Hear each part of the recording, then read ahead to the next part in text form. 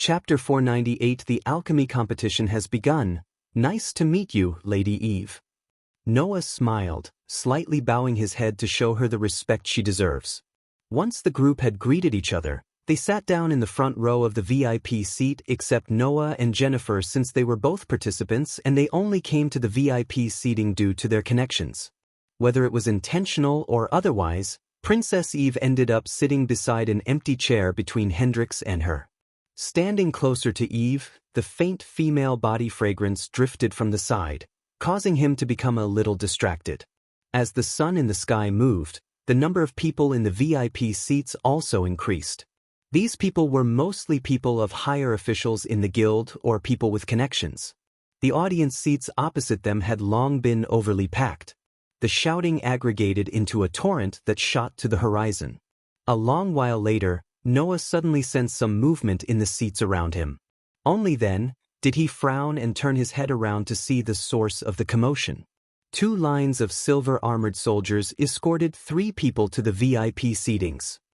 Gabriel, Noah muttered as he looked at the tall, dashing man with striking golden hair walking towards them.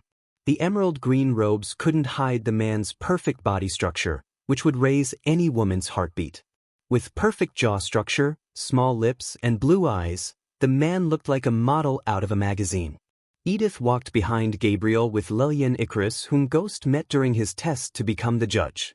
Lord Gabriel, many of the nobles stood up from their seats to show their respect. The man sat on the throne of the #1 alchemist of Elon and Azair for decades. Although Ghost proved he was better than Gabriel, the Alchemy King still had the respect and admiration of many nobles. Hence, even Aishan and Alred stood up from their seats to welcome him.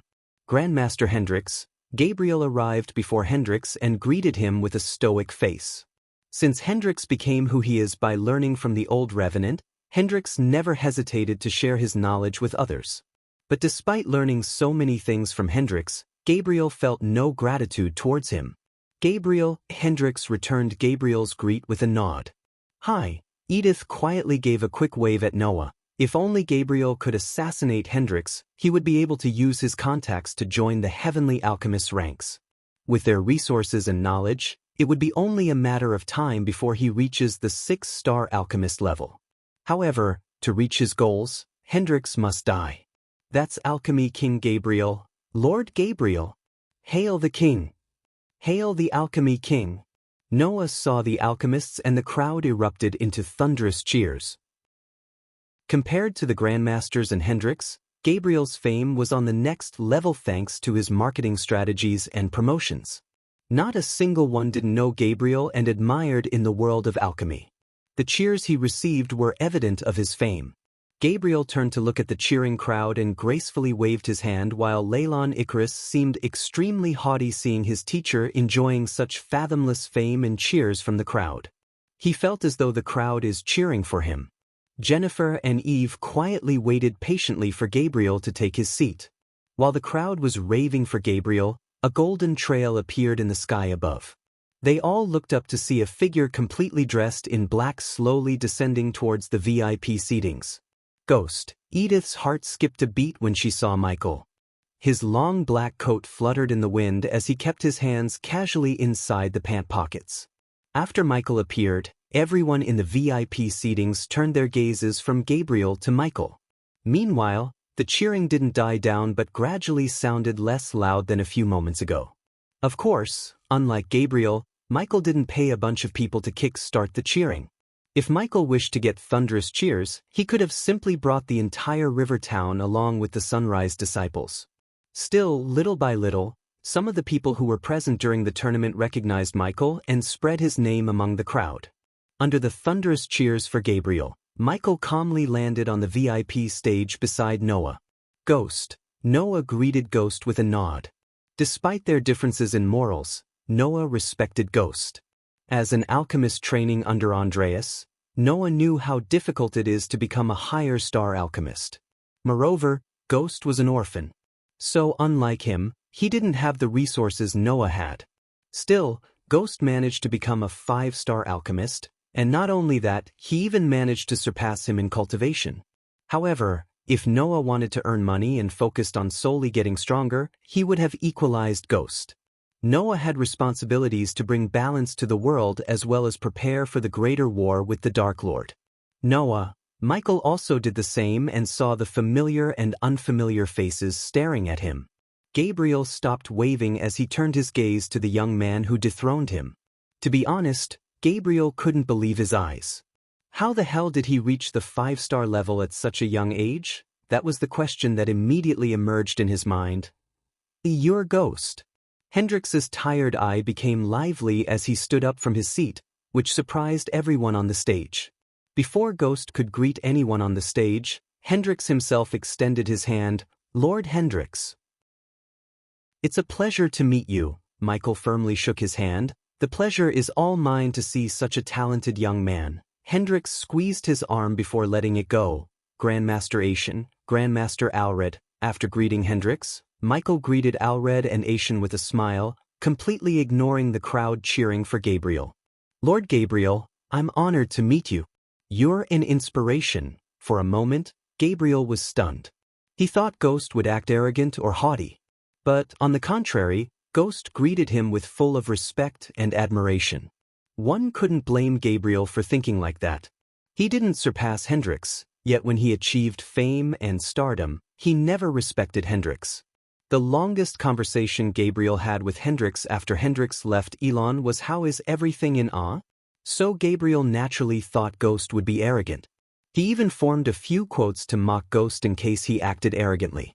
Yet Ghost completely surprised him by greeting him with respect. His gesture not only surprised Gabriel but everyone on the stage except Edith. To her, it looked like the wolf greeting a sheep. I am to many, Gabriel said proudly, revealing a slight grin that oozed arrogance. Since everyone arrived at the stage, the judges and Eve took the front row while the nobles and the elders took the seats in the back. On the front row, Grandmaster Asian, Grandmaster Alred, Gabriel, Hendrix, Ghost, and Eve sat respectively from left to right. As time gradually flowed, the time for the start of the alchemy competition slowly arrived under tens of thousands of gazes. Ding! When a clear bell rang out on the plaza, the buzzing sound of the crowd murmuring and cheering that had shot to the skies suddenly became quiet. Sponsored content. Visit Riedel. Me for extra chapters. Hearing the bell ringing in his ears, Hendrix Gardner quivered slightly and stood up. Then he slowly walked to the very front of the VIP stage. His gaze watched the thousands of alchemists seated behind the jade tables below. At this moment, over 2,000 alchemists lifted their heads and threw respectful gazes toward Hendrix, who stood atop the world of alchemy with his talents. As the leader of the Alchemist Guild, I pronounce that the 16th alchemy competition has begun. Yee-yi-yi. The entire ground boiled as the crowd let out a thunderous roar in excitement. Hendrix waited until the crowd became silent again. Only then did he softly say, Now, I would like competitors to settle before a jade table. Although the arena was currently bustling about to the point that the ring of the bell could hardly be heard, Hendrix's voice managed to still sound in everyone's ears, thanks to Hendrix's fusion stage cultivation level. Hearing Hendrix's words, those alchemists who haven't settled before a table quickly found one. Some alchemists in the VIP seats immediately stood up. There, the alchemists mainly were groomed by or roped into some of the more powerful groups. Due to having a powerhouse to support them, the tier of these alchemists was slightly higher as a whole compared to those free alchemists. Leylon, Jennifer, Noah, you three should also get down and join them. Since we're very much excited to see you three compete against each other, the tables over there belong to the three of you. Asian pointed at the 3 jade tables in the very center of the arena. Those 3 seats will make you the focus of the crowd's attention. Following Asian, Alred spoke, snapping his fingers. As soon as he snapped, the 3 tables assigned to Noah, Jennifer, and Leylon got elevated a foot higher from the ground, making the 3 tables the focus of everyone. Good luck. Edith gave a thumbs up before Noah followed behind Leylon and Jennifer. While the 3 were preparing to leave the VIP stage, Michael leaned back on his chair, focusing on Arya, who was on her way to post a quest on the Adventure Guild. Among the 3, Leylon looked a little excited, on top of being proud. Jennifer was curious and eager, while Noah had a calm look on his face as usual. You youngsters won't have any fun memories to recall in the future unless you do some rash and arrogant things, Hendrix said with a smile to the youngsters on the stage. That's one of the worst pieces of advice I've heard. Michael laughed inside but put on a calm face showing no emotions. Guild leader is right. Ah, Leylon laughed as he had heard something so funny. He laughed proudly for no reason. The few of you, please proceed down. Alred gestured at them to get down. The two of you, I will go first. Leylon, who was laughing like a maniac, pressed the ground lightly, and his body charged to the edge of the high platform. He glanced at the huge open ground below. Then he leaped, diving forward, and creating countless gasps among the spectators as well as the alchemist down. Arch steps. His body swiftly descended, and just as he was about to reach the ground, he cast a spell. As soon as he cast the spell, giant purplish steps made of sparkling arch energy materialized in midair, connecting the ground. Using the steps, he landed on the ground without any injury.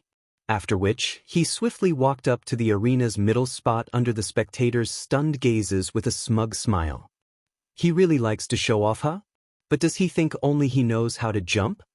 Eyeing Leylon, who had received attention from everyone by directly leaping down, Jennifer rolled her eyes, smacking her lips together. Her lovely body leaped forward and also shot off of the high platform. Like a falling leaf, her body gently and elegantly descended. Her beautiful posture was like that of a goddess. Whoa, this beautiful action of Jennifer had undoubtedly stirred more hearts than Leylon's earlier performance. But her beauty and grace caused shocking gasps from the VIP seats and loud roars from the audience seats. Look at that. You taught her something other than alchemy. Good for you, Grandmaster Alred. Aishan playfully punched Alred on the shoulder and joked, beauty comes with great opportunities and dangers. Therefore, one should always be prepared to fend off the predators. Hendrix calmly spoke. His words contained wisdom which Michael agreed with completely. Youngman, why don't you leap down as well? After seeing Jennifer and Leylon making such a grand entrance, Aishan probed Noah to do the same as the previous two. I think I will walk down, Noah smiled, shaking his head. But instead of jumping down, Noah chose to walk down the stairs. Chapter 499. The first round. Noah quietly stood behind the jade table and looked at ingredients neatly placed on the table alongside a golden paper. A square glass of emerald stone was also embedded at the front of the table with a weak green-red light flickering. As Noah picked up the thin paper and looked at it, he realized it was actually a formula for a pill. However, the formula was written with so many complex, unnecessary steps. It would be near impossible to concoct the pill following the formula within the given time. Failure would be inevitable if an alchemist failed to decode the formula and simplify the steps. Failure would be inevitable.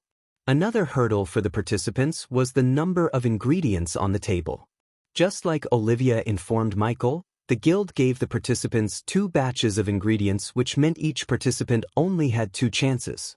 If the medicinal ingredients were completely exhausted and the participant concocted no pill, then the participant would be eliminated from the competition. How long will it take for you to concoct the pill? Eve asked Michael sitting beside him. Quickly, all the nobles focused on Michael to hear his answer. 45 seconds. Everyone, including Hendrix, was surprised by Michael's answer. Hendrix was a 6-star alchemist who could achieve 95% purity, but even for him, it would take at least a minute to concoct the pill. So naturally, the others would take longer. That's a bit unrealistic, don't you think? Alred leaned forward a bit and asked Michael, It's not actually Grandmaster Alred. The reason why I can concoct the pill quicker is my method of directly refining ingredients in the fire instead of using the cauldron. It cuts the time approximately by half, so it's dangerous, and one should not use that method. There is a reason that method went extinct. Gabriel expressed his discontent, but Michael responded with a smile. Of course, I wouldn't teach this method to someone else. It's dangerous. Then why do you do it? Eve curiously asked Michael as he turned to look at her stoic angelic face. What can I say? I like thrills. His answer surprisingly made Eve gently smile. The nobles who saw her smile were stunned beyond words. The reason, however, is that Eve felt no creepy vibes from Michael and Noah as she felt from the others. They were sitting side by side, but he never even touched her finger. Michael always maintained eye contact while talking to her and kept his distance as a gentleman should. Moreover, he didn't even try to make conversation with her. Everything made Eve see him in a slightly good light. No wonder teacher said the competition won't be easy. Noah held the thin piece of paper and smiled bitterly, shaking his head. He then lifted his head and glanced in all directions, only to realize confusion on many of the alchemists' faces. Turning his head to the side, he eyed Jennifer and Leylon on his left and right. Unlike the rest, both of them appeared much calmer. However, they were still both frowning slightly as they found some errors with the formula recorded on the thin paper. Noah took a deep breath and focused on the thin piece of paper in his hand. Since Noah had neither competed in an alchemy competition nor concocted a pill in front of thousands of people, Noah's heart and mind felt a bit uneasy. While Noah was focused on the formula, Leylon turned over to Noah. He saw the bitter smile on the former's face that had yet to disappear and could not help but softly give a cold laugh. You should have stayed in your guild. Since you didn't, you're gonna embarrass yourself in front of Eve. Fool, having studied under Gabriel since he was little, Leylon had great confidence in himself. So, naturally, he thought he would triumph over the rest and have the qualification to marry either one of the Valdegard daughters. On the enormous open ground, all the competitors held the thin paper. Each displayed a different expression as they gazed at the paper. The entire plaza was totally silent. The silence haunted the arena for 5 minutes until a clear bell sounded suddenly out of nowhere. Hearing the bell ring, all the participants immediately halted what they were doing. Then, following the bell ringing, Hendrix, whose eyes were closed, finally opened them. I hope you've studied the formula and found the errors, if there are any. Let there be an hourglass. As Hendrix's voice swept across the arena, an ethereal hourglass materialized in the sky above the alchemists. You have 30 minutes to concoct the pill with at least 20% purity. After that, you shall place the pill you concocted on the mirror on your table. The mirror will let out a green light if your pill has met the requirements. Otherwise red, which will indicate that you've been eliminated. Hendrix paused for a moment, letting the alchemists digest everything he had just told them. Do you all understand? Hendrix asked with a smile. Yes. The alchemists roared, shaking the arena. Hendrix slowly lifted his palm as he smiled.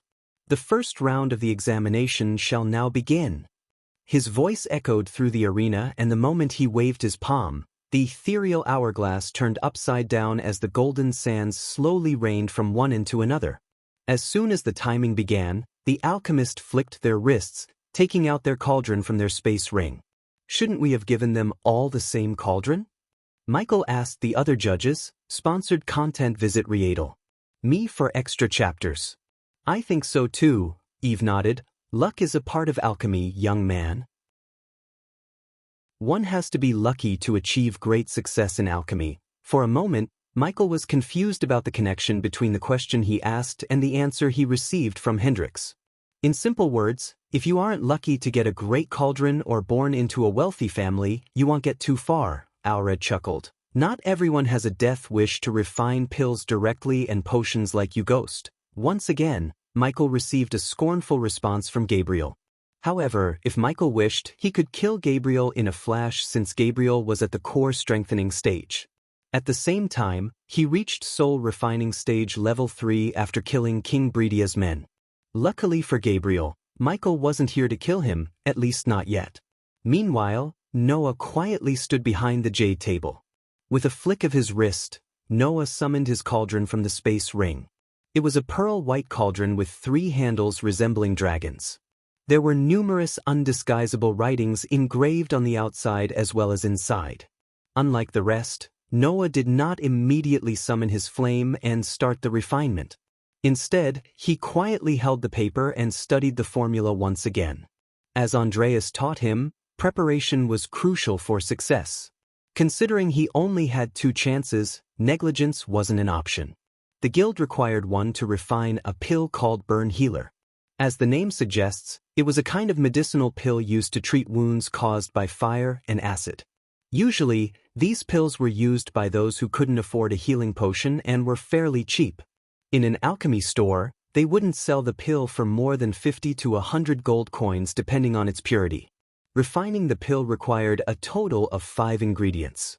Although the pill was cheap, the refining process was complex and needed an alchemist to possess good control over their alchemy fire and knowledge of each ingredient.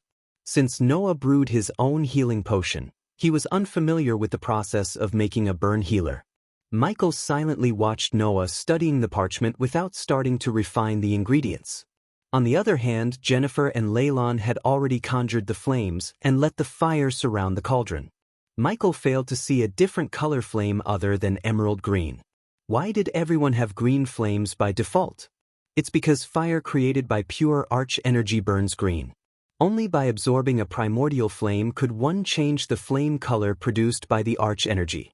Hence, Michael had black flames, Rowena had icy blue flames, and Noah possessed bright blue fire. Regardless of their character, these two are really talented, Noah said to himself. However, no matter how he counted, Noah had only studied alchemy for 4 years give or take. Therefore, on certain aspects, Noah could not catch up with Jennifer and Leylon, who their teachers groomed for decades. After all, no matter how talented one is or whom one learned from, it would be impossible to catch up decades of experience in such a short time unless they had a system like Michael, of course. Yet what even Michael failed to grasp was that he may have learned the book of alchemy through the system. Still, his innate talent for manipulating darkness and control over the fire made him reach the point he was at the moment. For a day, Michael refined hundreds of pills and potions. He had never slacked off despite having a system. "So Ghost, can I call you Ghost?" Eve looked at Michael. "I insist," Michael said with his usual alluring smile that made Eve's heart skip a beat. "Do you think you can give some pointers to my sister?" She smiled. No one with a brain and eyes would say no to such an angelic woman, and Michael wasn't an exception. But, of course, it was not because of her beauty but because of her family background. He needed some connections in R, and making friends with Eve didn't seem like a bad idea. "Of course, just tell me, where do you want me to meet you?" At this moment, over 10 minutes had elapsed since the start of the examination. Red lights were already flickering off and on during these short 10 minutes within the arena. After the red light flickered, those alchemists who had failed could only leave the arena with many regrets. They should have rushed like that. Alred commented about the alchemists leaving the arena after their pills failed to meet the requirements. Noah indifferently glanced at an alchemist before him who kept his head down as he walked out of the arena with a face on the verge of crying. Once again, Noah ignored the commotion to focus on refining. "Let's begin." Noah cracked his knuckles as he finally decided to conjure his flames. Under thousands of gazes, Noah flicked his wrist as a bright blue flame materialized above his hand, dancing like a lady. A primordial flame. Michael immediately felt the familiar energy waves radiating from the fire above Noah's hands. It was weaker than the dark flames but still had off-the-chart energy radiations like the dark flames. Chapter 500 Noah's Struggle and Victory. Wow. Blue flame? Seeing the bright blue flame he had conjured, waves of exclamation immediately sounded throughout the arena. Since every alchemist, including Leylon and Jennifer, had emerald green fires, Noah's bright blue flame became the center of attention in the arena. Many spectators gasped in shock as they stared at the dancing blue fire without batting an eye. Primordial flame? Eyeing the cluster of blue flame hovering above Noah's palm, Hendrix was astonished. This young man has godly luck to possess a primordial flame. The sky's the limit for him. That's my friend Noah Winston, ya sons of bitches. A childish voice echoed through the arena from the spectators. Michael looked in the direction to see the golden Babaru bouncing up and down atop Alicia's shoulder. When Alicia saw Michael's gaze landing on her, her eyes flickered, radiating immense killing intent. However, Michael turned his gaze away from her, completely ignoring her. As far as he was concerned, she was not even worth fighting. With her core formation cultivation level, killing him would only be possible in her dreams and imaginations. The blue flame danced around lively on Noah's palm like a fairy. A moment later, Noah waved his palm gently. The blue flame was shot out from his palm, surrounding the cauldron. The primordial flame swiftly raised the temperature of the icy cold cauldron as the pearl-white surface slowly turned bright orange. Noah kept his palm pointed at the cauldron until the orange glow turned bright blue. At the moment, the cauldron looked as though it was carved out of a giant sapphire stone. Under the control of Noah, the blue flame suppressed its temperature obediently. It did not pose the slightest resistance. After the fire swirled around the cauldron for a few more minutes, Noah slowly took a red claw-like ingredient from the table and dropped it in the cauldron. Immediately, a puff of green mist shot out from the cauldron as Noah placed another ingredient into the cauldron. His movements were slow and steady as a single misstep could result in the cauldron exploding in his face. Each time Noah dropped an ingredient into the cauldron, a green puff of mist shot out from within. To refine a pill or a potion, the ingredients must be purified to a certain degree. Sometimes, even if the purity was just a tad bit less, it could result in the refining process failing. Hence, an alchemist must know the properties of an ingredient and when to take it out from the fire. Otherwise, the pill or potion would have less purity or completely dissolve after coming out of the fire. Fortunately, Noah possessed the needed knowledge about the ingredients in the formula. Thus, no explosion had happened yet. So he's training him to fight me more than alchemy, Michael thought when he noticed Noah's slow refining skills. Michael felt as though he was watching a sloth refining a pill. It had been 15 minutes, still Noah didn't even extract the essence from the ingredients. While extracting the essence, Noah glanced at his two sides to notice Jennifer and Leylon had similar serious faces as him. However, their movements did not show any signs of being flustered. They may look serious but did not sweat like most alchemists in the arena. Both Leylon and Jennifer had everything under control. Bang! Just as Noah withdrew his gaze, a cauldron on a jade not far away exploded into pieces. However, a golden light appeared around the table, sucking the fire before it could harm the alchemist. Following the cauldron explosion, the jade mirror placed within the table let out bright red light, signifying the elimination. Although the golden light saved the alchemist, unfortunately, it didn't save his hair. The man's face had streaks of ash as he stood there foolishly watching the flickering red light with a stunned look on his face. A long while later, he finally cursed out loud before leaving the platform. As the man walked past Noah, Noah was surprised because he had met him before. When Noah met the man, he was a 3-star alchemist in Kingdom Dreidel. A pity. Noah laughed somewhat gloatingly in his heart. He then threw aside the small interlude and continued to extract the essence from the ingredients one at a time. While Noah was extracting the essence, Michael talked to Eve, getting an idea about what was going on in especially in Nagaland. As time slowly flowed by, the jade mirrors repeatedly flashed red lights in the arena. Whenever the red light flickered, one left the arena with either a sad or a mad face. While the test was quite difficult, one could say that alchemists who participated in the competition were people with great skills. Apart from the eliminated alchemists, many silently continued to refine the pill so they could move to the next round.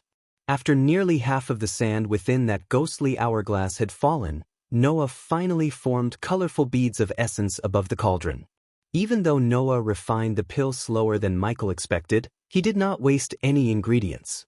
The next thing was to merge the colorful beads into a ball of essence and turn them into the burn healer pill. Compared to the extracting part, combining was the trickiest and required absolute focus. A slight deviation in focus would result in failure, and Noah would have to start from scratch again. Knowing the last step's importance, Noah closed his eyes for a moment, canceling all the noises around him. Then he opened his eyes with his mind completely focused on the essence beads. Finally, he exhaled and pulled his hands together as the essence beads floating in the air slowly moved towards each other. The blue flames gradually faded away as Noah pulled the beads closer and closer to each other. He felt the beads resisting as the same poles of magnets. It took a little bit of raw strength for Noah to merge them. Nonetheless, Noah showed no signs of struggle. On the contrary, he looked just as calm as ever. Why is he taking so long? Eve asked Michael. After talking for some time, Eve felt comfortable with Michael. Hence, she whispered to Michael, slightly leaning towards him, he's trying to merge all the beads at one go, instead one by one like the others, Michael explained to Eve. He had to say, she became a good friend in such a short amount of time. When he travels to R, Eve would definitely welcome him with open arms, not literally of course. With her help, he could expand his business empire and sect to R.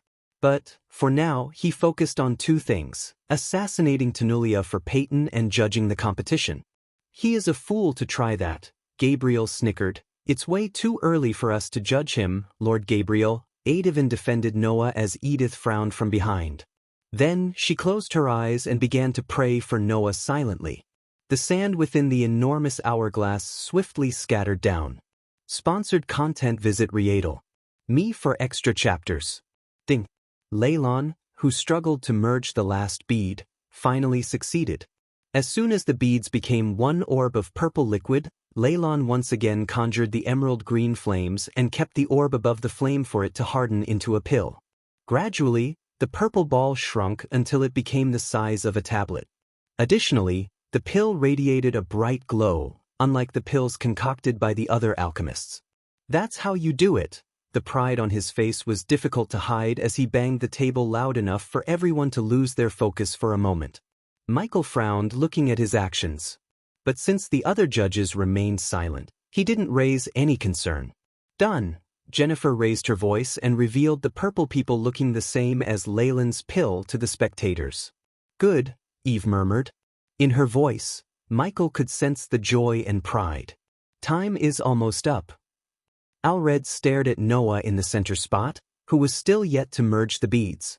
On the other hand, Aishan looked at the ghostly sand in the hourglass that had almost completely fallen. His hand abruptly tightened. Within the large arena, countless gazes landed in the middle where Noah was. They then eyed the sand in the hourglass that was splashing down.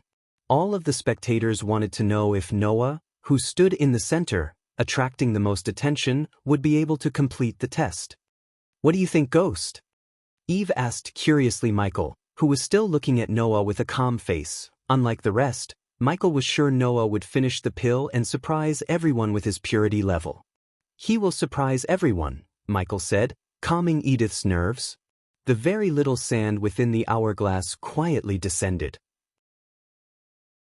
Then, at the very last moment, the last piece of sand rolled down. A pitiful sound came from the audience and the VIP seats. The blue flames suddenly shot out of Noah's hand and enveloped the beads. As soon as the blue flames disappeared, a round pill flew out at the very last moment, radiating dazzling bright light. Noah's pill glowed brighter compared to Leyland's and Jennifer's. The instant the pill landed on his palm, the little remaining sand finally fell. Hundreds of red lights in the arena, behind those alchemists who had still not finished refining the pill, lit up. Disappointedly looking at the flashing red light, those alchemists smiled bitterly and took back their respective cauldrons. Then, with disappointed looks, they exited the square. Standing behind the jade table, Noah looked at the contestants leaving the arena one after another. This was just the first round of the competition, yet 1/3 of the participants had been eliminated unexpectedly. He let out a sigh as he thought about the difficulty of the competition. Playing with the pill in his hand, Noah turned his head to the nearby Leylon, whose face was full of bright smiles. Despite having less brighter pill than Noah, Leylon seemed arrogant and proud because he finished first. He looked at Noah with his pill steadily grasped in his hand, and said a smile, "You truly have good luck. Even with the primordial flame, you only managed to refine the pill at the last moment." However, Noah just responded to Leylon with a calm smile, "It's not so important who starts the game but who finishes it." In this grand competition, attended by countless outstanding alchemists, refining with the fastest speed in an undeniable skill, Leylon laughed. He was unwilling to let Noah's higher purity pill outshine his achievements. "If you say so," Noah shrugged as he no longer wished to quarrel with Leylon. Instead, he turned his head toward Jennifer and smiled. Then, looking up at the VIP seats, he saw Hendrix waiting for his turn to speak. Sigh. In the VIP seats, Asian heavily exhaled. He used his sleeves to wipe off the cold sweat on his forehead. Why does this brat have to be so dramatic every time? Chapter 501 Demonstration. Hendrix stood at a spot on the front of the platform. He looked down from the top and watched the entire open ground. His gaze swept across the arena, looking at the place where a third of the competitors had been eliminated. Congratulations to all of you who are still standing. You have more or less successfully passed the test for the first round. However, the round is not over, Hendrix said with a smile. Alchemy is a complex art. Some alchemists may have concocted a pill that might look like a high-purity pill.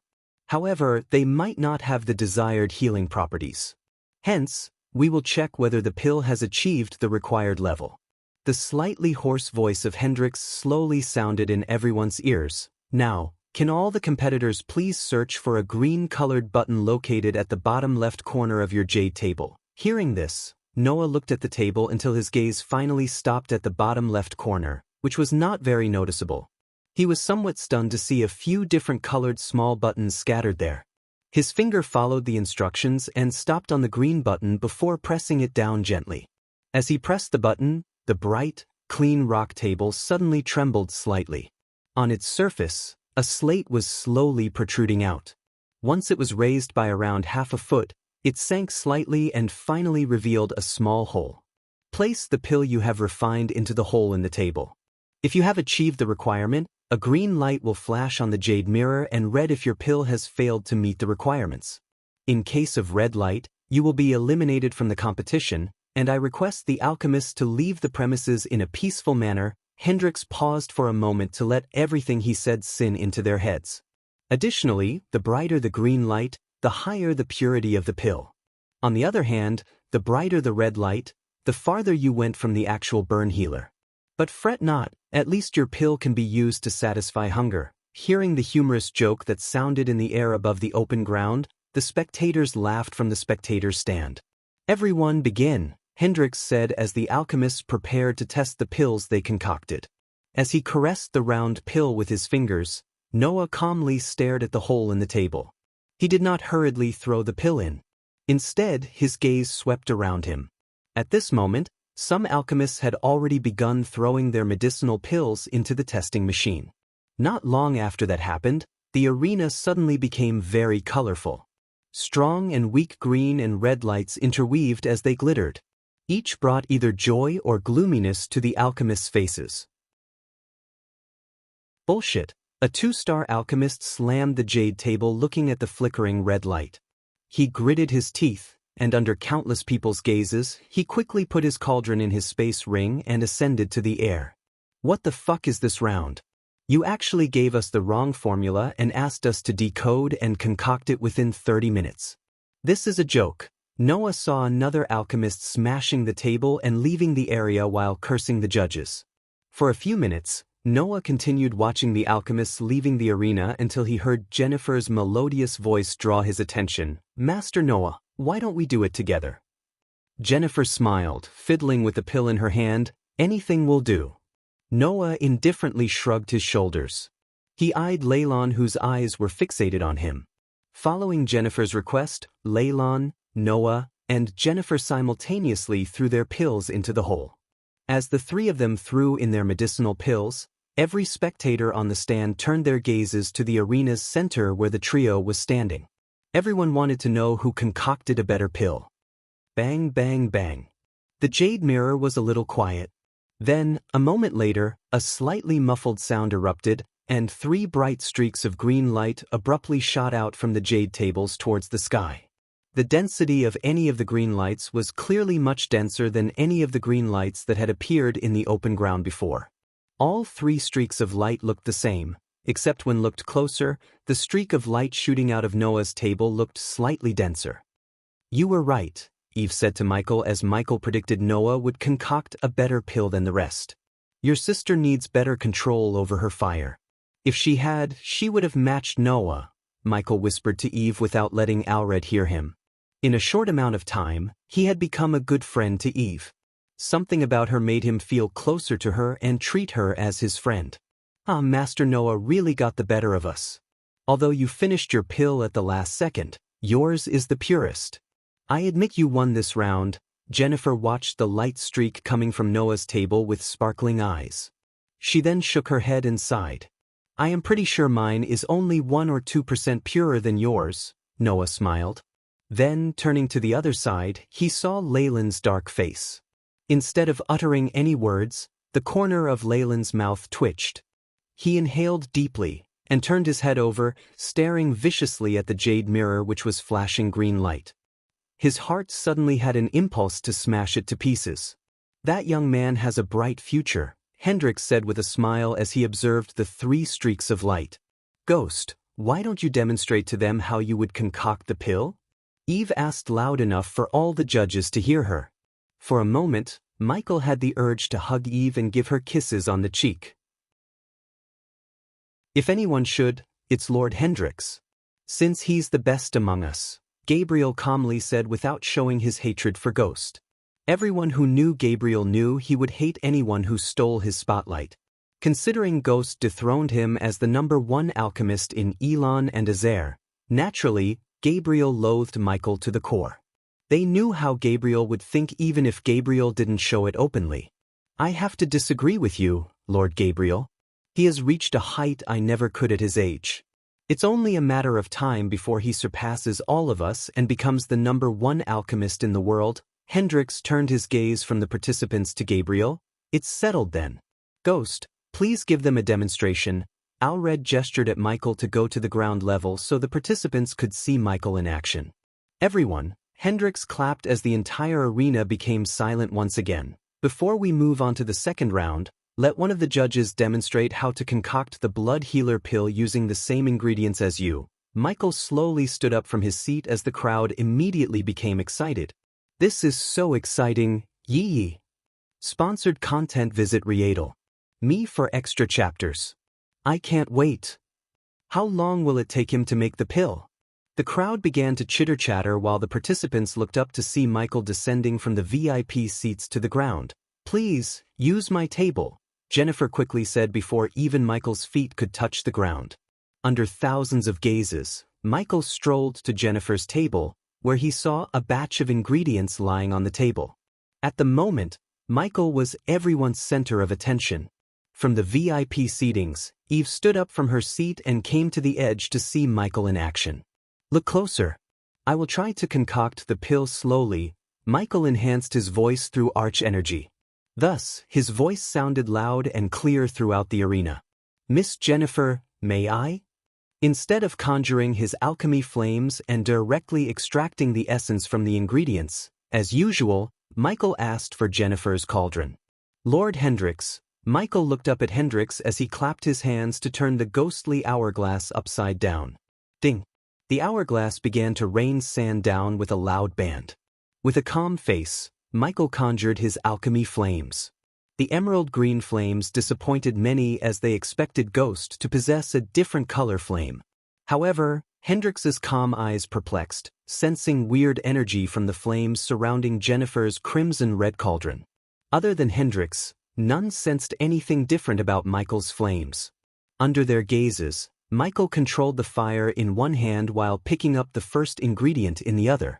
However, before any green mist could appear from the cauldron like when the others refined the ingredient, Michael put another ingredient into the cauldron. Whoa, he's extracting the essence from the ingredients at the same time. Adevan gasped as Michael put all the ingredients into the cauldron instead of one by one. In a few blinks of an eye, colorful beads emerged from the cauldron and hovered above the cauldron. Many gasped in shock, and even Leylon and Noah couldn't help being stunned by his skills. Michael made it look simple, but as an alchemist, they both knew how hard it is to extract essence from all the ingredients at the same time. Wow! Jennifer stared at his every single move without blinking an eye. Her jaw dropped a couple of inches, just like the rest. Ding! Congratulations to the host for successfully being a badass. The reward is 2,000 badass points. Ding! Congratulations to the host for successfully being a badass. The reward is 1,000 badass points. Ding! Congratulations to the host for successfully being a badass. The reward is 1,200 badass points. The badass points rapidly increased as the notification sound continued to ring in his head.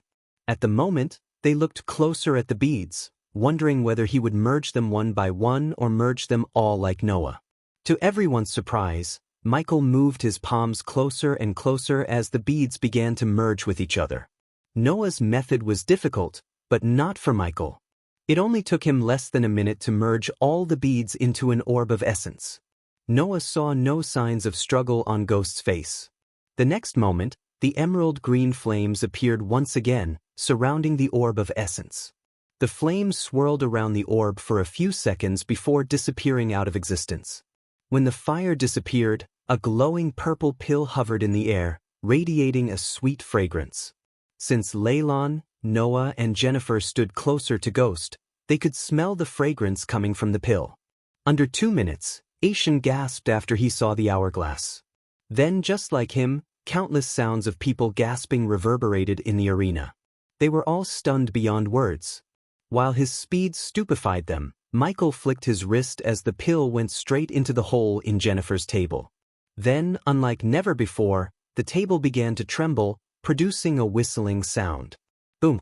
Then, a muffled burst sounded from the table as a bright streak of green light shot towards the sky. The streak of light turned everyone and everything green with its brightness.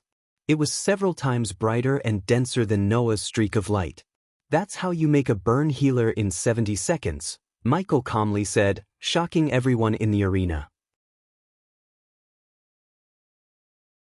Chapter 502. End of the second round. After everything was said and done, Michael ascended to the air and returned to his seat in the VIP seats, leaving the participants and the spectators stunned. And he was thrilled with the number of badass points he received.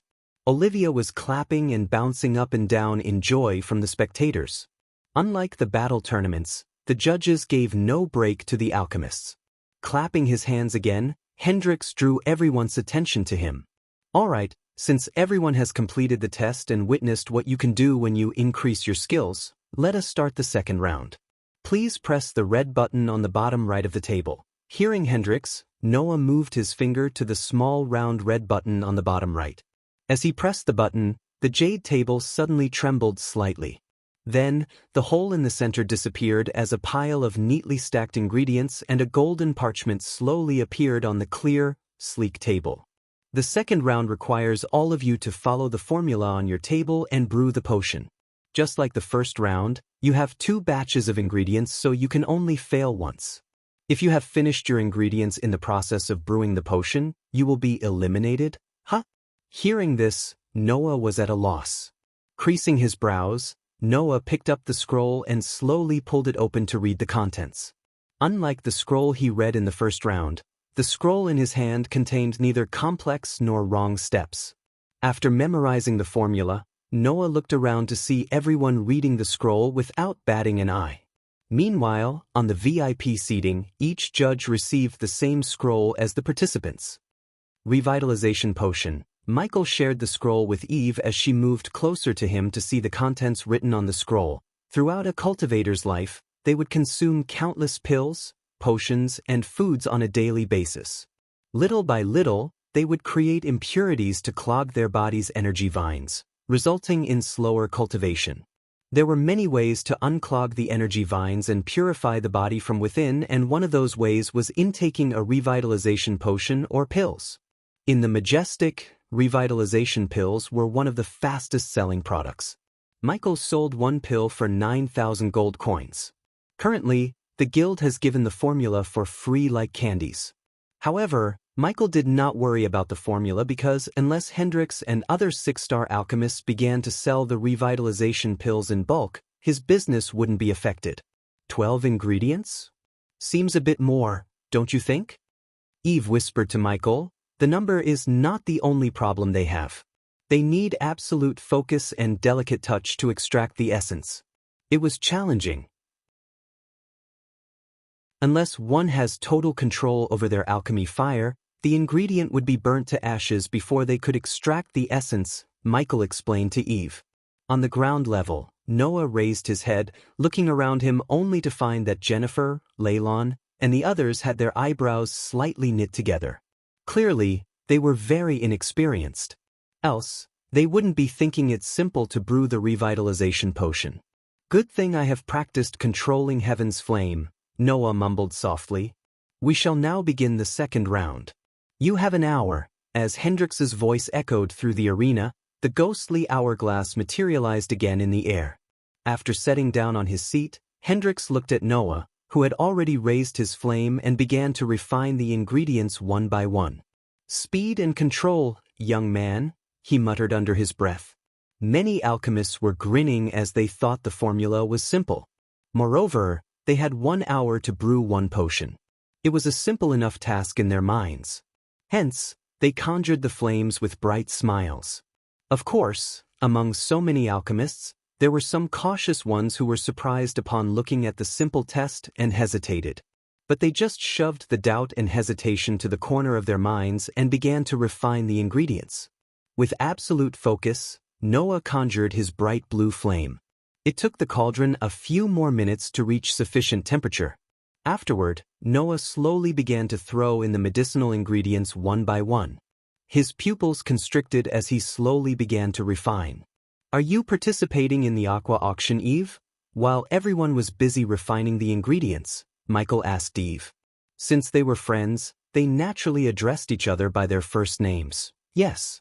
I reckon you're coming too. I will issue an arrest warrant if you don't come to Voldegard Mansion in Thera. She squinted her eyes as Michael smiled. Definitely. Here, take this. With a flick of her delicate wrist, Eve took out a silver medallion in the shape of V. We can go to the auction together. Voldegards have our own place in the Aqua Palace. Michael put the medallion in the system storage with a nod. Meanwhile, as they were refining the ingredients, the noise from the 2 seating galleries at the sides also gradually decreased. Numerous gazes swept over the alchemists in the open square, looking at them without batting an eye. As time slowly flew, many red lights flicked in the arena. Michael saw many alchemists had burnt all their ingredients while trying to extract the essence. But, like Michael told Eve, one needed absolute control over their fire and focus. Those who lacked either naturally got eliminated from the competition. On the other hand, some of the competitors whose abilities were quite good had already refined the ingredients needed. After hesitating for a moment, they clenched their teeth and tried to merge the essence, beginning the final part of the refinement. Noah's gaze focused on the ingredients that were boiling within the cauldron. Because he was worried about the possibility of some problems suddenly arising, he took his time cautiously refining each ingredient. As Noah finished extracting the essence of the 10th ingredient, Leylon and Jennifer finished extracting the last essence. Just when they were about to start merging the essence beads, a soft muffled explosion sounded not far away from the trio. Hearing the sound, Noah raised his eyes to take a look. At that spot, an alchemist was foolishly staring at black smoke coming from the cauldron. Clearly, this was a result of a failed refining attempt. What the? I followed the instructions to the word. How can it happen? Why did I fail? The alchemist stuttered, trembling in shock. A moment later, he turned the cauldron upside down, dropping a pile of ashes. Taking a long deep breath, the alchemist began refining the last ingredient batch. As more and more time passed, numerous soft muffled sounds from the medicinal cauldrons occurred one after another. The alchemists who failed stared at the black smoke coming from the cauldrons dumbfounded. Dun, dun. All of a sudden, Noah heard the muffled explosion sounding from his side. He then turned his head to see Leylon and Jennifer standing behind their tables with completely stunned faces. One could see dark lines on both their foreheads as they stared at the black smoke coming out of their cauldrons. Countless sounds of gasps emerged from the spectators' stand. They did not expect Leylon and Jennifer to fail. Even the elders in the VIP seatings were not an exception to this. She failed. Even clenched her fist tight looking at her younger sister's smoking cauldron. Sponsored content. Visit Riedel. Me for extra chapters. As I said, she needs more control over her fire. Following the shocking turn of events, many red lights began to flicker across the arena, indicating the elimination. Almost 1/3 of the alchemists destroyed their last batch of ingredients. By doing so, they left with no ingredients to refine. Hence, they could only walk out of the arena. Fuck. Why did it fail? My control over the flame was clearly very good, an alchemist shouted before leaving the arena. Similar events happened throughout the arena as the judges calmly observed them. Looking at many getting eliminated, Noah didn't dare to lose focus. When Noah began to raise his flame and perform the merger, some of the alchemists around him, including Leylon and Jennifer, threw their gazes over. Under the circumstances where they all failed, they wanted to see if Noah could succeed where they failed. Noah ignored the surrounding gazes as he put all his attention into controlling heaven's flame. Under the grilling of the blue flame, Noah extracted the essence from the last ingredient. Each essence bead emerged from the cauldron and sparkled in the air. Every 12 beads were floating in a row in the air from blue to pink. Try merging them one by one, Noah said in a low-pitched voice, only loud enough for Jennifer and Leylon to hear. Noah broke sweat on his forehead and merged the last bead in the row with the bead beside. Hearing Noah's tip, Jennifer and Leylon conjured their flames again to refine the ingredients. Michael, who sat leisurely on the VIP seat, got bored of seeing the youngsters failing so miserably. Thus, he focused on the spy cam he placed on pirate Captain Corey. Currently, he could see her navigating through a treacherous storm, and in the distance, Michael noticed a vague outline of another ship. Sabrina. It was clear to Michael that Corey was chasing Sabrina's ship. Apparently, she had something that the vampires needed. Until they get what they want, Michael knew they wouldn't let Sabrina go. The judges and spectators observed the alchemists without batting an eye. But because of Noah's focus and experience, he was the first one to merge the beads. As soon as all the beads merged into an orb, the orb of essence radiated a sweet fragrance along with a bright glow. Shit, he's about to finish. As Leylon sniffed the faint fragrance emanating from the essence orb, he growled inside. At this moment, countless people's hearts were hung in their throats. He can finish it. Asian's shriveled palm tightly held the guardrail. Unlike Michael, the rest were too focused and excited to see the alchemists in action. The silent atmosphere in the arena continued until Noah kicked the table, sending the vial into the air. With a flick of his wrist, Noah guided the essence into the vial and covered the vial with his heaven's flame. Only when all the essence went into the vial did Noah slowly exhale. He raised his head as a faint smile appeared on his calm face. Under the thousands of gazes, Noah remained with a dark red vial in his hand. Following Noah's success, almost 15 minutes later, the green light of Jennifer and Leylon was lit up. The two of them placed their potions on the table and exchanged glances, sighing in relief. After the trio, a few more streaks of green light shot out towards the sky from the arena. Unfortunately, the red streaks of light overwhelmed the green light. When the sand within the hourglass completely fell, only a little over 100 people still remained in the arena. The rest of the people had already been completely expelled during these 2 rounds. As Hendrix clapped his hands, Noah slowly raised his head. His gaze landed on Hendrix, who revealed a friendly smile at Noah. After they concluded the second round, the next event was to once again test for the potions. Just like the first round, when everyone placed their potions into the hold, Noah's table produced a brighter streak of light, followed by Jennifer and Leylon. Once the test was completed, the sky had already gradually darkened. A crescent moon slowly appeared at the edge of the sky, bathing the city of Oxshore beneath. Looking at the daylight slowly fading away, Asian stepped forward from his seat. Everyone, we will stop the competition for the day and start the final round at 10 tomorrow morning. Everyone, please take a rest and arrive here 30 minutes before. With Asian's announcement, the long day of competition finally came to an end. Everyone in the VIP seating planned to take a rest, just like the participants except Michael. He had something important to do, like contacting the Alpha Guardian. Chapter 503 The Assassination Plan is in motion. Don't forget to check out Thegesis. Soon Michael will have a crossover chapters with each MC of my novels ****. Where are you staying? When Michael was about to stand up from his seat, Eve asked. I assume the guild booked a place for us. Forgive these old bones for forgetting. Here, the key to your accommodation. You will be escorted by our guards when we reach outside. Aishan flicked his wrist, taking out a golden card from his space ring that had the words green leaves embossed in beautiful calligraphy. Wonderful, Michael responded with a smile as Even also stood to follow Aishan and the other judges. Instead of leaving, Edith flew to the ground level to meet Noah. Michael noticed Edith but didn't mind her. The last thing he needed was to meddle in Noah's harem. As the judges walked out of the door and stepped into the hall behind the VIP seatings lit brightly with a giant chandelier, they were welcomed by the armed guards of the Aqua Clan. In addition to the Aqua Clan, the guards wearing blue robes stood in a neat line waiting for Eve and Jennifer. Lady Eve, the guards quickly bowed when they saw Eve. There was a hint of shock within their eyes, because they had never seen Eve walk so closer to a guy before. Now I have to find my friend, Michael said. Who? Teacher. Just as Michael was about to answer Eve, Olivia entered the hall from the other side escorted by a couple of armed guards of the Aqua Clan.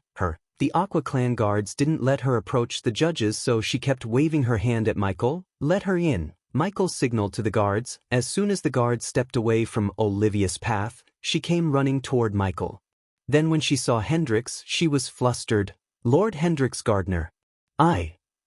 I am a big admirer of yours, she stuttered, kneading her hands, looking at Olivia. Hendrix warmly smiled. I am glad, young lady.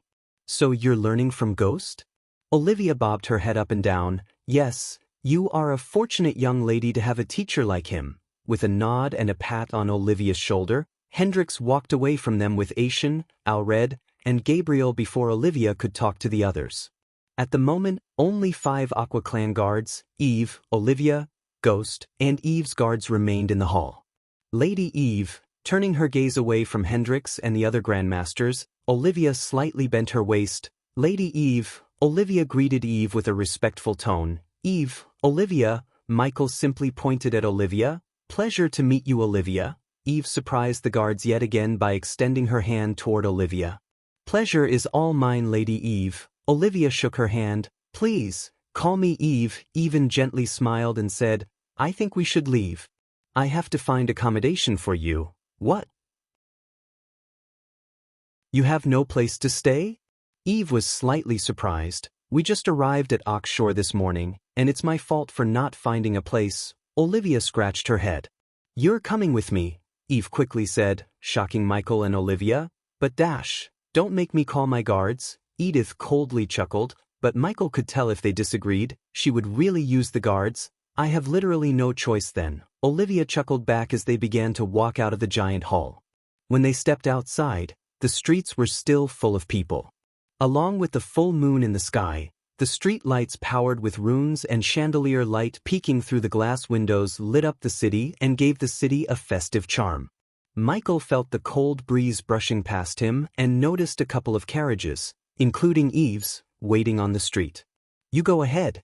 I have to wait for my sister. Since Michael had something to do alone, he did not linger around any longer. See you tomorrow then. He nodded before following the armed guards to the brown carriage. As the guards noticed Michael approaching, they opened the carriage door to reveal the red cushioned interior. Michael stepped into the carriage to see a mini table with various beverages set on it. Additionally, he noticed a golden orb hanging above, lighting the interior. There was nothing else in the carriage besides the table and the orb. Sitting comfortably in the cushioned seat, Michael leaned back. Then he closed his eyes, focusing on the spy cams in Alpha Guardian Tenulia's warship. Currently, in a brightly lit room, several figures who were dressed fancily stood surrounding a bed on which Tiriana curled up into a ball. Those who were close to her could hear her sob and see her reddened face. Tenulia sat beside Tiriana, brushing her head gently. Tell me, what's wrong with her? The moment Tenulia's face turned away from Tiriana, her motherly looked transformed into an enraged predator. The rest of them in the room shuddered just by looking at the killing intent in her eyes. Noticing the silence, Tenulia trembled. She's been vomiting blood non-stop and crying in pain. There's definitely something wrong with her.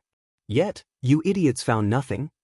She snarled at the healers in front of her. We thoroughly examined her and everything she came into contact with Alpha Guardian.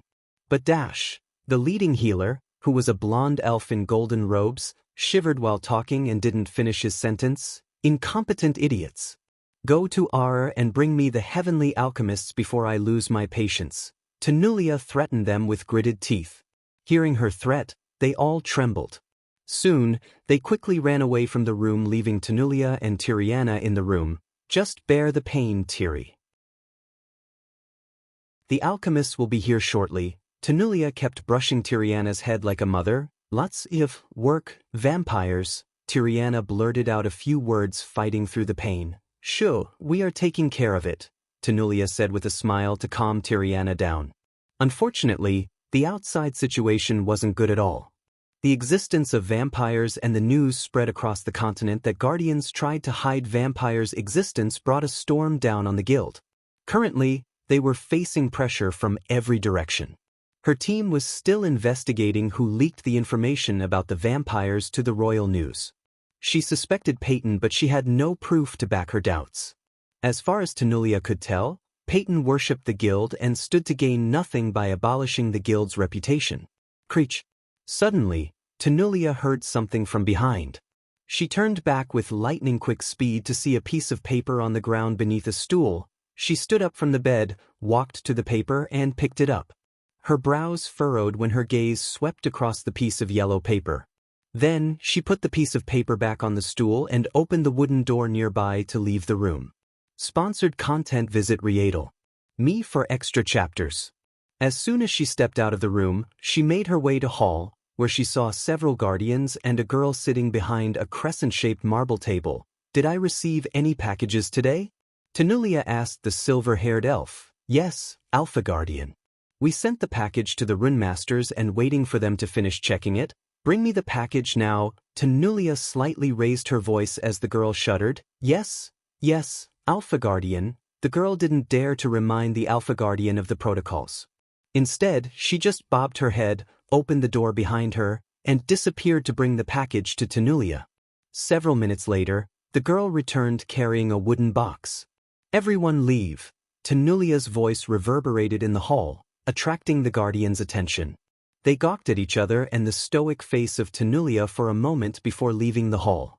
After they left the hall, Tenulia slowly opened the box to see a parchment and a vial with sparkling silver liquid on crimson-red cloth. Tenulia picked up the parchment.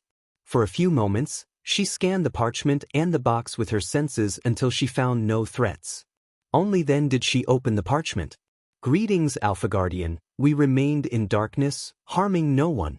But you and your guardians decided to expose us to the light. You shouldn't have done that. Because of you, your best friend is now suffering. Suppose you don't personally come to apologize to us alone at the location marked down below. In that case, your friend will experience the most excruciating death the elves have ever seen. The vial contains something that will lessen her pain. Consider this a courtesy of our great nation of Nightwalkers, aka vampires, as you named us. Your friend has 2 days to live. So your clock is ticking, Alpha Guardian. Tenulia's body trembled as she read the parchment. Just as she finished reading the letter, Tiriana's scream echoed through the warship. Immediately, Tenulia hurried to the room, and when she reached the room, she saw Tiriana puking blood, rolling on the floor while screaming in agony. Subconsciously, Tenulia picked up the potion before leaving the hall. Tirai. Tenulia dashed at Tiriana. Tiriana kept screaming in agony when Tenulia sat beside her and put her head on her lap. Without Tenulia's control, her eyes watered. Tanu! Tiriana screamed as blood gushed out of her nostrils, eyes, and ears. At that moment, many guardians who heard Tiriana's scream flocked into the room. Alpha Guardian. Among those who entered the room were the healers who had previously left the room. They quickly rushed to her side and knelt beside Tiriana.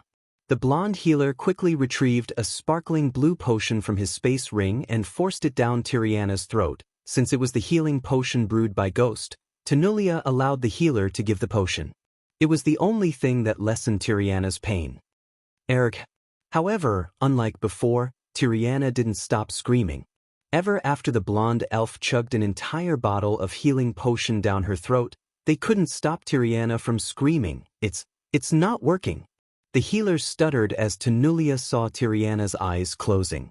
The healer immediately placed his hand on Tiriana's throat only to sense her pulses slowing down. Alpha Guardian, her pulse, it's dropping. When Tanulia heard his words, her heart skipped a beat. She held Tiriana tightly. She is dying, Alpha Guardian, the healer gravely said. All the guardians broke into a sweat while Tanulia's muscles went rigid. She couldn't even move a muscle because of the overwhelming grief. Finally, tears broke out of her eyes and rolled out on her rosy cheeks. The potion. Tanulia remembered the potion in her hand. Alpha Guardian, if we don't find a cure to whatever is happening to her, she will die within a few minutes. We don't have enough time. The healer swallowed his fear and explained the situation to Tanulia. Tiri. Tanulia's hand shivered, bringing the potion to Tiriana's mouth. As an Alpha Guardian, she was trained to make quick decisions because a second delay would cost lives in her position. Hence, she decided to give the potion she received rather than gambling with Tiriana's life. However, if she didn't give the potion, it was inevitable that Tiriana would die. Alpha Guardian, what is that? The healer asked Tanulia. Instead of answering him, she just opened the vial and gently poured the liquid into her mouth. Surprisingly, the moment the potion touched Tyreria's tongue, the healer noticed her pulse speed up. Alpha Guardian, her pulse is improving. Tanulia heaved a sigh of relief as she emptied the potion into Tiriana's mouth. Chapter 50. For the final round after Tiriana drank the potion, the rosiness returned to her. The healer quickly examined her body only to see her vital signs such as pulse, arch energy circulation, and breathing had become normal. Nonetheless, Tiriana remained unconscious. Fortunately, they learned she had fallen asleep after suffering so much. Seeing Tiriana peacefully sleeping on her lap, Tanulia knew what she had to do. Go set a course to the Maven, Tanulia ordered, the Alpha Guardians staring at her. Hearing the order, the Guardians obediently bowed their heads before leaving the room. They were trained to obey orders, not question them. That was why none of them dared to ask why they had to go to Maven, a kingdom in the southern continent.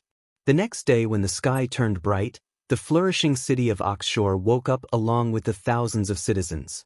Only a few minutes after the first sunray emerged from the horizon, the citizens began to flow through the streets. The place within the city, which was most crowded and lively today, was the arena. Since today was the grand finale for the individual competition, the number of people flocking to the arena doubled. As time elapsed, the entrance doors of the guild slowly opened as the sun rose. Immediately, the mass of people outside began flooding in like tides. Noah entered through the participants' entrance as yesterday and walked until he arrived at the ground scattered with jade tables. He lifted his eyes and looked around, only to find that Leylon and Jennifer had actually arrived earlier than him. Besides the two of them, several competitors passed the 2 rounds of the competition yesterday. The group of alchemists were conversing and smiling with one another. When Noah arrived, everyone, who appeared to be discussing something softly, suddenly lowered their voices significantly. Yesterday Noah shocked everyone with his skills. In their minds, he was the leading horse to win the competition. Master Noah, you are quite early, Jennifer greeted Noah and strolled towards her place as Noah walked by her side. And you're earlier than me. Noah did not like her attitude when they first met. She belonged to the Voldegard family, which even his teacher told him to mess with. Besides, she was also Grandmaster Alred's disciple. Hence, Noah did not appear to be too cold. He just smiled back and greeted casually. Did you rest well, Master Noah? We all need to be in our peak state, Jennifer softly asked. Of course, Noah nodded. However, he did not rest as she thought. He was busy surveying the arena, the place where Hendrik stayed, and the guild studying all the ways one could try to assassinate Hendrix. According to Asian, the chances of assassinating Hendrix would go to near 0 after he leaves his heir. Hence, if one wanted to kill Hendrix, one had to try when he was in the arena. Don't hold back anything, Noah. Because I want. Lu Ling walked over to Noah only to challenge him. Looking at Leyland's smug face, Noah just responded with a smile. He'll have it no other way. On the VIP seatings, the judges and a group of elders and nobles gradually settled into their seats. When Noah looked over at them, Hendrix gave him a friendly smile. Noah's gaze swept across the VIP seats to find Edith waving at him while sitting behind Ghost in his usual black robes.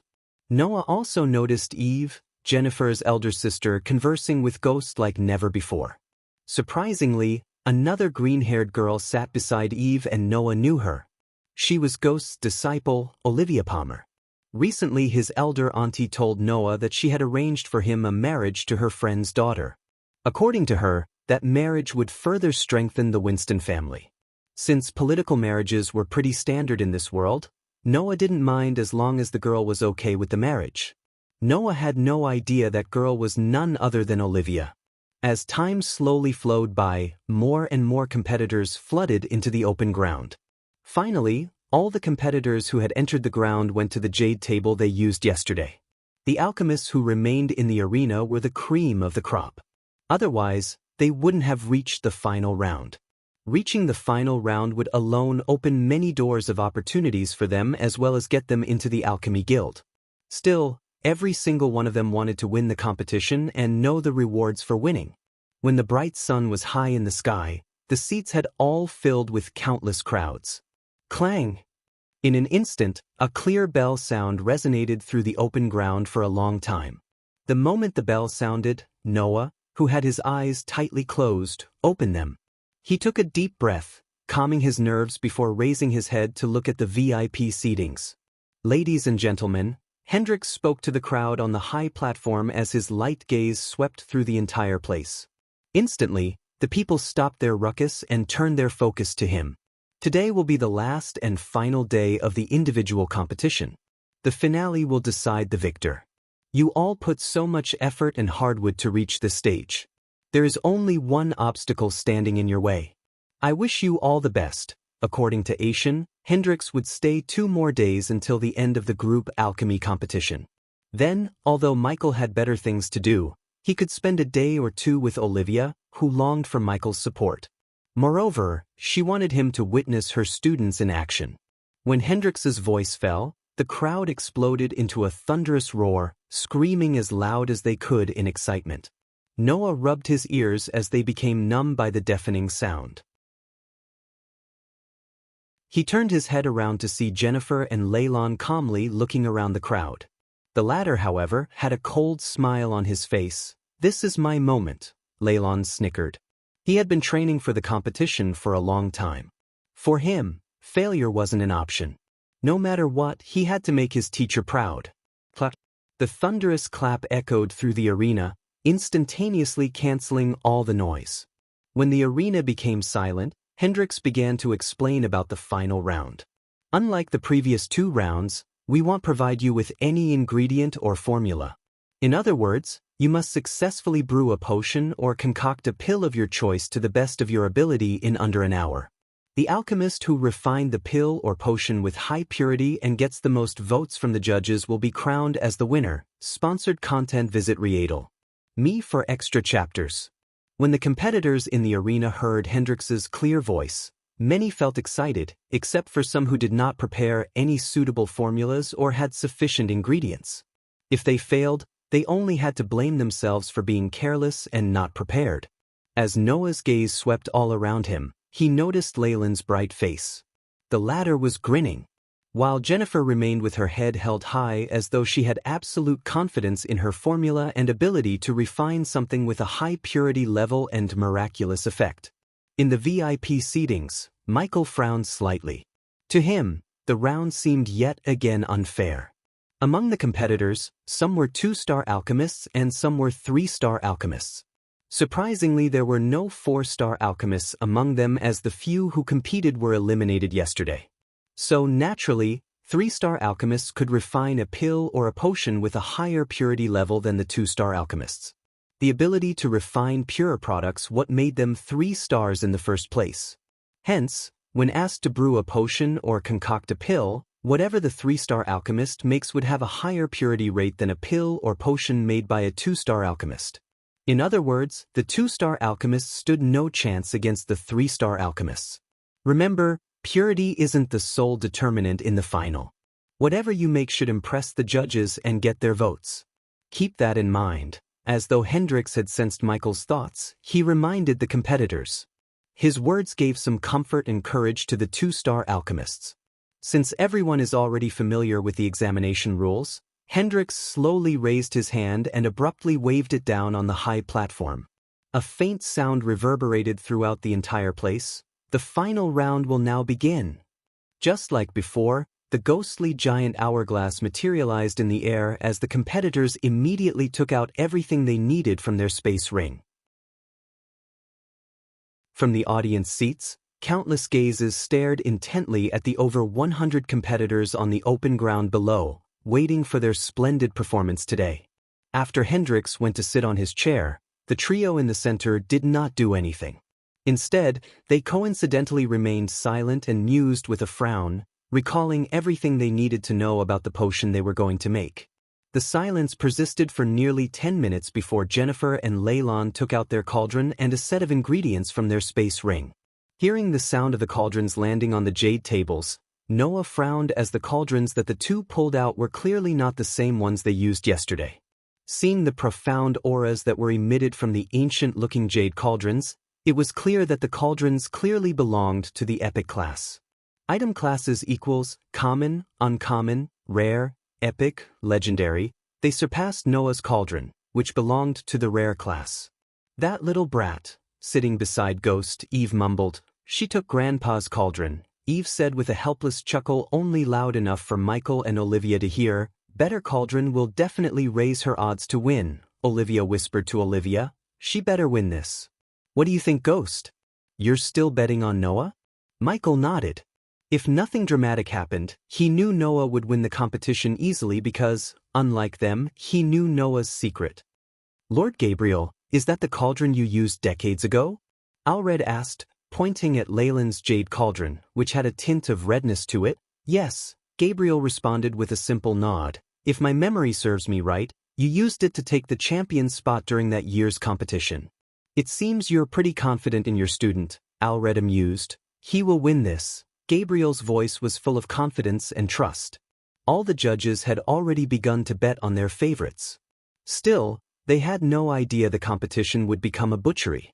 Edith suddenly stood up, walking toward the door in the back while the judges and the nobles were observing the alchemists on the ground. Michael noticed Edith leaving but didn't pay any mind to her. Chapter 505 The massacre has begun in the spacious arena. The gentle breeze brushed past the people, cradling them with its chillness. Michael observed the alchemists showing no expression on his blank as a slate face. The pungent smell of herbs and fire entered his nostrils, competing with the sweet fragrance coming from Eve. Today she looked gorgeous. It might be because Ghost became closer to her as a friend, which was why Michael looked at her in a different light.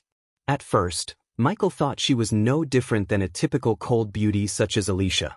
The more he talked to Eve, the warmer her character became. Michael felt that she would become a good friend to him. She was open, helpful, and understanding. Eve reminded Michael of a girl he used to play with in the orphanage. Coincidentally, her name was also Eve.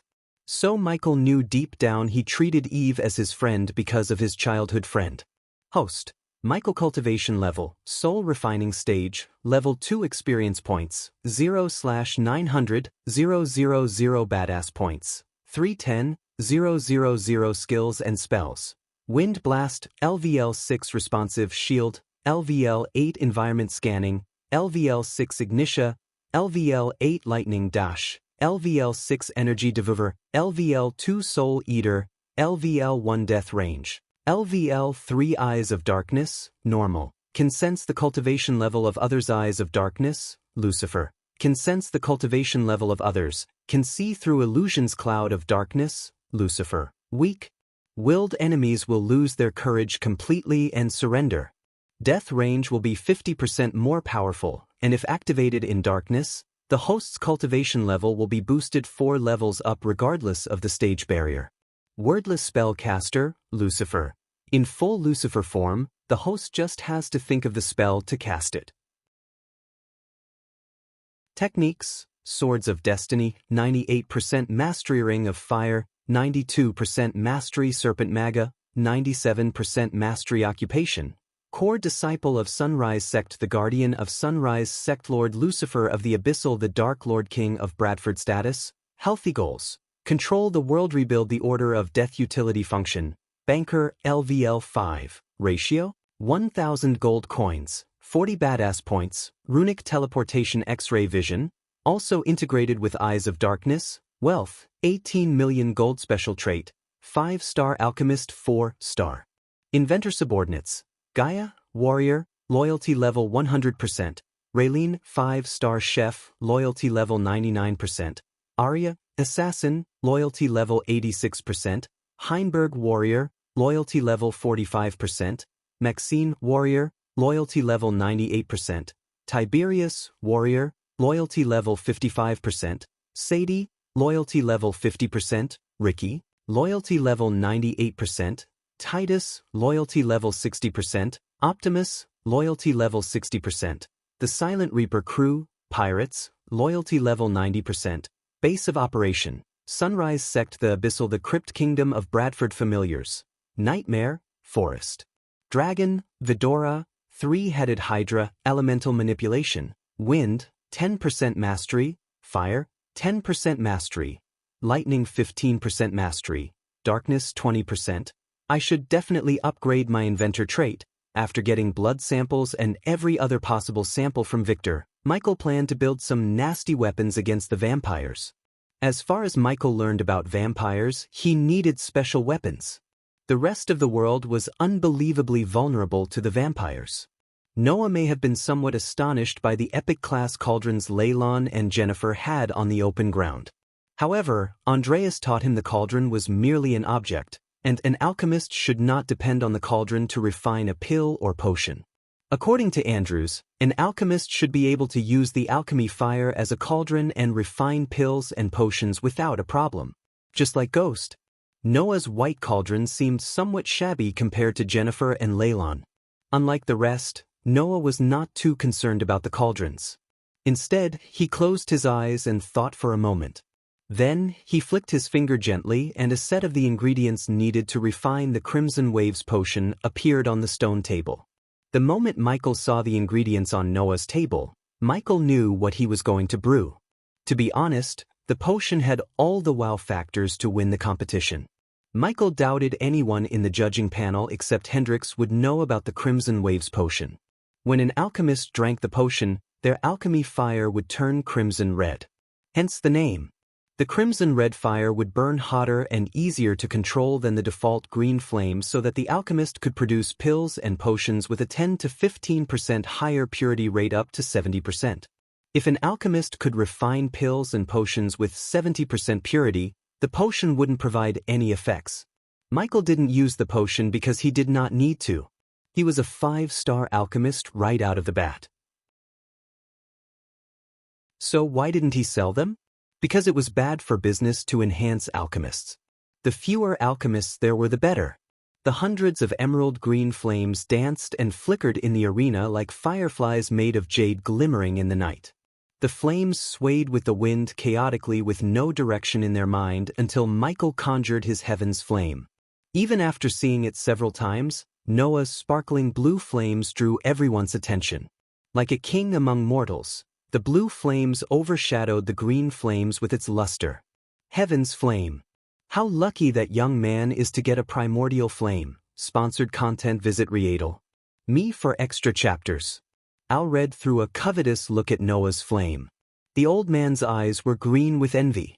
Indeed, he is lucky.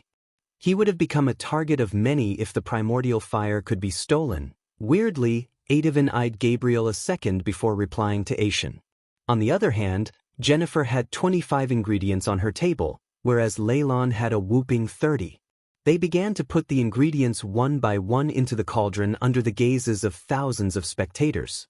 Meanwhile, some of the alchemists on the ground had already wholly refined all of the ingredients. Additionally, they started to prepare for the next step.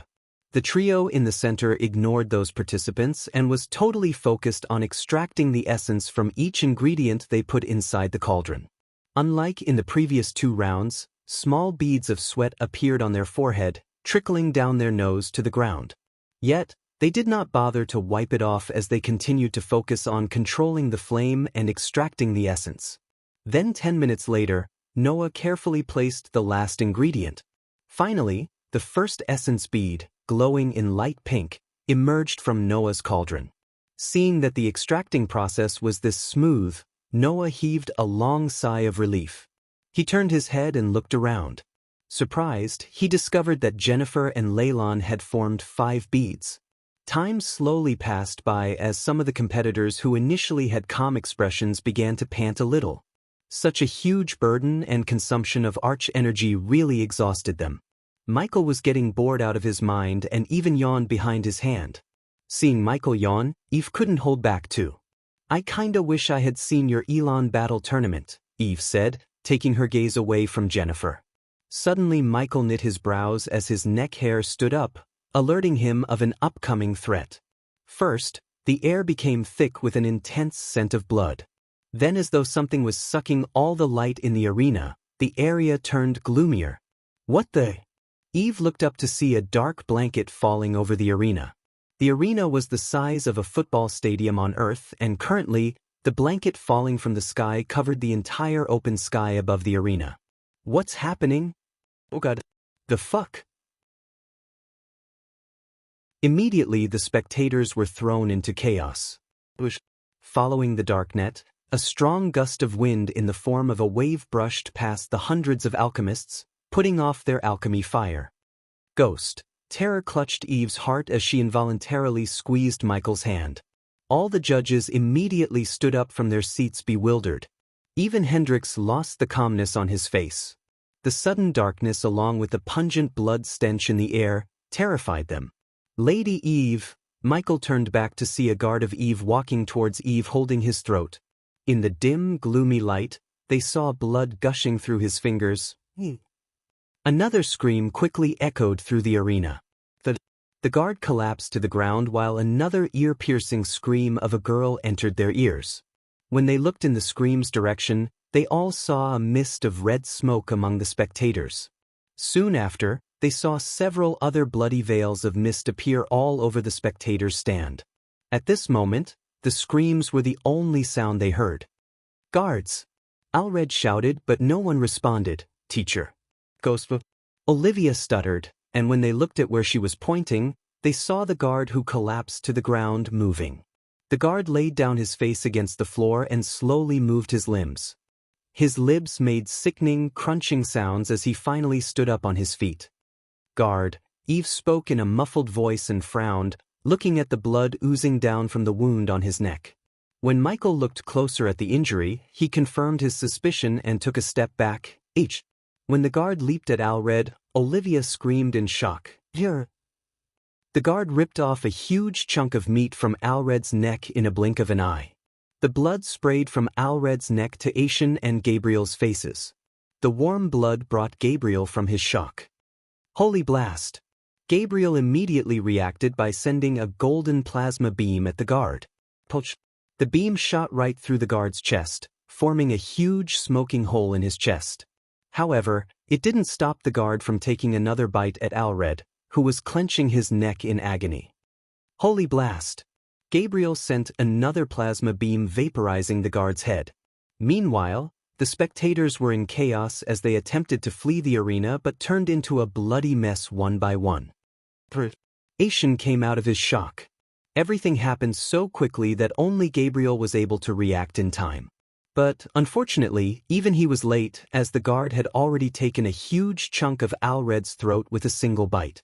Immediately a sparkling blue healing potion appeared in Aishan's hand. Lifting Alred's head, Aishan chugged the potion down his throat, but unfortunately, the wound on his throat didn't close up. "Welcome to the party." Out of the blue, a voice drenched in an evil aura reverberated in the arena. The cold, high, clear voice sent shivers through everyone's spines. A few seconds after the voice emerged, a dark figure clouded in a red mist appeared in the air right above Noah, Jennifer, and Leyland's center stage.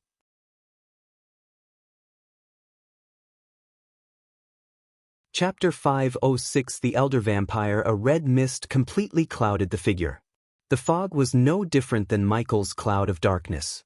Only the cloud enveloping the figure was dark crimson red. The stench of blood in the air doubled after the figure appeared. The strong scent nauseated Michael, and he was no stranger to the smell of blood. Involuntarily, Olivia stepped closer to Michael as the judges stared at the figure shivering in the air. They waited for the guards, but to no avail. "Where are the guards?" Olivia whispered. "Boys, slow down," the figure's voice echoed through the arena. Only then did they witness people in the arena getting bitten by someone enveloped in the red mist, just like the one in the air. The people who got bitten from behind exploded afterward. "Aha!" Looking at the scene, many screamed out loud and panicked. Instantly, the people made a run for the exit, only to turn into a pulpy mess. Michael noticed hundreds of vampires sucking the people's necks and turning them into a bloody mist. Deep down in his heart, he was glad Olivia was with him. Otherwise, she would have been targeted by the vampires. "Oh my god, oh my god, oh my god," Olivia panicked, shivering from top to bottom. "Guards! Guards!" Aishan and Gabriel both screamed for the guards, but no one came through the door behind them. Michael never expected the vampires to launch a large-scale attack. Instead, he thought they would go into hiding because that is what he would have done if someone had exposed his secret identity. "This is troublesome," Michael said to himself. According to the experiments and information he gathered from Victor, vampires were immune to spell attacks no matter how powerful the spell was. The guard who was killed by Gabriel wasn't a fully turned vampire. He was controlled like a puppet by someone, probably the vampire shrouded in a red mist. The bloody mists appeared after the people exploded, drifted to the vampire hovering in the air, and enhanced the crimson-red cloud around the vampire. Killing a vampire without going into full Dark Lord was highly troublesome. He had to use the dark flames to kill or even slow down a vampire. Otherwise, they would just regenerate and attack back with several times more ferociousness. Fortunately, the vampires blocked the sunlight by putting on a giant blanket over the arena. But, unfortunately, by doing this, they turned the arena dark, and darkness was his domain. Shit! What's happening? Where are the guards? Leylon and Jennifer panicked just as the rest of the alchemists. Considering the vampires hadn't started to kill the alchemists on the ground yet, they still possessed the ability to think. The spectators, however, ran for the exit like headless chickens. Many got stepped over and died by getting crushed. Jade Crucifix. All of a sudden, Hendrix, who remained furrowing his gray eyebrows, raised his hand. The very next moment, an emerald green crucifix materialized in the air just a few meters away from Michael. The crucifix went from a typical handheld size to a giant 8-foot crucifix. It floated towards the vampire in the air. As the crucifix floated towards the vampire, it sucked the bloody mist like a black hole. Soon afterward, Michael noticed several vampires getting sucked from the spectators' stand. They screamed and squirmed. However, Michael noticed that only several people in guards' uniforms were getting sucked by the crucifix. Those who bit people wearing completely black robes remained still without getting affected by the crucifix. The crucifix differentiated the halfly turned puppets from the fully matured vampires. What bothered Michael was how mature these vampires were. If they were anything like Victor, the odds of surviving would go way down. He could count at least 50 vampires. Weirdly, he sensed no cultivation power from them. There was only a possible explanation that appeared in Michael's mind. When the vampires crossed the void line, they possessed a cultivation level like the normal cultivators. But, in the cultivation of continents, they became something else. Are they stronger or weaker? That was the question that quickly emerged in his mind. Humph! Michael heard the vampire in the air snicker. Afterward, a trail of smoke extended from the crimson-red shroud towards the crucifix. Then, the emerald-green crucifix and blood-red smoke clashed in midair, producing an otherworldly whistling sound. The crimson-red smoke rapidly engulfed the crucifix, rendering the emerald-green dim. In a couple of blinks of an eye, the red smoke completely swallowed the crucifix. Boom. Then, the sound of the explosion reverberated in the air as Michael witnessed thousands of tiny green particles raining down. Ah! Hendrix coughed up a mouthful of blood as he stumbled back, losing his balance. "Run," Hendrix mumbled. Hendrix was at the fusion stage, yet his spell was decimated within a few moments. Even if Hendrix was a warrior, his spell still wouldn't have affected the vampire. Is he an elder vampire? Michael asked himself, recalling Victor's words about the elder vampires, who were the most powerful pure-blooded vampires. But, of course, Victor had no idea there were more powerful classes of vampires above the elder vampires. Gabriel didn't even dare to cast a spell because he was at the core strengthening stage and he knew how powerful Hendrix was. So Gabriel knew if Hendrix stood no chance, neither would he. Hence, Gabriel turned back and rushed towards the door to escape. "What's the rush, Lord Gabriel?" The vampire's high-pitched clear voice rang in their heads as a cloud of smoke shot out from the vampire and covered the door. Holy blast! Gabriel raised his hand, sending the golden plasma blast at the cloud. To his shock, the plasma blast shattered into millions of golden dots when it clashed with the cloud. "Lord Hendrix!"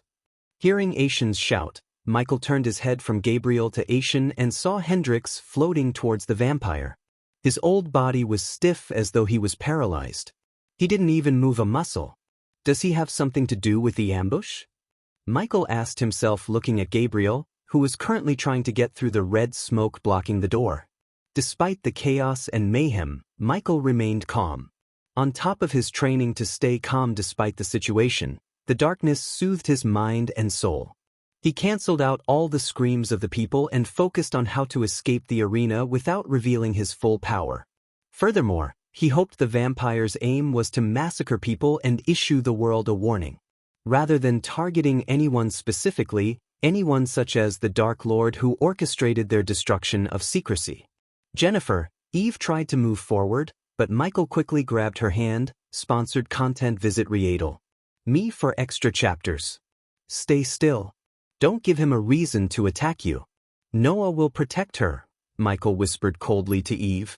The seriousness and authority in his voice rendered Eve speechless. She wanted to disagree, but she simply couldn't. Michael didn't know about Leylon, but he was certain Noah would protect Jennifer. Meanwhile, Alicia and Norvin leaped onto the ground, reaching Noah. Ghosty drag dash. With his eyes turning red, Aishan raised his hand to cast a spell. Before he could finish casting, a puff of smoke shot out from the vampire like an arrow and blasted Aishan to the wall. In mid-air, the shroud enveloping the vampire slowly opened up, vaguely revealing a bloated short man. Through the opening, Michael saw the man opening his mouth as a meter-long tongue resembling a tentacle came out to lick Hendrix. Still, Hendrix didn't even move a muscle. Instead, he looked like a T-pose statue while being licked by the vampire. The tongue gradually coiled around Hendrix's neck, clenching Hendrix's throat little by little. "Leave him alone." Suddenly, Noah's shot echoed through the arena. Then, everyone saw a bright beam of light shoot out of Noah's body to straight up at the vampire. The bright beam had a tint of blue as heaven's flame coiled around the beam. As per Michael's knowledge, the primordial flames were one of the weaknesses of a vampire. Ever since he used dark flames on Victor, Michael wondered whether the other primordial flames would have the same effect or not. His curiosity ended when Noah's flame cut straight through the bloody mist enveloping the vampire, cutting the tongue around Hendrix's neck. Immediately Alicia leaped into the air, catching Hendrix in her arms. "Arg!" the vampire cried, but it sounded more pissed off rather than hurt. When the vampire growled, all his underlings stopped killing the spectators and leaped onto the ground. "Boys, kill them," the vampire coldly ordered the underlings. Michael had a feeling the vampire was looking at the VIP seatings. His feeling was confirmed when a few vampires leaped from the ground to their VIP seatings. "Thank you, Noah," Michael cursed Noah in his mind. There was a possibility that the vampire was targeting only Hendrix and would have left the arena after killing Hendrix. By attacking the vampire with Heaven's Flame, Noah pissed it off. Now, the vampire ordered the underlings to kill them instead of killing the spectators. Granted, Michael felt terrible for the people who got killed by the vampires. Yet, his own survival was more important to him than the people. When two powerful forces were at war, people would die. As far as Michael was concerned, It was impossible to save everyone. Get them to safety! From the ground, Noah shouted at Alicia.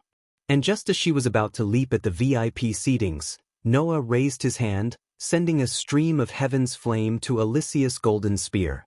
Immediately, her spear lit with heaven's flame. Michael, who saw the spear burning with heaven's flame, cursed at the dark flames because if he had to cover his swords in dark flames, the flames would melt down the steel like a knob of butter.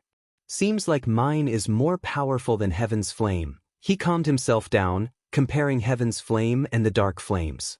Stay back. Michael stepped in front of Eve and Olivia as 2 vampires targeted him. While 4 others targeted Xian and Gabriel, like hell I would, Eve stepped forward and stood beside Michael as a hammer with a gold handle materialized in her hand. In the corner of his eyes, Michael saw several tiny runes glowing on the gray hammerhead.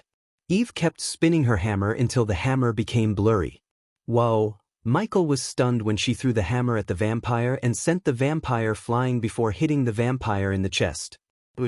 She raised her hand as the hammer, which disappeared from their sight, came right back into her hand. Michael noticed the runes glowing brighter than before. Unfortunately, he missed the ability to summon back Doombringer after throwing it. At the moment, he had to upgrade the Doombringer if he wanted to place any runes. Seeing Eve summon the hammer back, he was slightly jealous, to be honest. Moreover, she looked so cool. However, Michael didn't plan to be on the sidelines. This was his scene, and Michael had enough of being sidelined.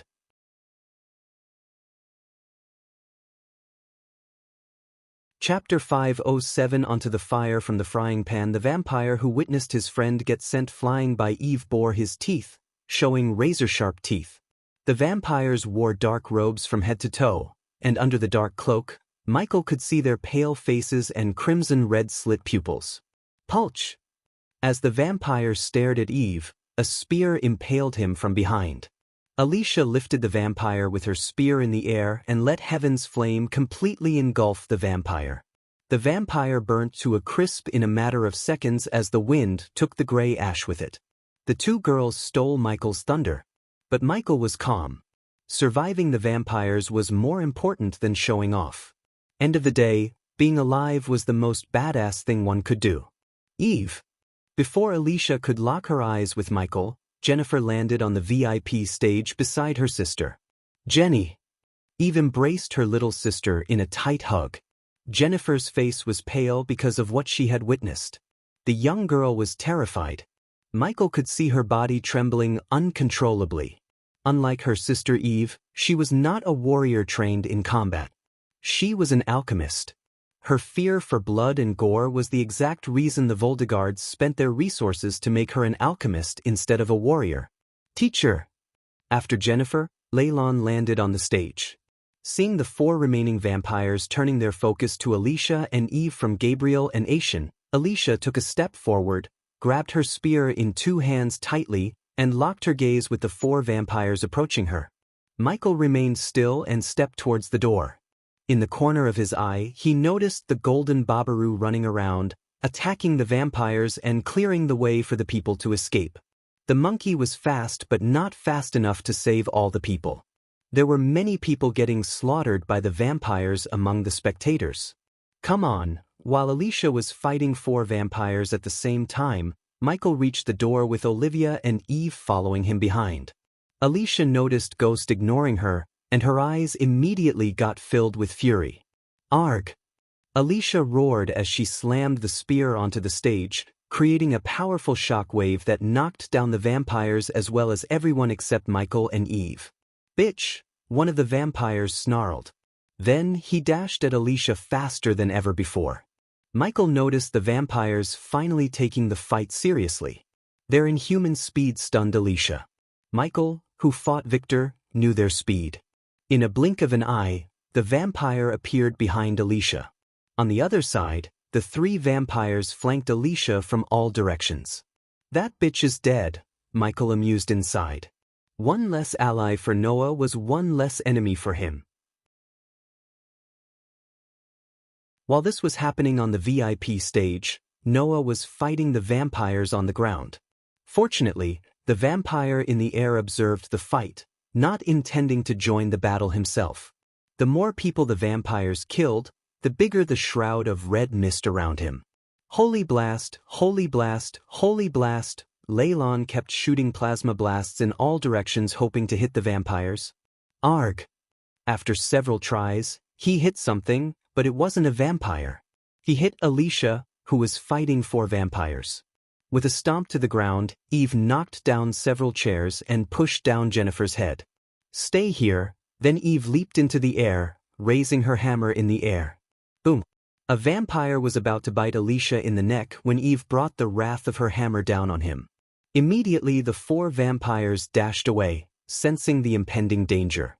However, when Eve's hammer hit the stage, a shock wave that was several times more powerful than the one Alicia created blasted everyone and everything. Even Michael stumbled and had to grab the wall to steady himself. In addition, the hammer made several cracks on the stage. Looking at the cracks widening, Michael didn't think the stage could withstand another attack. While Eve was spinning her hammer and creating a wind force that slowed down vampires, Michael went to the door, which was covered by the red mist. Get out of my way. Michael shoved Gabriel away from the door. Bastard. Gabriel almost lost his balance and was enraged by Michael's action. Paying no mind to Gabriel, Michael placed his hand on the smoke. Michael felt a suction force as he put his hand through the mist. Michael conjured the dark flames inside the smoke.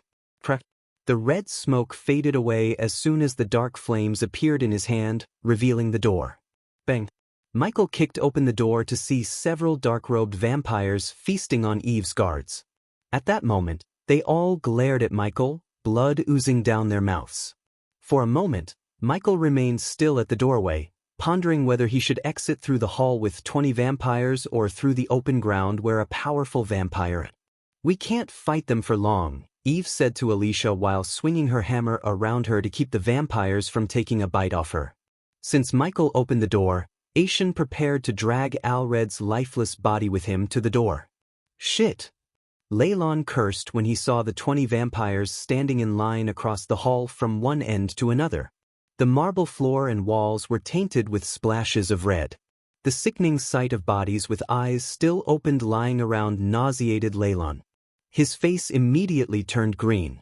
You doomed us. Gabriel didn't fail to take a shot at Michael as he took a step back from the door. You want to go that way? Be my guest, Michael coldly said before stepping into the hall. Compared to the countless underling vampires and an elder vampire, battling the 20 vampires in the hall seemed a better choice. Unlike Noah, Michael didn't wish to reveal he had primordial flames. Several meters away from Michael, Eve slammed her hammer on the last vampire's chest. Grr. Sponsored content. Visit Riedel. Me for extra chapters.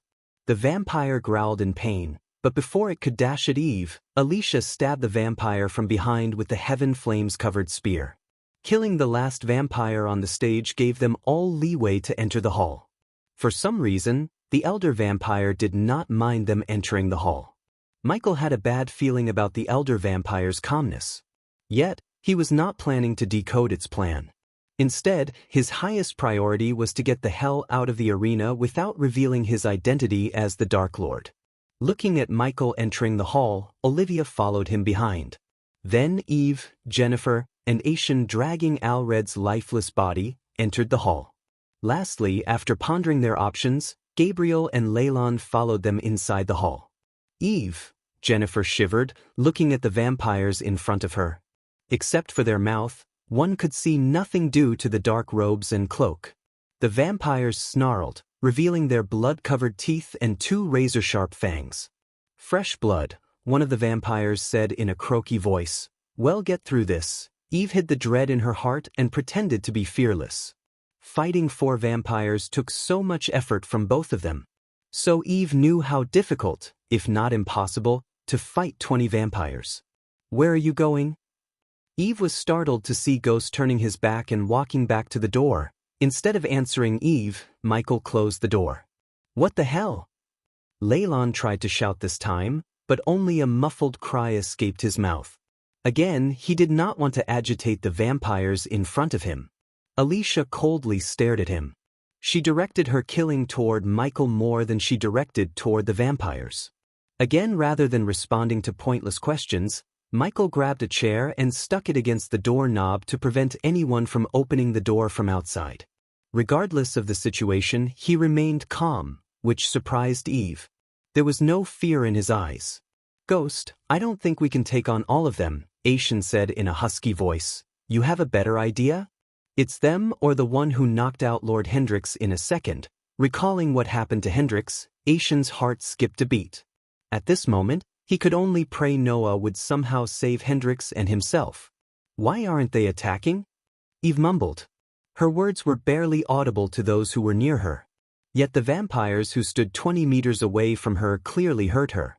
"Meat dipped in fear is tastier," a vampire snickered. After hearing his murderous voice, Jennifer felt a chill running down her spine. She felt like the vampire was looking at her while speaking those words. "Follow my lead." Alicia took a step forward, and then she looked over her shoulder at Michael. "Don't get killed." Eve could sense the apparent tension between them. Last night when she spent the night with Olivia, she heard about what happened during the tournament. But, like most people, Eve also blamed Peter for his fate. Alicia was lucky that Michael was a very patient man. Otherwise, he would have beaten the crap out of her just to wipe that stern look off her face. However, before she could take another step, Eve saw a streak of golden light across the hall running through between two vampires. It took her a moment to realize that Ghost had disappeared from her side. While she was in shock, wondering where did he go, the heads of the two vampires near the golden trail dropped to the ground, producing a sickening thud sound. The vampires standing in a neat line were startled to see their friends dancing on the floor without their heads. The blood spraying from the two headless bodies interrupted the group's vision. Still, through the blood fountain, Eve vaguely saw a figure on the other side of the vampire line. "Ghost," she mumbled, completely stunned by him. One moment he was there, and the next he wasn't. Not only Eve, every single one was taken aback by surprise. The vampires could generate any parts of their bodies in a few minutes, but not their heads. Hence, when Michael cleaved the heads off their shoulders, they could only do one thing: die. The vampires were immune to spells, arrays, and anything that was powered by arch or celestial energy, but not to physical attacks void of any energy. Besides, the vampires remained still without moving an inch. Hence, Michael was able to cut their heads off with no problem. Ding! Congratulations to the host for killing a vampire. The reward is 100,000 experience points and 3,000 badass points. Ding! Congratulations to the host for killing a vampire. The reward is 100,000 experience points and 3,000 badass points. All the vampires turned around to see Michael staring at them with his two black swords in his hands.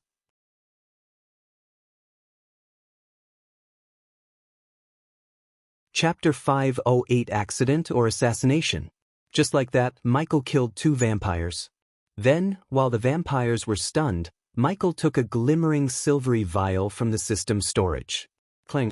Michael threw the vial at the ground near the vampire. The vial shattered until countless tiny pieces of glass as a puff of white smoke engulfed the air between Michael and the vampires. It burns. My eyes. Suddenly, the vampires began running around the hall, clenching their eyes and screaming. After taking Victor's blood samples, Michael brewed the tear gas to disorient the vampires. Michael did not dare to waste any time as he cast the lightning dash. "This is our chance.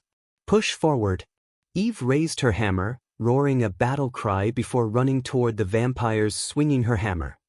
Cut their heads off. Eve felt a chill when she heard Ghost's voice sounding in her ears. It took her a second to realize that he had run past her, and she just couldn't see him but only the golden trail beside her. While Eve, Alicia, and Ghost were fighting the disoriented vampires, Gabriel and Leylon made a break for it. They cautiously went to the hall's corner and walked to the other side, remaining so close to the wall like a pair of geckos. Blood tornado, blood hole. Among the 18 vampires, 2 of them stopped running and raised their hands high in the air, casting a spell before Michael could stop them. As soon as they cast the spells, the room was lit with red as though the chandeliers radiating red light instead of white. Additionally, The bodies of Eve's guards squirmed. Soon, all the blood inside their bodies was sucked out from their bodies to form a mini tornado in the middle of the hall. Michael felt his speed decrease due to the tornado countering his spell. His running speed was further reduced when a red hole appeared in the ceiling, sucking everything into it. The red hole sucked everything in the room, such as chairs, remaining bodies, and portraits of various alchemists. Aishin held Alred's body in one hand and a lion statue which was too heavy for the red hole to suck. Jenny! Eve kept spinning her hammer, fighting the creating a counter force to the red hole, and shouted at Jennifer. Fortunately, Jennifer and Olivia found a statue similar to the one beside Aishin and held onto it with their life. Since Gabriel and Leylon were sticking close to the walls, they were able to grab onto the window grill. On the other hand, Alicia stabbed the spear through the floor and held onto the spear. Then, while spinning the hammer, Eve noticed Ghost sliding towards the tornado swirling beneath the red hole. Ghost! She tried to reach for him even though he was at least 10 meters away from her. Yet, even at this very moment, Eve saw no fear or concern on his face. On the contrary, surprisingly, when she shouted at him, she saw a smile emerge on his calm face. She felt creeped out by his smile. How could a man smile in a situation like this? Her mind couldn't find an answer to her question. Then, as she was staring at him, she noticed he suddenly stabbed the floor with the sword in his hand. The next moment he threw the sword against all the force at the vampire who cast the tornado spell. The sword he threw soared through the air like an arrow until it pierced the vampire's forehead. Immediately the tornado disappeared from existence along with the sickering red ambience. Although the tornado went away and gave them breathing room, the remaining vampires were able to dash at them freely. Unlike Michael and the others, the red hole didn't have any effect on the vampires. Several vampires targeted Alicia since she had Heaven's Flame. They wanted to kill her while she was fighting the suction force. Only a couple of vampires targeted Eve because the vampires deemed her as the less threatening one among them. Her blunt weapon was basically useless against them when she fought them alone without Alicia. All the remaining vampires moved towards Michael. As far as they were concerned, he was just as dangerous as Heaven's Flame-wielding Alicia. Seeing 5 vampires moving towards him, Michael raised his finger. Ignitia, the golden lightning bolt shot out of his hand, piercing through the vampire's chest. Out of the blue, a scream reverberated in the hall. However, it didn't come from the vampire with the hole in his chest but from Gabriel. Unfortunately, Gabriel was in the lightning bolt's trajectory and got hit by the bolt in the hand. Hence, he let go of the window grills, resulting in him being sucked into the red hole. Teacher! Leylon shouted at Gabriel, but it was too late as Gabriel was flinging towards the red hole. He flew towards the red hole like a kite without an anchor until Alicia grabbed Gabriel by his hands. Don't let it go! Gabriel shouted. On the other hand, Alicia's spear began to tremble as it couldn't support 2 people. Ignitia, Michael kept firing lightning bolts at the vampires to keep them from reaching him. This time, none of the lightning bolts hit others. Your hands, slipping. Gabriel shouted, feeling his grab loosening.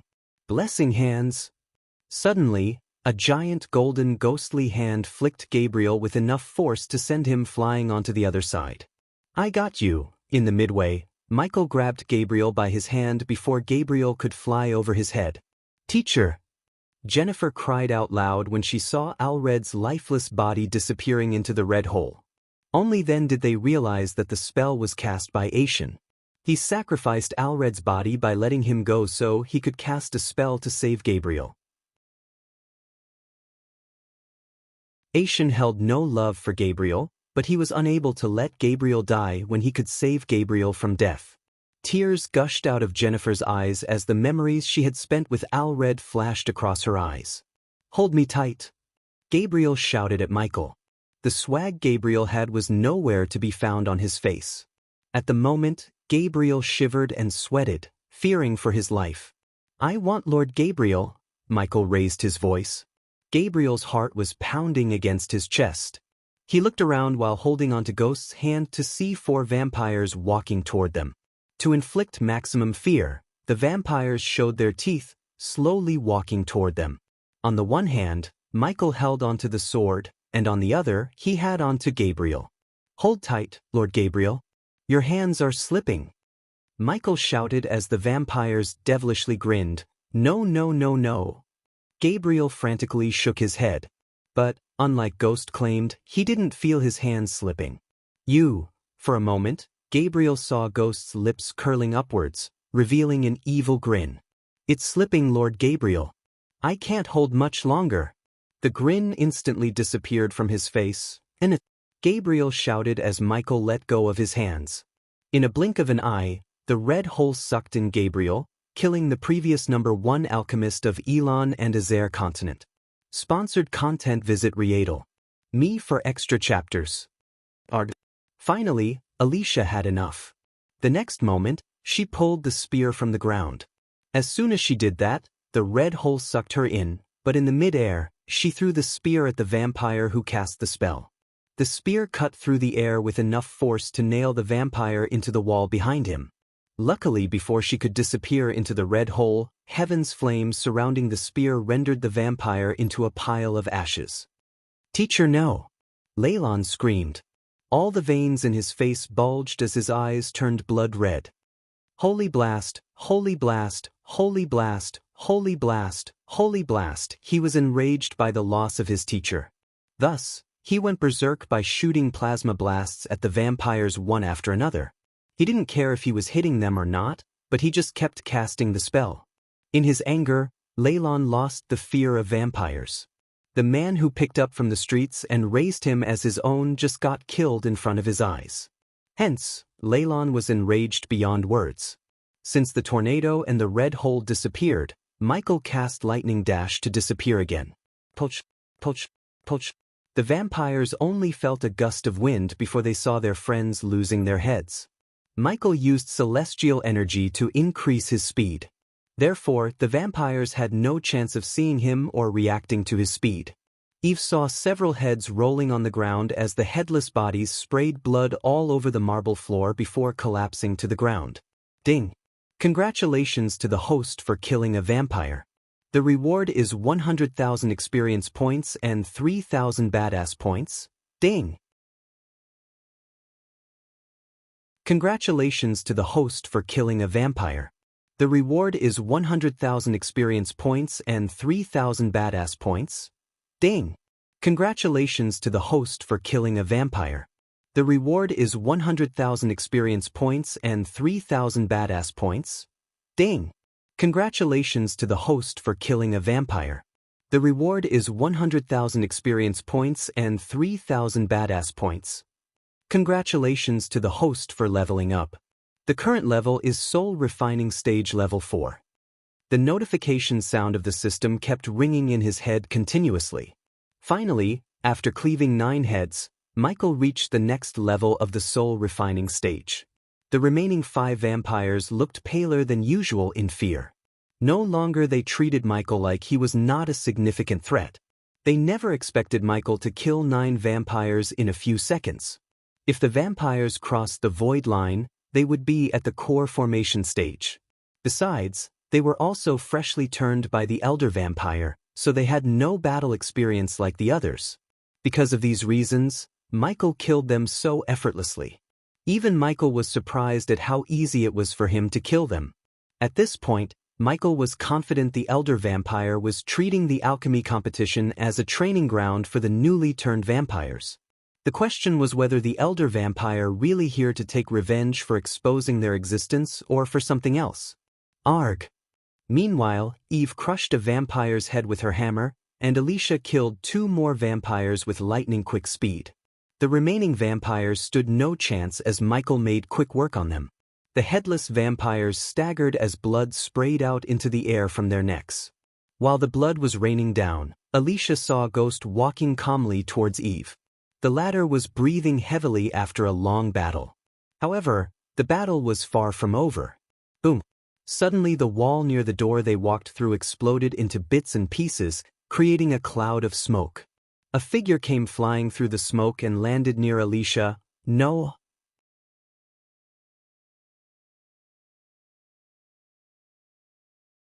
Chapter 509. Taking a risk to get stronger. Michael saw Noah coughing mouthfuls of blood while struggling to get to his feet.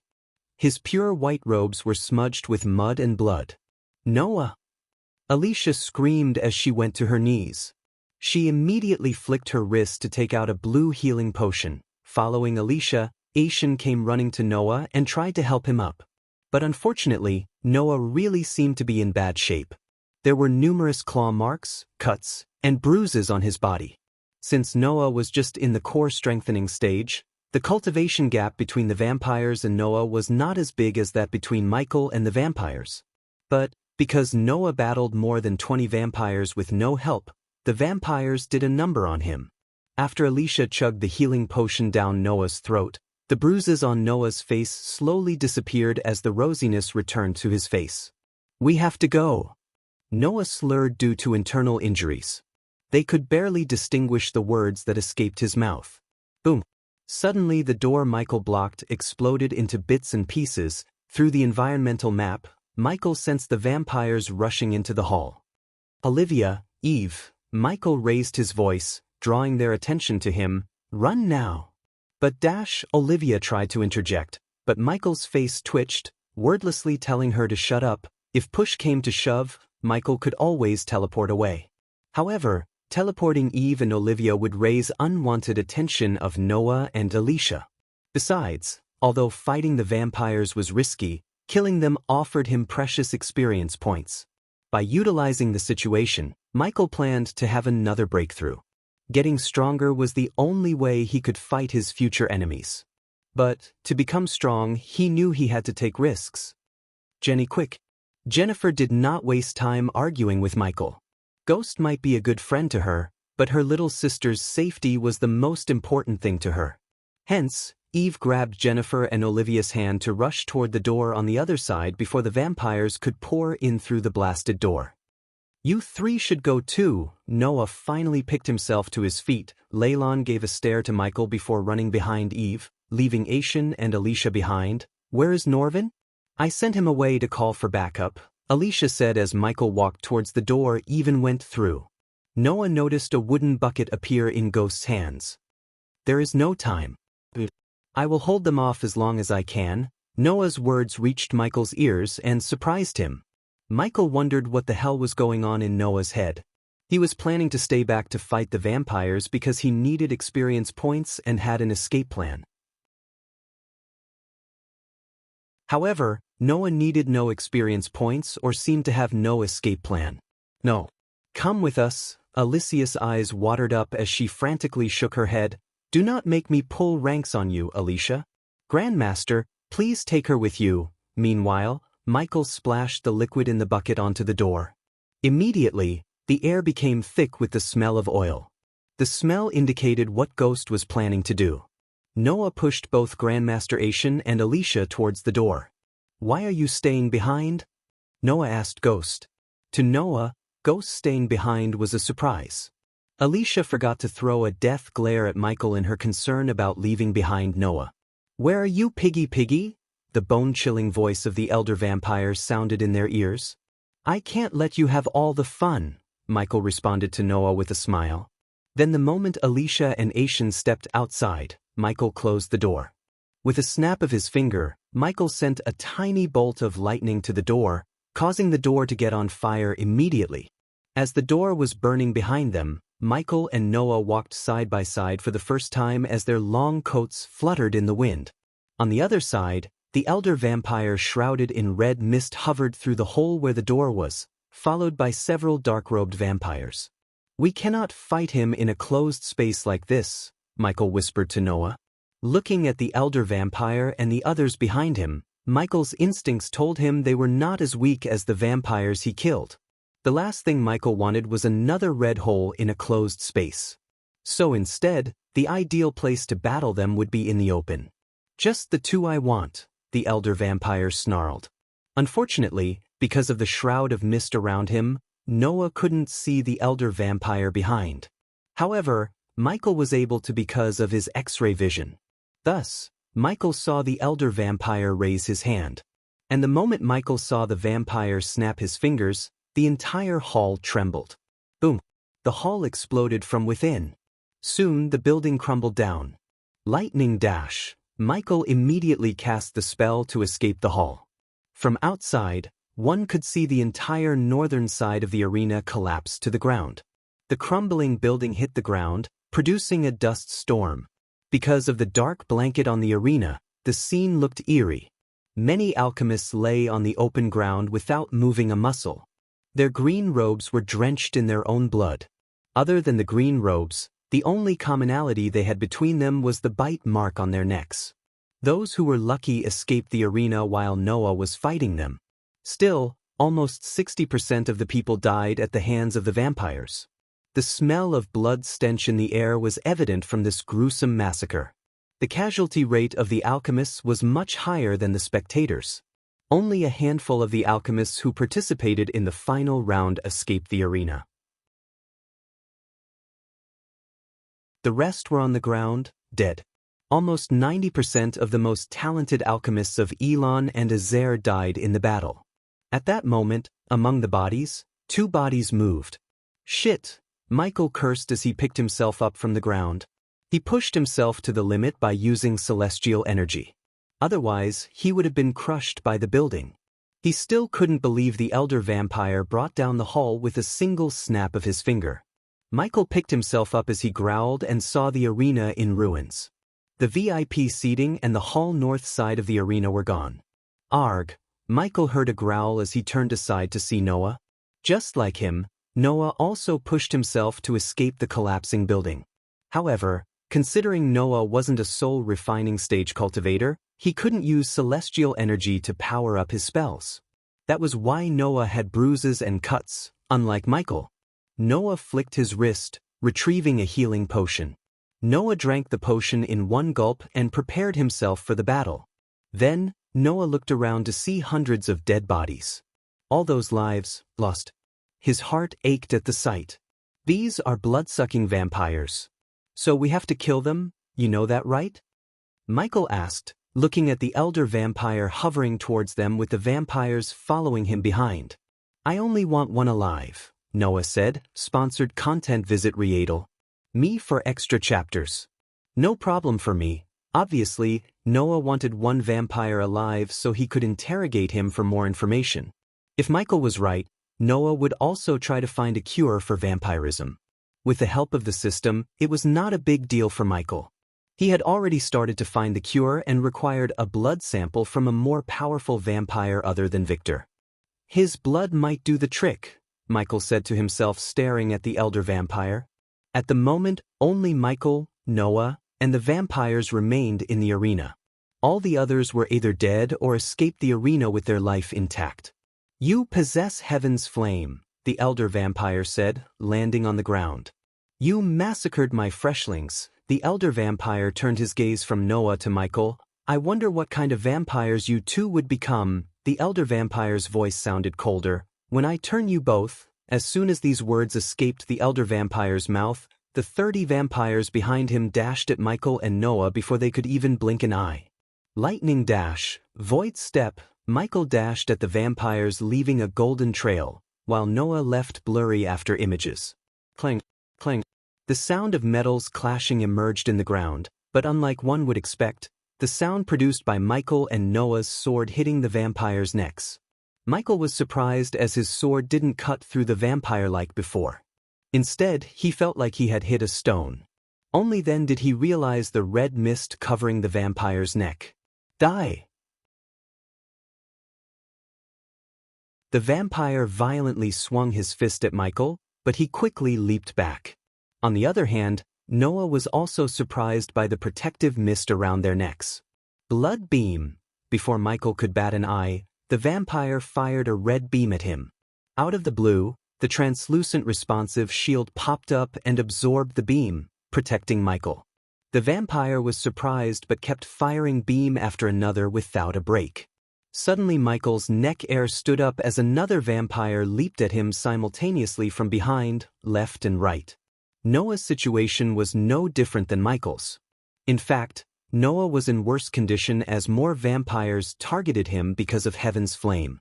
The responsive shield could protect him from attack spells but not physical attacks. Therefore, Michael immediately cast the ring of fire to burn the vampires flanking him. Motherfucker! The scorching hot flame appeared around Michael in a perfect circle, instantly burning the 4 vampires within a 3-meter radius. The flames continued to send waves of flames in all directions, preventing the other vampires from getting close to Michael and burning the vampires inside the circle more and more. Granted, the vampires had inhuman regeneration. Still, injuries and burn wounds hurt them like hell. Luckily for the vampires, Michael still didn't use the dark flames.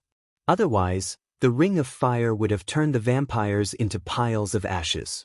Arg! Suddenly a vampire roared as he smashed the stage Noah stood on during the competition. Bang! Bang! Bang! A couple of vampires joined the vampire in breaking the platform. Meanwhile, the others kept Michael and Noah busy. They swarmed the 2 of them from all directions. They kept smashing the platform until the platform cracked open. Then, after cracking open the marble platform, the vampires ripped apart a huge 10-meter-long marble slab. Boom! Shit! Michael only saw a blue before he was sent flying by the marble pillar. In midair, he coughed up blood as the APD immediately sent a healing potion into his bloodstream to heal his body. The vampires swung the marble pillar again as fast as they could and swatted Noah like a bug. The next moment, Noah's body violently screeched through the ground, creating a clear trail.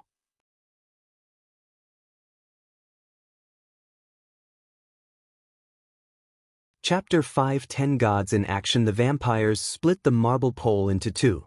Some vampires grabbed one hand and ran to Noah while the others leaped into the air above Michael. Fuck! Michael saw the vampires bringing down the marble pillar to crush him like a bug. Lightning dash! Immediately Michael dashed out of the way. Boom! When the vampires brought down the pillar, the shock wave created a mini explosion and a dust storm around the area where Michael was a moment ago. Meanwhile, on the other side, the vampires treated the heavy marble pole like a wooden club and tried to smash Noah. Light blast! Noah raised his hand, seeing the pillar coming down on him. Boom! The blast of light beam shot out of Noah's hands obliterated the pillar into bits and pieces. Still, the beam of light wasn't powerful enough to stop the vampires from smashing him with the marble chunks. Cough! Noah coughed up blood when a huge chunk of marble landed on his chest. Michael was surprised to see Noah getting beaten up by the vampires. However, when he pondered for a moment, everything made sense to him. The vampires drew power from darkness, just like him. Only, he didn't cast Death Range to strengthen his powers since he didn't want anyone to suspect him of being the Dark Lord. Noah, on the other hand, drew power from light. Although Michael had no concrete evidence that Noah was the god of light, he suspected it. The acne before him confirmed his doubt. If Noah was to draw power from light, it made sense why he was so weak at the moment. Because there was no light coming through the dark blanket in the arena, the entire atmosphere had an eerie red and black color to it, resembling hell. Since there was a lack of light, the darkness suppressed Noah's powers.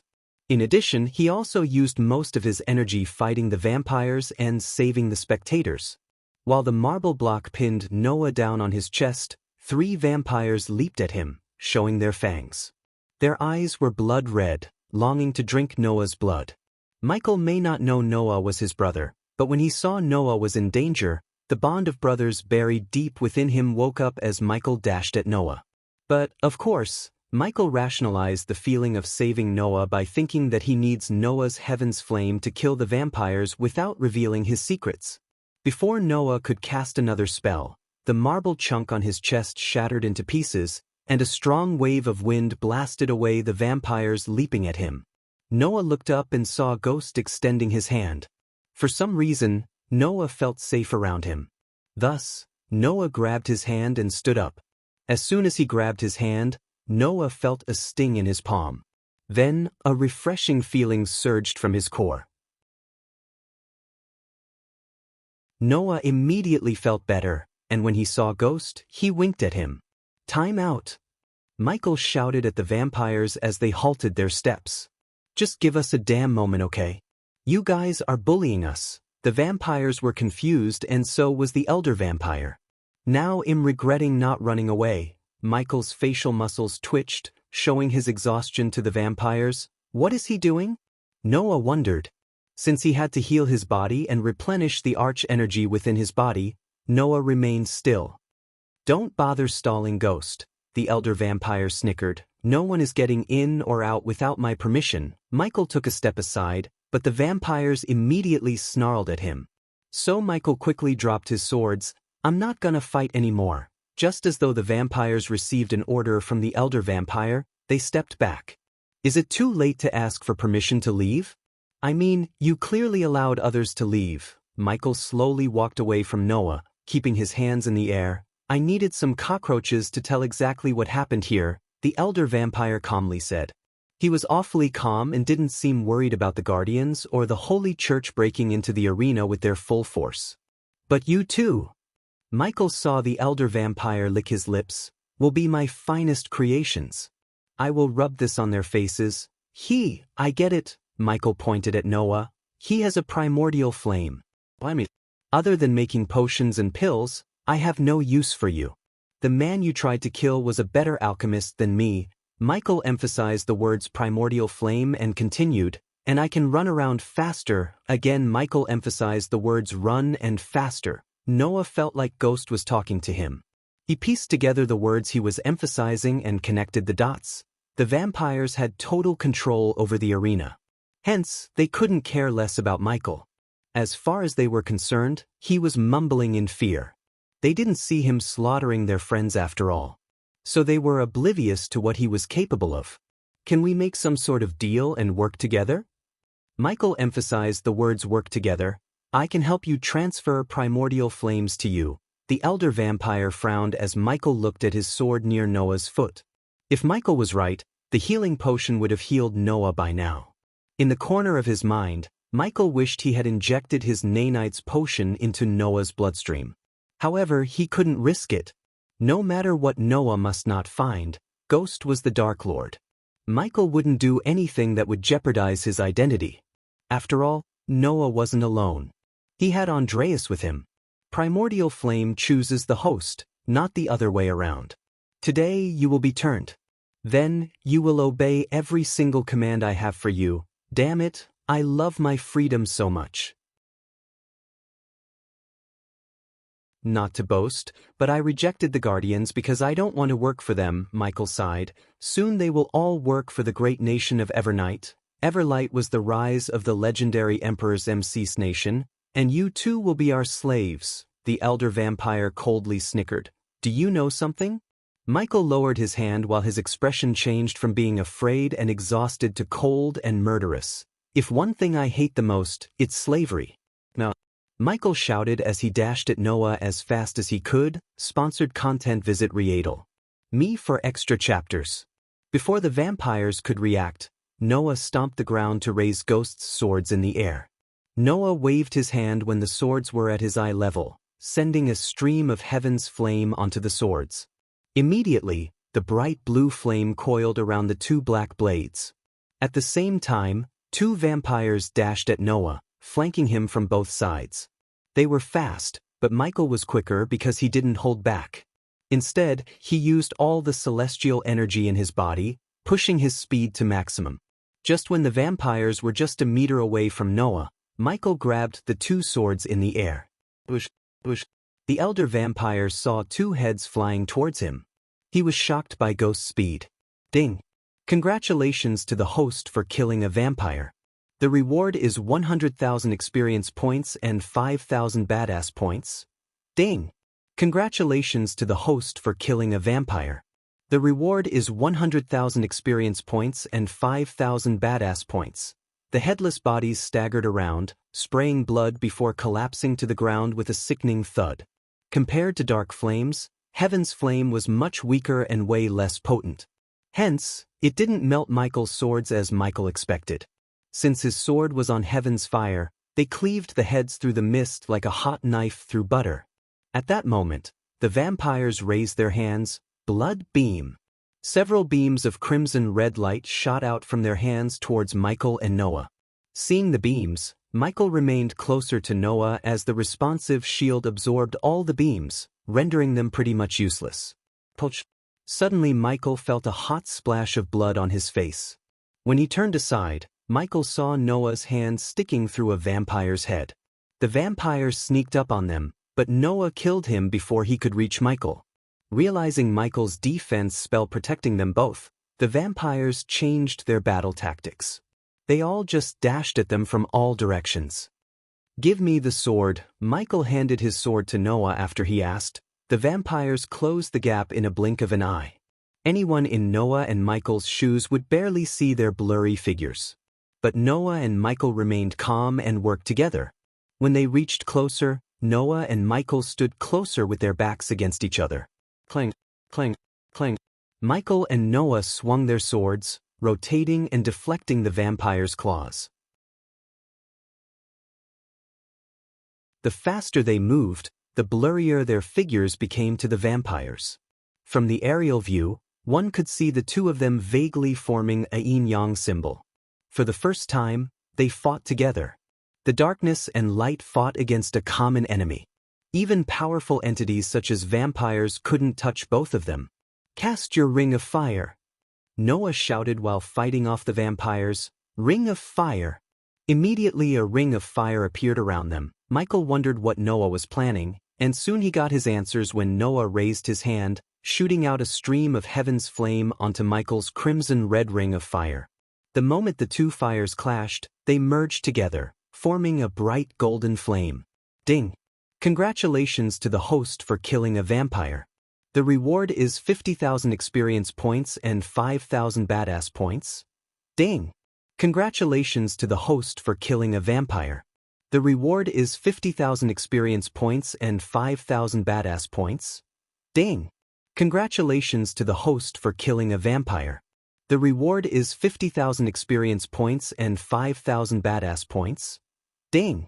Congratulations to the host for killing a vampire. The reward is 50,000 experience points and 5,000 badass points. The vampires burned to ashes in a flash when the golden fire touched them. Surprisingly, Michael only received half of the experience points he would normally receive. It seemed like the system deducted points by half because half of the kill was Noah's. Light beam. Noah fired a beam of light strengthened by heaven's flame straight through a vampire's head while Michael sent a powerful gust of wind blasting the vampire, dashing towards him into the fire. The power radiation the elder vampire sensed as they were fighting startled him. He had never felt such power in his life. But, of course, he was 600 years old. He experienced many anomalies, but the radiation from them was something else. What are they?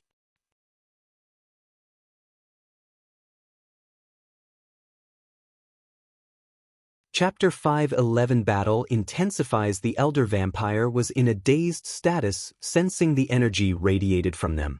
A moment ago, when they fought alone, he didn't feel the energy. Still, the moment they joined forces, the energy radiation overwhelmed him. While he was in a daze, Michael lifted Noah into the air by his hand, and Noah used Michael as a pole to kick the vampires around them. Blood hole. Blood tornado. Overwhelmed by Michael and Noah, the vampires cast the blood hole and the blood tornado spell at the same time as several tornadoes and red holes appeared in the ground. Having experienced the spells, Michael put his hand around Noah's neck. Hold tight. Noah nodded as he also put his hand around Michael's neck. Lightning dash. Void step. Both of them cast their speed spell at the same time to boost their speed. The two spells merged into one, forming a trail of golden light that flickered in the air, creating an otherworldly whistling sound. The golden light crisscrossed around the arena, avoiding the tornadoes. But, even for the elder vampire, it was difficult to follow the trail. So it made sense when the vampires couldn't even defend themselves before losing their heads. The red hole sucked the alchemist's bodies to the ground while the tornado destroyed the bodies. When Noah was alone, he was weakened by the darkness. Noah's weakness was nulled by teaming up with Michael, the god of darkness who drew strength from the darkness. Because of their speed, the red holes could suck them in. Compared to the suction force, their speed was much greater. As a result, the elder vampire witnessed his underlings losing heads one by one. They said he would be weakened. The elder vampire snarled, Congratulations to the host for leveling up. The current level is the Soul Refining Stage Level 5. When the system sounded in his head, Michael stopped running, and all the red holes and the tornadoes vanished into thin air. At that moment, only one vampire remained between them and the elder vampire. He is all yours. Michael let Noah capture the vampire alive. He walked by Noah's side towards the vampire. They both knew the battle was far from over as the elder vampire didn't even raise a finger yet. For now, Noah planned to incapacitate the vampire before fighting the elder vampire. After witnessing all of his friends get slaughtered by the duo, the vampire shivered. Then, fearfully, it walked backward until it tripped on a stone and fell down. "Save me," the vampire begged the elder vampire.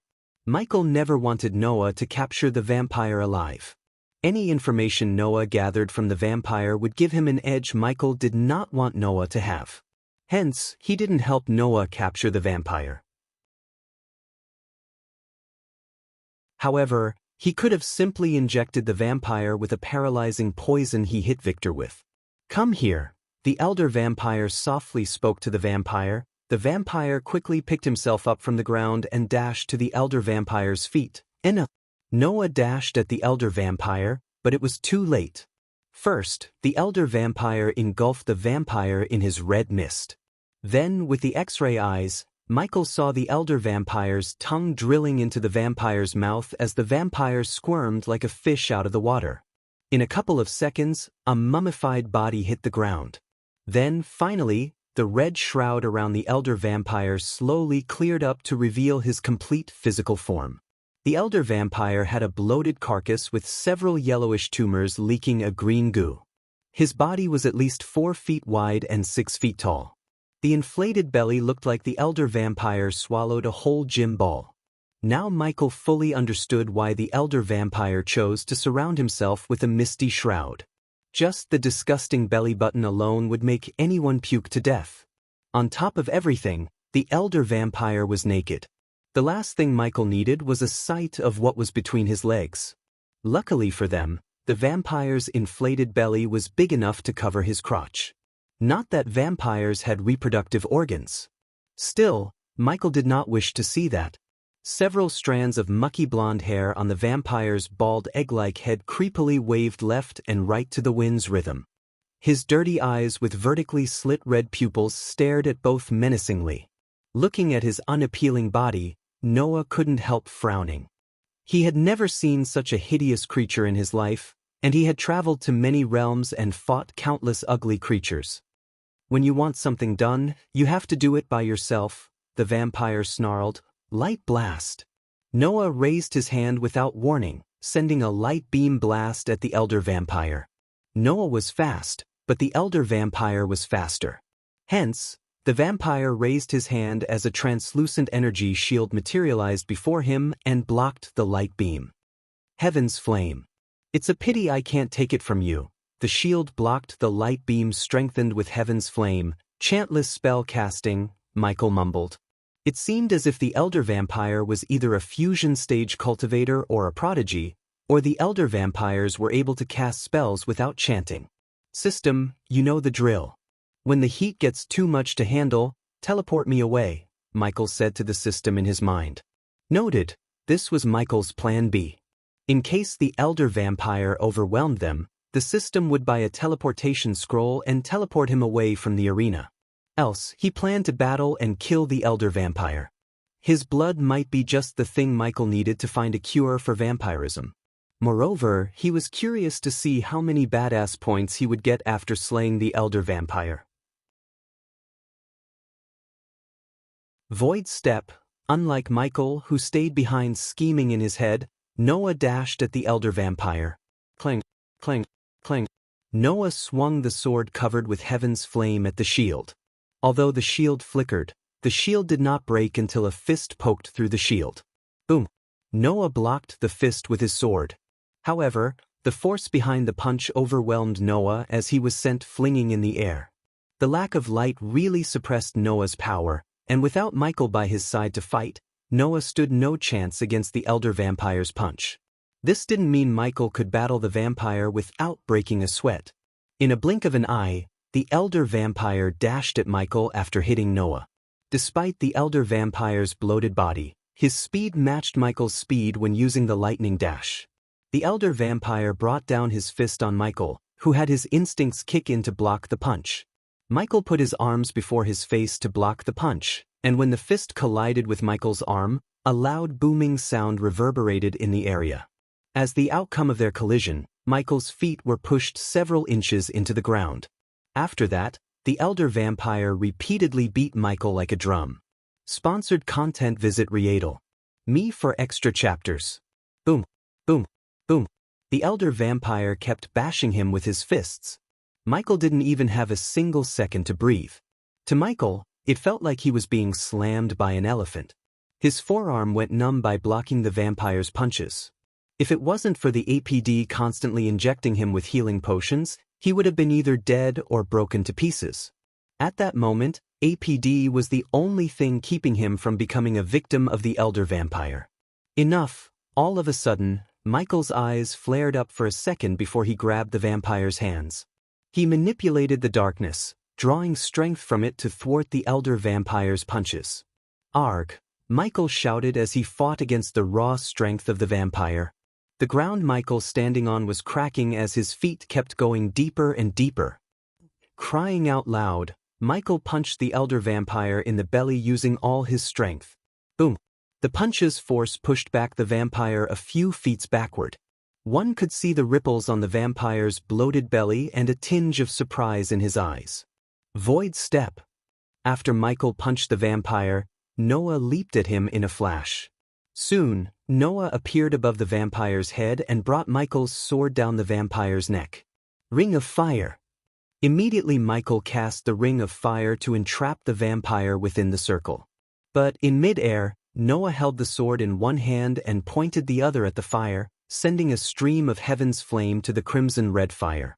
Noah and Michael's coordination and speed stunned the vampire. Before he could even react, the crimson-red fire turned golden. These golden flames burned many of his underlings to ashes. Even though he was powerful, the elder vampire did not dare to underestimate heaven's flame. The elder vampire was a second late to react, resulting in Noah stabbing him in the shoulder. Bang! The vampire moved quickly to swat Noah away from his shoulder like a bug. Boom! Michael used the opportunity to dash at the vampire before punching him again in the stomach. Bang! With a single backhand slap, the vampire sent Michael flying just like Noah. After streaking through the ground for a few long, painful seconds, Michael picked himself up from the ground as the APD sent a dose of healing potion into his bloodstream.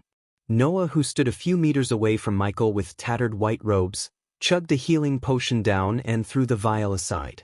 He is too strong, Noah exhaled. For a moment, the three stood without raising a finger. And you lost the sword. Michael looked at the sword stabbed into the vampire's shoulder. The sword almost looked like a needle due to the bloated size of the vampire. Annoying bugs. The vampire bore his teeth to reveal the long, razor-sharp fangs. The two fangs were long and menacing as Sabertooth's canines. As he took a step forward, a large mace materialized in his hand. The mace almost looked as though it was made of blood rather than metal. With each step he took, the ground trembled. Don't worry, your bodies will heal, the vampire menacingly grinned at Michael and Noah. If anyone else were in Noah and Michael's shoes, they would have started to shiver. The amount of pressure they both felt could crush any body-strengthening stage cultivator into a bloody pulp. Despite the pressure, they remained calm. There was no use in panicking. Boom! The elder vampire pounded a body on its way to a pulpy mess without showing any shred of sympathy for his kind. The blood vaporized into the air and entered his body. After the blood entered his body, he licked his lips.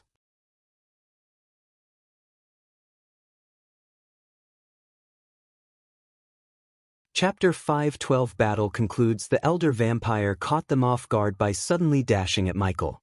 Immediately Michael raised his sword to block the mace. Boom! The moment the sword and the mace collided, Michael's sword broke into pieces and threw him backward a couple of meters. Now you pissed me off. Seeing the broken sword in his hand, Michael growled. He loved those two black swords, and the elder vampire broke one like a twig with a single swing. Now Michael had to forge or buy a pair of swords from the system for a ridiculously high price. The price was why Michael hadn't purchased a sword from the system. There were better choices in the auction houses than the swords in the system. Unfortunately, the system locked the ores behind an upgrade wall. So without upgrading the system to a certain level, Michael wouldn't be able to buy them. Instead of wasting his badass points on a pair of swords that could be outclassed by swords forged in this world, Michael used the black sword given to him by the Cain elders. Seeing Michael standing with a broken sword, Noah turned his head to look at the white sword behind the elder vampire, several feet away from them.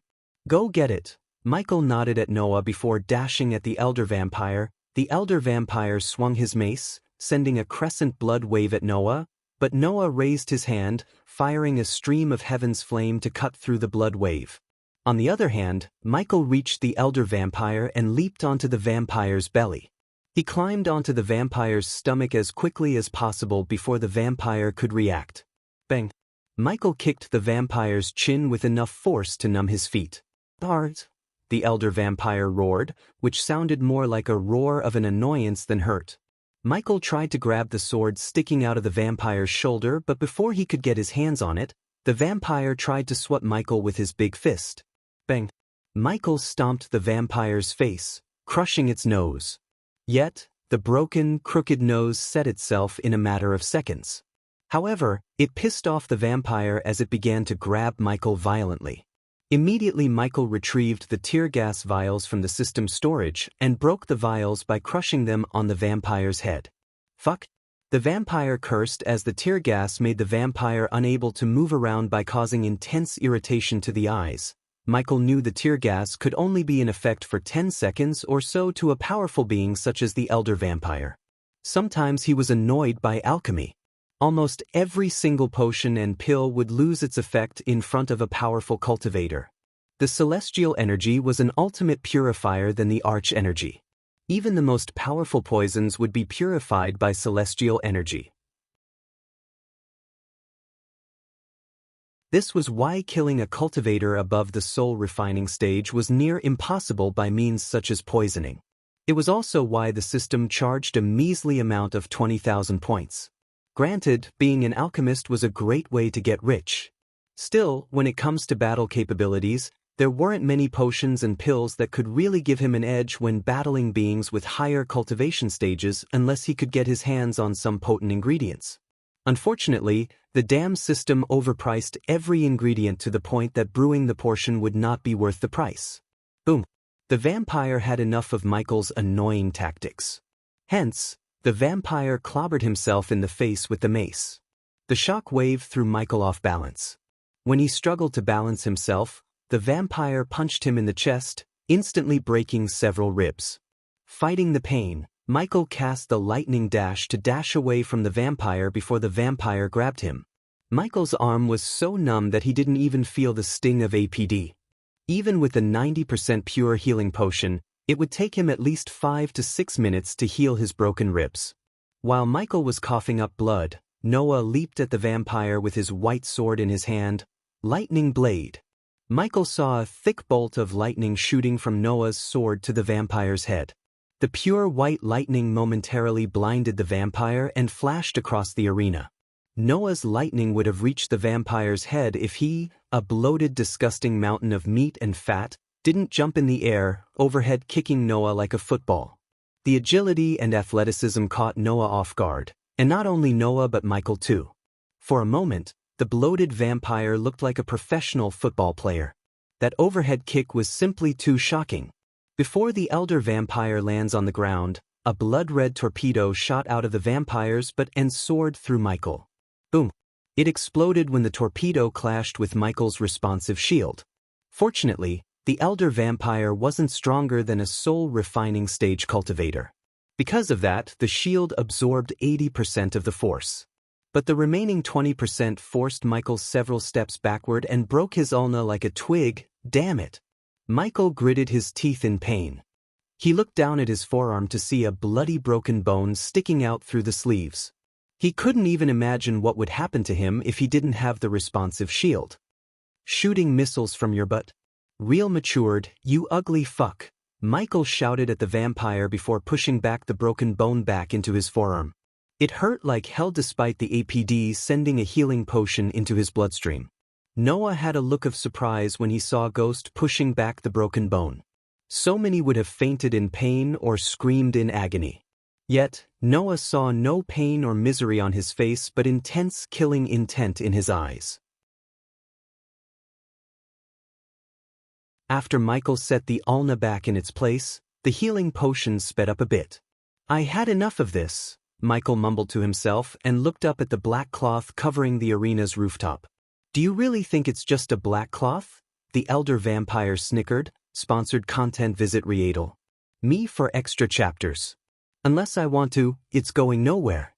I am the overlord in this scene, the elder vampire oozed with confidence. The vampire stomped the ground as a sign of his dominance. I am Ghost. Michael's lips curved upwards, surprising the vampire and Noah. The next moment, Noah and Michael dashed at the vampire from back and front. Noah was the one behind the vampire, while Michael cast the lightning dash spell to face him head-on from the front. System scan completed. The dark net is a web of complicated runes and arrays intervene together. The system requires 200,000 badass points to disable the dark net. He heard the system sounding in his head, and although the required badass points staggered him, to kill the elder vampire he had to spend the badass points. Do it! Michael yelled at the system in his mind. But, unlike Noah, he never planned to fight the elder vampire head-on. Instead, he planned to level the field by weakening the elder vampire. Sunlight was deadly to any vampire. That was why Victor or the other vampires wore dark robes covering their skin. But the elder vampire was too confident in his dark cloth blocking the sunlight. Thus, he was as naked as a newborn baby. As though Noah had read Michael's mind, Noah changed his trajectory suddenly and dashed at Michael.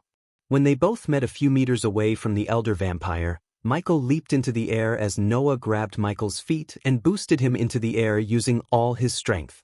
While Michael was soaring through the air towards the black cloth, Noah threw his sword in the air, which was caught by Michael just a moment before he swung the white sword at the black cloth. Preach! The vampire was startled when he heard a tearing sound. He looked at the growing tear in the black cloth dumbstruck. Little by little, the sunlight crept through the gap, vacating the red ambience the vampires created. It's impossible! The vampire couldn't take his eyes off the tearing black cloth. One of the most powerful weapons the vampires had was destroyed in a matter of seconds. He spent the best years of his life perfecting the black cloth, only to fail. Meanwhile, Noah felt the light coming through the gap restoring his power. Noah gained power while Michael lost his power boost as the darkness was being replaced by light. Still, it was worth the trade-off because the light weakened the elder vampire more than it did to him. Even without the darkness, Michael was a soul-refining stage cultivator and still strong. But the same could not be said of the vampire, as his power took a nosedive. Boom! Suddenly, Noah shot into the air from the ground like a rocket, cutting through the air. In mid-air, Noah grabbed Michael's hand, which was holding his white sword. They pointed the sword toward the vampire, diving down. The two of them looked like a meteor soaring through the air, creating a trail blaze. At that moment, Noah and Michael shared the same sword and aim, killing the elder vampire. The elder vampire's battle instincts kicked in as he raised the mace in the air to deflect the sword. Additionally, the translucent red shield bubbled around the vampire, who had no longer wished to stay in the arena because of the sunlight. Boom! However, when the duo and the shield collided, the vampire's blood shield shattered into hundreds of tiny shards. The shock wave burned everything around them in a 10-meter radius. Poch! Noah and Michael did not stop as they entered through the vampire's chest, forming a vast hole and appearing out in the back, completely drenched in blood. The elder vampire screamed in agony as his skin began to smoke. In a couple of seconds, the sunlight completely burned his skin. Then, coupled with the huge hole in his chest, the vampire staggered aimlessly. Finally, after a long tiresome battle, they slew the elder vampire. However, Michael frowned as he didn't hear any notification from the system or receive any experience points. For some reason, Michael had a bad feeling in his guts, and when he turned his head, he saw the same concern on Noah's face.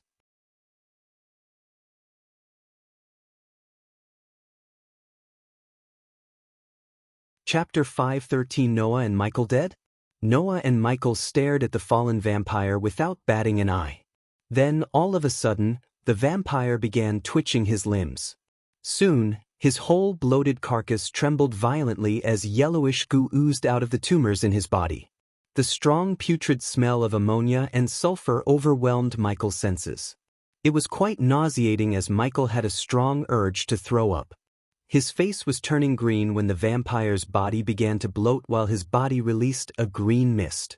"He's gonna explode," suddenly Noah shouted. In a snap of time, Noah cast the void step, grabbed Michael by his hand, and dashed into the air. Michael had zero clue how Noah found the vampire was about to explode. But just as he said, the vampire's body bloated rapidly, releasing more and more green mist until it exploded. The explosion wasn't a small one. It was as though a mini atomic bomb had gone off. One could see the mushroom cloud from 100 miles away. Every single building within the 1-mile radius from the arena turned into ruin, and the Alchemy Guild, one of the oldest buildings on the Azer continent, crumbled down. Almost for an hour, no one could get closer to the arena, which was now nothing but a crater of ashes. Then, as Mother Nature had given the city her blessing, the dark rain clouds gathered above the arena and began to shower the city with heavy rain. The heavy rain quenched the heat radiation and settled the dust clouds around the arena. The rain also put the houses on fire and prevented the fire from spreading. At that moment, the sky was full of people and warships. The Guardians, the Holy Church, the King's Men, and every single noble family in Idrizel arrived at the arena to fight the vampires. It was a real pity that many were caught in the explosion and burnt to a crisp. Still, each of them received backup and brought their own runemasters and mages to control the fire and isolate the area. Since the dust storm settled down, revealing the ground below, several people descended to investigate the area. Alicia and Norvin were among them. "Noah!" As soon as Alicia's feet touched the ground, she shouted out loud. "Careful, what the hell happened here? Can you see anything?" The guardians behind her murmured. The heavy smoke and the ash from the explosion prevented them from seeing everything clearly. There was nothing but smoke and ashes as far as they could see. While they were aimlessly strolling in the smoke, a group of 12 men robed in pure white robes appeared above the ruins. The long white beard, the staff in their hands, and the pointy hats on their heads gave them an exotic mage vibe. Right at that moment, they formed a circle around the ruins. Surprisingly, the heavy rain couldn't drench them as it drenched everyone else. These mages remained as dry as a desert possible because of the translucent force field around them. Air purification. Each of them chanted the word as they raised their staffs in the sky. From each staff, a bright light shot to the sky and met at a center point, forming a radiant orb of light. A few seconds passed when the orb of light transformed into a spinning chakra with a mile radius. Countless indistinguishable signs and letters formed the chakra. The chakra's brilliance lit the entire city of Oxshore and provided the people the comfort they needed. As the chakra rotated, sucking the heavy smoke and ashes, the chakra swirled in the sky, purifying the air until Alicia and the others could vividly see what was in front of them, which was nothing but barren lands. Alicia couldn't recognize the place at all. She felt as though she stepped into a desert only with ash instead of sand. As far as her eyes could see, she found nothing, not even a brick. "Look!" Alicia immediately turned to the man who shouted to see a skeleton, and when the man touched it, the skeleton crumbled into white dust. Meanwhile, more and more people landed on the ground, including Olivia and Aishan. They joined in the search for Noah and Ghost. To be honest, only Olivia came to search for Ghost while the Guardians focused on finding Noah. But, deep down, Alicia wanted Ghost to be one of those skeletons. Since Olivia had no sway with the Guardians and they had already refused to search for Ghost, she began to run around the barren lands searching for her teacher. But, of course, if this happened in Elon, the entire river town and the Sunrise sect would have been on the scene. But unfortunately, Michael had no connections in the Azair continent. If anyone could survive this, it's Noah. Seeing Alicia's eyes watering up, Norvin gently patted her on the head. While they were scouring through the ashes, a group of 12 men dressed in silver armor with the crest of the Guardian Guild on their chest landed on the ground. The one who led the group was a tall, domineering elf with striking blonde hair, Tanulia Velrin, aka the Alpha Guardian of Hunter Guardians. I want every inch of this place searched. Coordinate with the Holy Church Guards. No stones unturned, got it? Yes, Alpha Guardian. The guardians behind Tanulia raised their voices, and each of them dashed in a direction to search the premises. We will find Noah, Tanulia said when he came to Alicia and Norvin. Grandmaster Aishan. Tanulia then turned her gaze towards Aishan, who was still looking pale and terrified. How is Lord Hendrix? He is now stable. The healers asked him to take a rest. I have assigned my best men to protect him. His safety is our top priority right now, Ghost. Their conversation was abruptly cut short when suddenly a panicked voice reverberated in the area. They all looked in the direction of the voice to see Olivia frantically digging through the ashes. They all rushed at Olivia and saw a hand sticking out of the ash. Quick! Tanulia shouted at the men surrounding her. But no one needed an order as they had already begun to dig the ashes. Alicia and Norvin joined in the digging. The more they dug, the more they uncovered Ghost's body. While digging, Norvin felt another hand beside Ghost. His speed doubled, thinking it might be Noah. Just as he guessed, when Norvin and Alicia dug out the ashes, they uncovered Noah's body. Sponsored content. Visit Riedel. Me for extra chapters. Together, they all finally managed to dig out Ghost and Noah. Unfortunately, both of them were in pretty bad shape. Their clothes were burned and torn up. Several parts of their body, such as hands, neck, and legs, were covered in burn wounds, and they could even see Noah's femur sticking out of his leg through the pants. Are they alive? Aishan asked while the guardians were carrying them away from the dig site. He has a pulse. Olivia grabbed Michael's hand and sensed a weak pulse. Bring me the healers. Tanulia shouted as several guardians flew out of the ruins to bring the healers to her. Meanwhile, the guardians placed 2 wooden beds on the ground instead of taking them out of the crater. The rain slowly washed off the ashes on their faces. Alicia and Olivia's tears also hit their faces along with the raindrops. What are you doing? Looking at Olivia taking out a healing potion from her space ring, Tanulia questioned her, but instead of responding to Tanulia, Olivia gently poured the healing potion on Michael's neck, which was severely burned by the explosion. The potion healed up the wound but not the marks. Afterward, Olivia took out another potion and gently poured it into Michael's mouth. Wake up, Ghost. Olivia could barely speak those words through her lumped throat. Most of the sparkling potion leaked out of his mouth. This was why the others waited for the healers. Instead of dumbly pouring the potion down an unconscious man's throat, the healers would turn the healing potion into an easily absorbed vapor and send it through the patient's skin pores. However, Olivia had neither patience nor trust in the Guardians after she read how they try to drive people by hiding the vampire's existence from the world. As a result, not only Olivia but many people shared her thoughts and lost faith in the Guardians. After what happened in Idrizel spread across the world, the majority of the people would blame the Guardians. However, the Holy Church was already on a secret mission to dethrone the Guardians. Today, they received an ultimate weapon to use against the Guardians. Tanulia or the others didn't give a damn about Ghost. Hence, they didn't stop Olivia from pouring vial after vial into his mouth. Instead, except for Aishan, they all focused solely on Noah. Suddenly, before the healers could arrive, Ghost's finger twitched. Ghost! The sight of Ghost's pinky finger twitching may be the happiest memory she had ever experienced. Michael gasped for the air, opening his mouth. Immediately, the healing potion in his mouth went down his throat. As soon as the healing potion reached his throat, the wounds on his body began to close up. The redness gradually returned to his body as they all stared at Ghost's breathing, getting heavier and heavier. Looking at Ghost responding to the healing potion, Alicia wasted no time.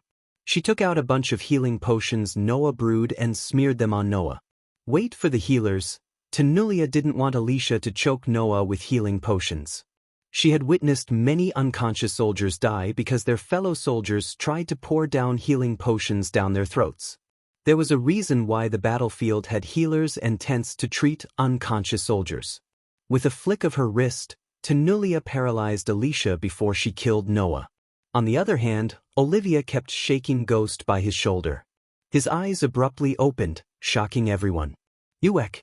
As soon as he opened his eyes, he turned his head, throwing up blood. Ghost! Olivia's motherly instincts kicked in as she held his head sideways to make his vomiting as comfortable as possible. She kept patting and brushing his back while Michael continued to throw up blood. A few minutes later, Michael finally stopped coughing up blood.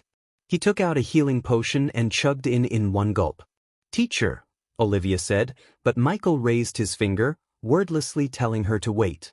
He then stood up from the bed and took out another glimmering jade vial. Under their stunned gazes, he emptied the potion into his mouth.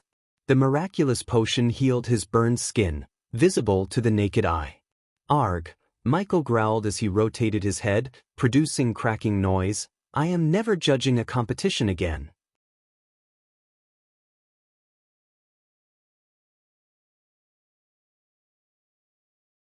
Chapter 5:14 Noah warns Alicia. Michael spit a bit more blood and took out a leather pouch from his system storage. Teacher, Olivia tried to say something, but Michael raised his finger as he took a long sip of water. He kept drinking until Tenulia cleared her throat. What happened here? Instead of answering Tenulia, Michael looked at Noah, who lay on the bed unconscious. Give this to him if you want to save him. Michael took out a sparkling healing potion Olivia used on him and threw it at Tenulia. His pulses are fading. You should act quickly. Where the fuck are the healers? Alicia shouted. He is right, Norvin nodded. We can't waste a single second. Soon, the golden Babaru snatched away the healing potion from Tenulia and poured the potion into Noah's mouth before anyone could stop him. As a golden Babaru, not only could he sense life signs but also sense whether something was poisonous or not. Hence, Norvin didn't hesitate to give Noah the healing potion because he sensed no poisonous energy. His finger twitched as soon as Michael's potion touched Noah's mouth. Michael sighed inside. He never thought he would be indebted to Noah. Yet, when the vampire exploded, Noah saved him by casting a protective shield around them. Besides, the system surprisingly urged Michael to save Noah. As for why, the system gave him no answer. So if it weren't for the system, Michael would have left Noah to die. Noah! Alicia shouted, tears rolling down her rosy cheeks. How long was I out? Michael asked Olivia, ignoring Alicia. Despite the risk he took, Michael received only 300,000 experience potions and 10,000 badass points for killing the elder vampire. Michael wasn't happy with what he received since he almost died. After the elder vampire exploded, Noah cast a protective light shield around them. But unfortunately, the shield could only cover one person and Noah let the shield save Michael instead of himself. Michael would have chosen himself and not Noah if the roles were turned. 6 hours, Olivia shocked Michael. Damn it, Michael yelled at himself. He was completely unconscious. This was the closest Michael came to death. When he and Noah went through the elder vampire's body, he took a flesh and blood sample. At least something was worth the risk. Using the samples, Michael was confident of brewing a potion that might cure vampirism. Tell us what happened, Tenulia coldly exclaimed. Vampires happened. Didn't those who escaped tell you? Michael stretched his arms and legs while responding to Tenulia.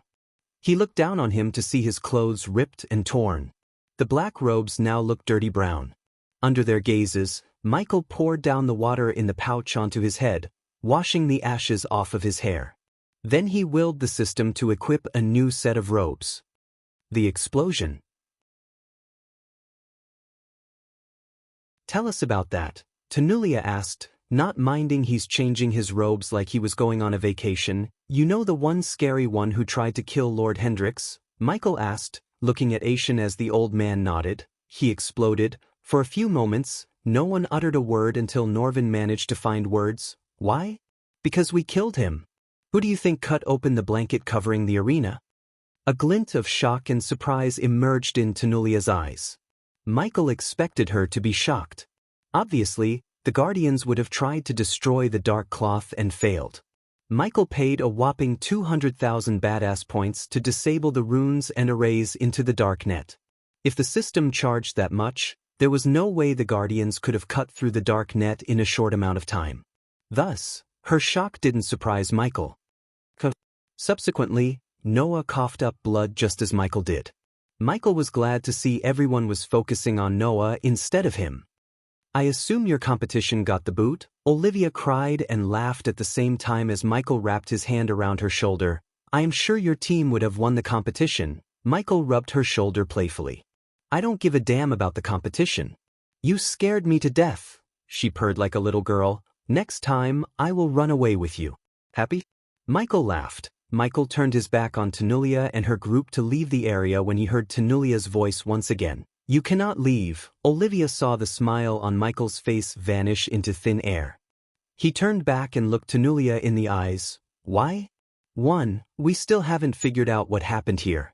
2nd, we have a witness claiming you killed Lord Gabriel. Several dark lines formed on his face as he creased his brows.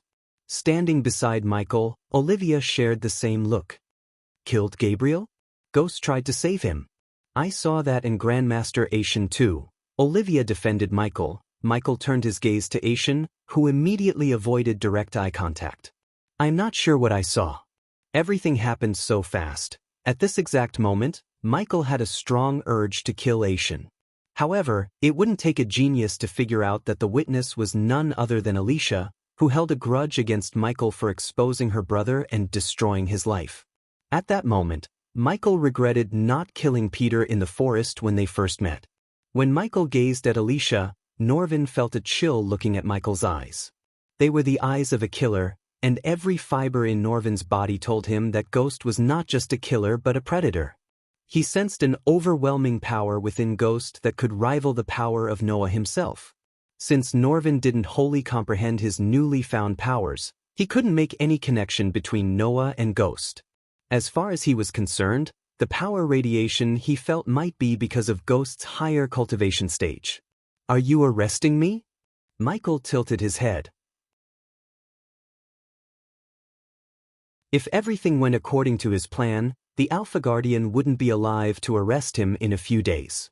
Don't act so innocent. I saw everything. You let him go. You killed him, Alicia roared. Sponsored content. Visit Riedel. Me for extra chapters. Alicia couldn't stay silent for long. Her hatred and anger blinded her mind and made her ignore Noah for a few moments. I didn't. Michael simply shrugged. Of course, Michael killed Gabriel. He intentionally shot lightning bolts at Gabriel so he would lose his grip and fly into the red hole.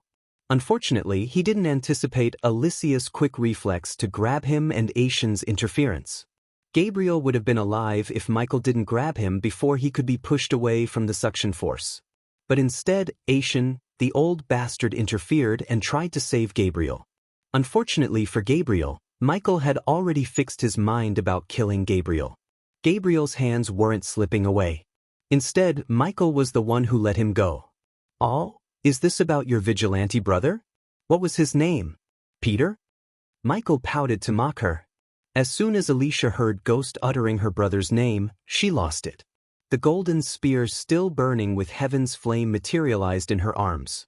Just as she was about to leap at him, a hand grabbed her spear and stopped her. They all looked down to see Noah opening his eyes.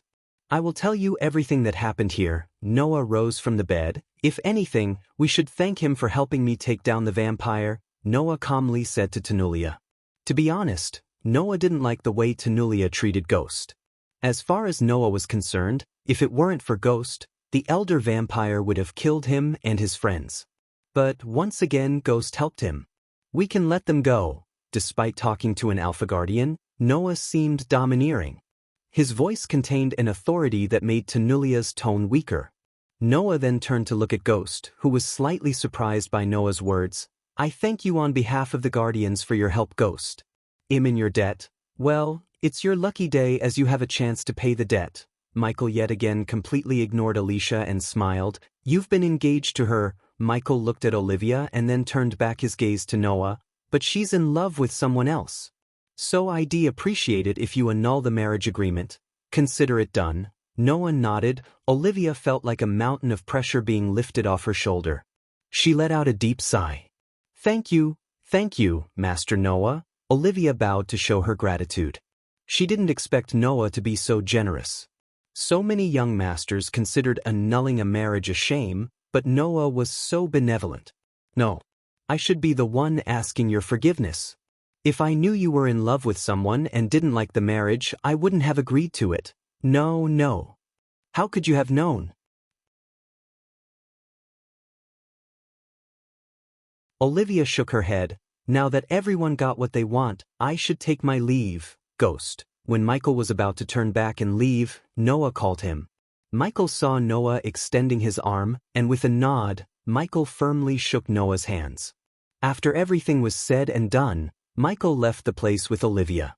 They both shot towards the sky and disappeared into the dark clouds, leaving Noah's group behind. What was that? The moment Michael disappeared into the clouds, Tanulia coldly asked Noah, Forgive me for taking up the authority, Alpha Guardian. But we need to make allies instead of enemies. This vampire threat is not a joke. A single vampire decimated one of the highly protected places in an hour. Noah looked around and sighed. If we want to defeat them, we need powerful allies. Considering Tanulia knew about Noah's identity and how important he was to the guild, she remained calm, although she didn't like how Noah interjected and disrespected her rank. Then Noah turned his gaze towards Alicia, who was trembling in anger. And Alicia, the sooner you accept what your brother did was wrong, the better. If it weren't for Ghost, someone else would have exposed him. Norvin's jaw dropped a few inches as he was utterly shocked by how coldly Noah talked to his sweetheart. It was the first time Norvin had seen Noah treat Alicia coldly. The burning spear in her hands disappeared, along with the anger in her eyes. Instead, her eyes got filled with tears. This feud of yours with Ghost ends now. We would investigate impartially and serve justice if he had anything to do with Lord Gabriel's death. Do not let your hatred blind your mind.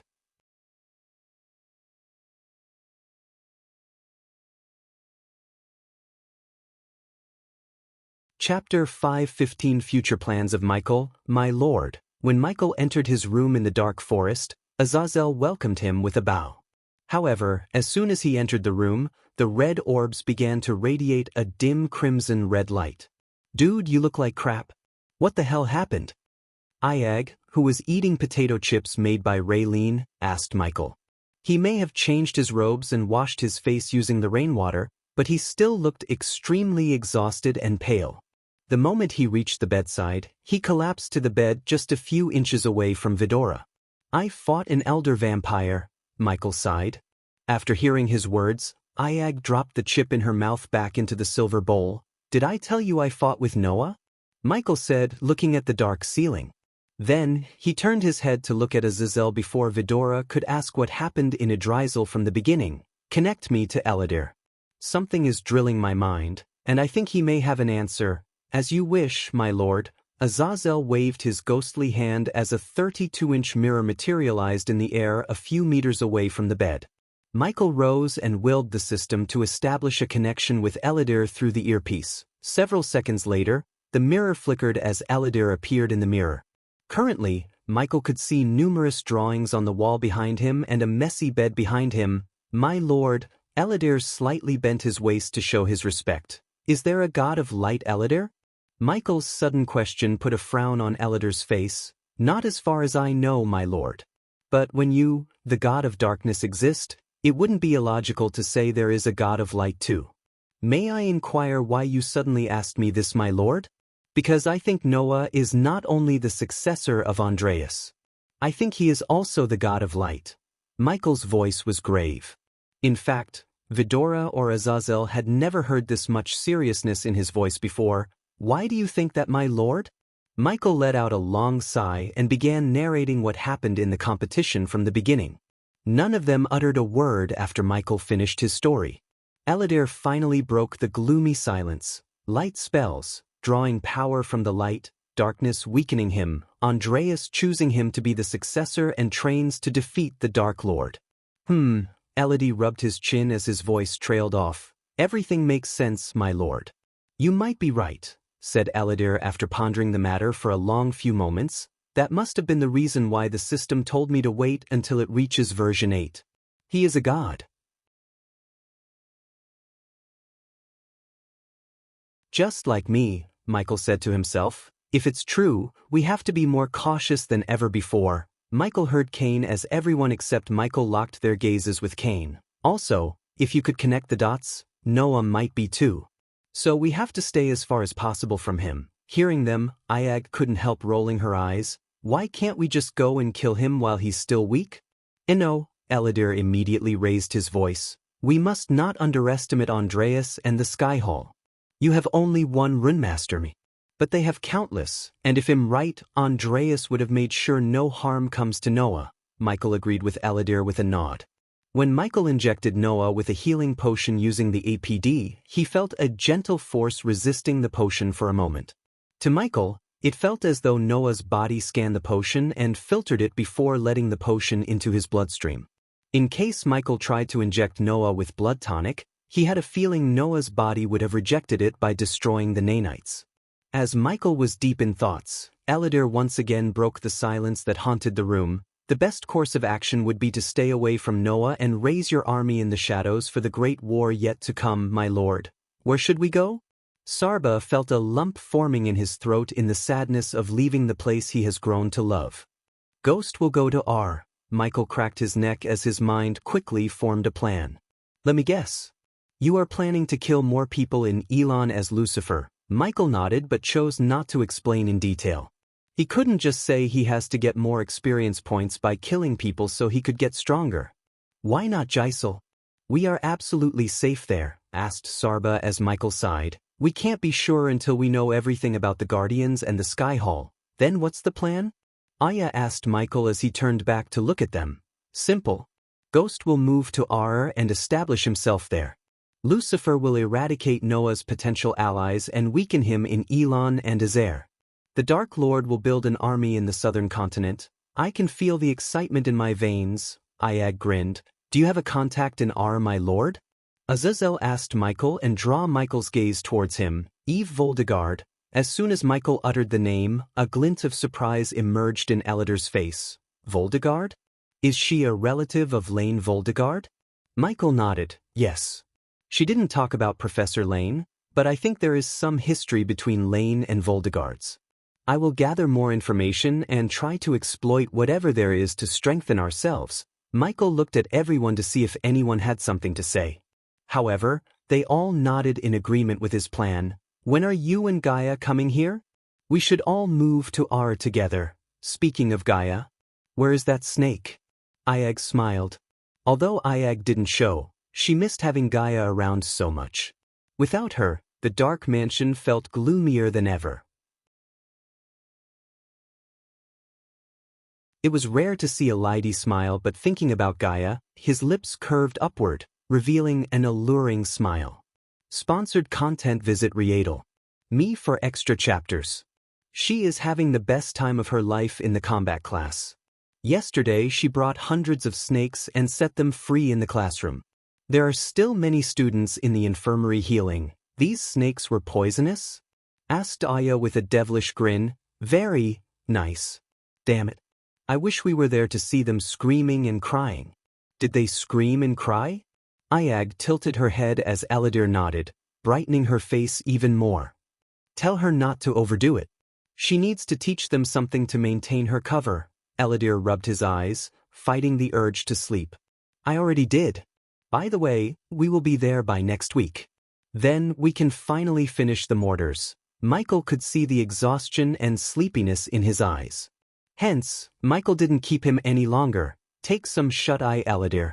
You can't function best if your brain and body are desperate for rest. I will, my lord. After that, the mirror flickered again before turning completely dark. Then with a flick of his wrist, Michael took out Lucifer's suit of armor and put it on an armor stand. The armor looked as menacing as ever with its dark metallic platings and crimson-red linings. When I fought the elder vampire, I realized one of my biggest weaknesses. Michael ran his fingers through the armor. What is that? Asked Diag. Armor. Michael simply said, this armor might look fancy, but it can't protect me from spell attacks. I need stronger armor. For both Lucifer and Ghost, who needs a suit of armor more than Lucifer, while fighting as the Dark Lord, Michael could unleash his full power without worrying about exposing his identity. Hence, Michael was relatively safe fighting as Lucifer than as Ghost. Granted, there were cool clothes in the system store, but they were not armors. To forge stronger armor, he needed stronger materials. Unfortunately, the system locked the ores and armor materials under an upgrade wall. In other words, until he upgrades the system to version 8, he wouldn't be able to buy a suit of armor or any materials from the store to forge a stronger unique armor. However, it never stopped Michael from getting what he wanted. The Aqua auction might have what I need to forge armor. Eve said she knows some blacksmiths who are capable of forging any sort of armor. Also, we should recruit a loyal blacksmith. R might be a good place to start looking for suitable candidates, Kane reminded Michael. To become a blacksmith himself, Michael would have to pay the system a whopping 700,000 badass points, and it would make him just a 1-star blacksmith. However, if he found one with a blacksmith specialty, he could turn him or her into a 5-star blacksmith for 1.2 million badass points. Compared to alchemy, smithing was in a different realm. But, coupled with his inventor trait, Michael knew he would be able to create some nasty weapons that could change the tide of the war. Of course, Michael planned to become one himself in the future. But for now, recruiting someone else seemed like the cost-effective and plausible way. He wished Jack was here because Jack had all the requirements to become his personal blacksmith. His death was really a loss for Michael. Loyalty should be the key here, Sarba said in his soft voice as though he read Michael's mind. I am pretty sure we can find a desperate dwarf who would be willing to become the Dark Lord's subordinate in R. Michael devilishly grinned. Excitement rushed through his veins, thinking he was finally going to R, the most powerful continent of all. My lord, suddenly Azazel called him as Michael turned around. Today is the day we asked Miss Peyton to meet you in Maven. Oh, the assassination of the Alpha Guardian. I almost forgot about that. But you haven't killed her yet? Iag asked Michael. I will. Let's go meet Peyton, shall we? Michael willed the system to equip his armor as the suit of armor vanished from the stand and appeared on Michael except for the last piece, mask. It appeared in Michael's hands as he slowly put it on his face. Where are we going? Asked Sarba as they flapped their tiny wings to take off from the bed to Michael's shoulder. To the crypt. Michael activated the runic teleportation, and the next moment he just vanished into thin air, leaving Azazel behind.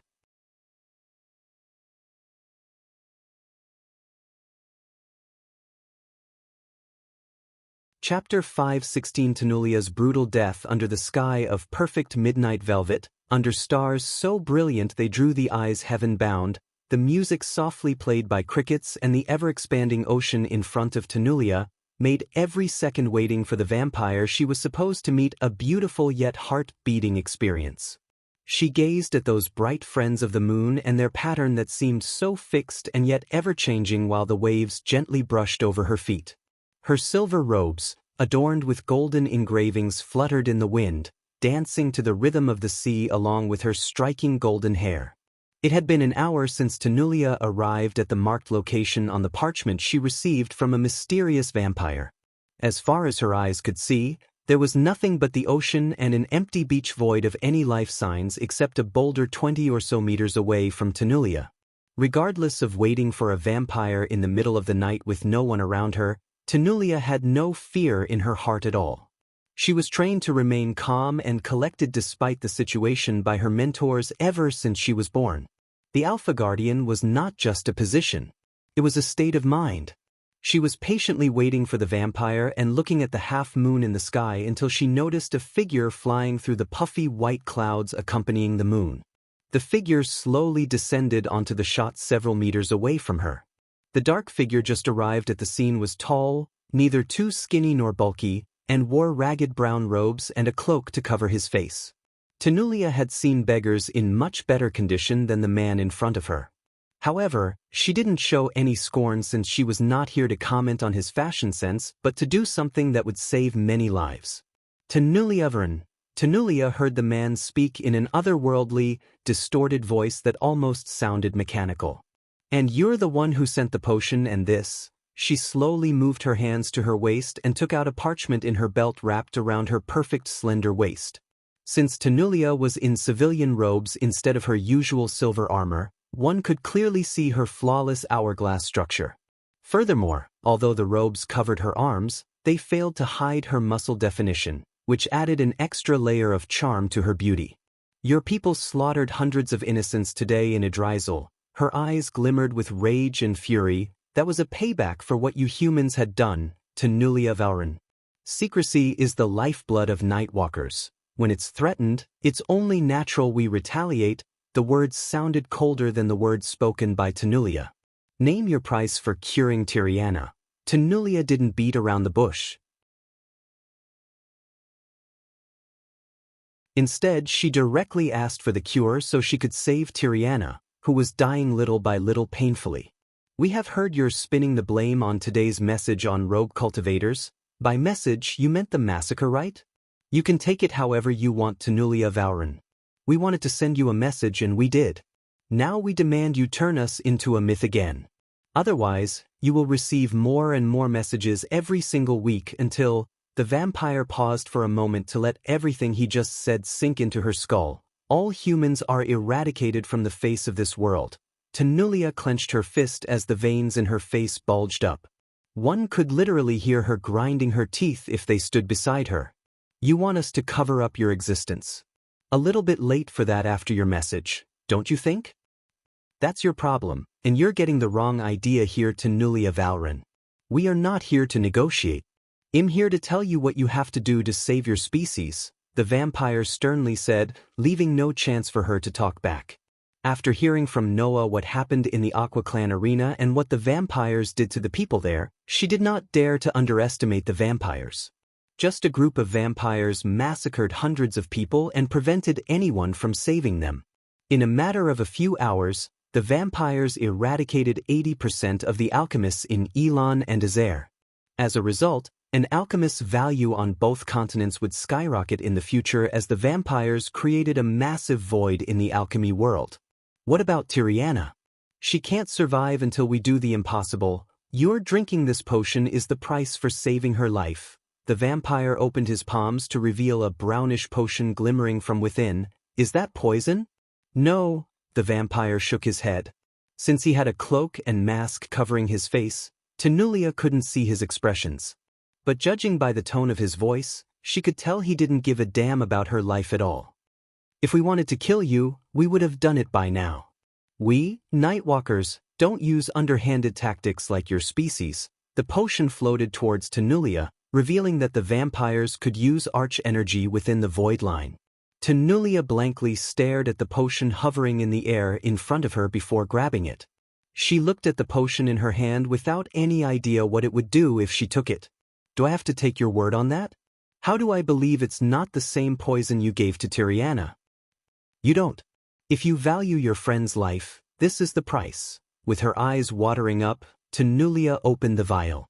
She expected the air around her to smell different, but contrary, nothing changed as she still smelled the fresh salty air as before. The vampire stared at her, lifting the potion towards her mouth and pouring it slowly into her mouth.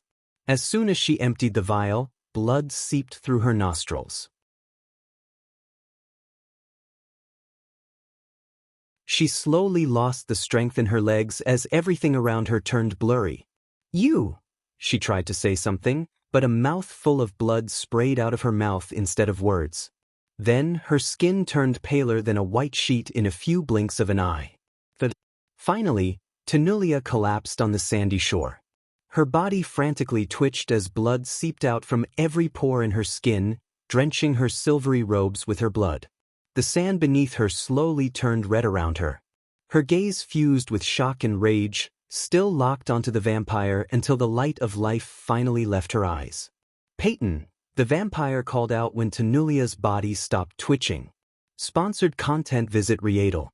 Me for extra chapters. For a few moments, There was nothing but the sound of ocean breeze and waves that haunted the arena. Then, several seconds later, a figure walked out of the boulder's shadow out of the blue. Currently dressed in black robes from head to toe, Peyton strolled toward Tanulia's body. Is she dead? Peyton removed the cloak covering her head to reveal her face. She turned her blood-red eyes towards the vampire and saw him nodding his head. Her face twitched, showing the burning anger in her heart. I have to make sure, Peyton coldly snickered before retrieving a gray dagger hanging on her waist. Bitch! Peyton kicked Tanulia in the gut furiously and continued to do so to vent her anger.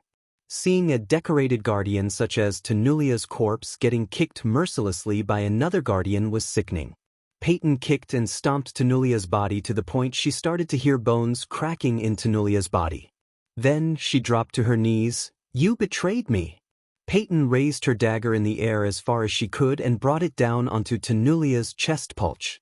The blood sprayed out from Tanulia's chest as Peyton kept stabbing her repeatedly. Her rosy face was painted red with the blood sprayed onto her face. Still, Peyton continued to skewer Tanulia until she couldn't raise her hand anymore. After she was done stabbing Tanulia's dead body, Peyton turned around to look at the vampire. Under her murderous gaze, he removed his brown robes, revealing the dark metallic armor beneath. Dark Lord, Peyton mumbled, looking at his terrifying stature. I fulfilled my end of the bargain.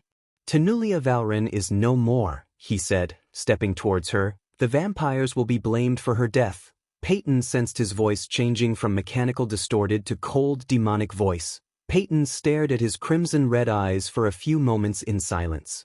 A year ago, she began her journey to hunt down Lucifer so she could climb up the ladders in the guild. A year later, after spilling so much blood and sweat, she stood in front of the Dark Lord with the blood of Tanulia Valrin in her hands. What do we do with the body? Peyton looked at Tanulia's body. Then, she took a few steps away from the body while the Dark Lord stepped closer to Tanulia. Peyton saw the Dark Lord looking at Tanulia from top to bottom. What a pity! She would have made a fine subordinate. Peyton could swear that she almost sensed a bit of compassion in his voice. Letting out a sigh, the Dark Lord turned around. At that moment, Peyton was only a hand-reaching distance from him.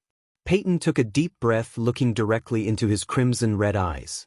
Afterward, she threw the dagger away and dropped to her knees. For a few seconds, she looked at the sand, and then she finally looked up at him. Her heart was pounding against her chest as everything around her seemed to have stopped. Suddenly, Tanulia's body behind the Dark Lord moved out of nowhere. Within a blink of an eye, Tanulia's hand grabbed the Dark Lord's legs. The Dark Lord shuddered, but before he could react, a golden sword engraved with hundreds of glowing runes materialized in Peyton's hand. Poch! She stabbed the Dark Lord with lightning speed and twisted the sword. At the same time, a golden rope appeared around his feet. Teleport now, bitch! Peyton grinned as she sent the sword deeper into his guts.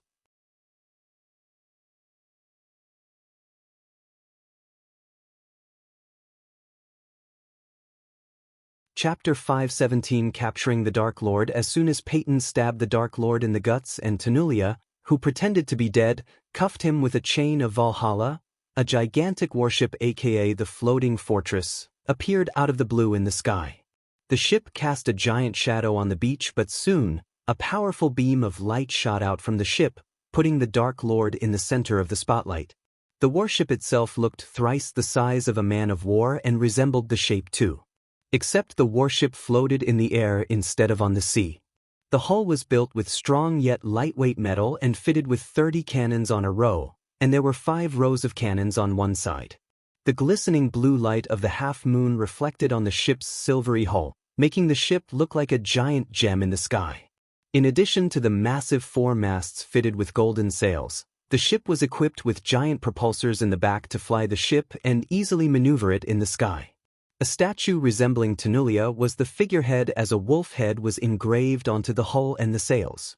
The warship functioned as Tanulia's headquarters in the southern continent. Aside from its domineering look, the ship had many powerful weapons and functionalities. For example, the ship was equipped with camouflaging runes. which was why the ship remained undetected above their heads. Since there was no arch-energy in the atmosphere on the southern continent, specialized runes and devices were designed to draw power from the moonlight and heat produced by burning a ton of coal. "Get him up!" Peyton shouted at the sky as the ship's belly opened up, releasing a floor panel attached to ropes. When the wooden panel hit the ground, Peyton grabbed the Dark Lord by his neck and moved him towards the wooden board.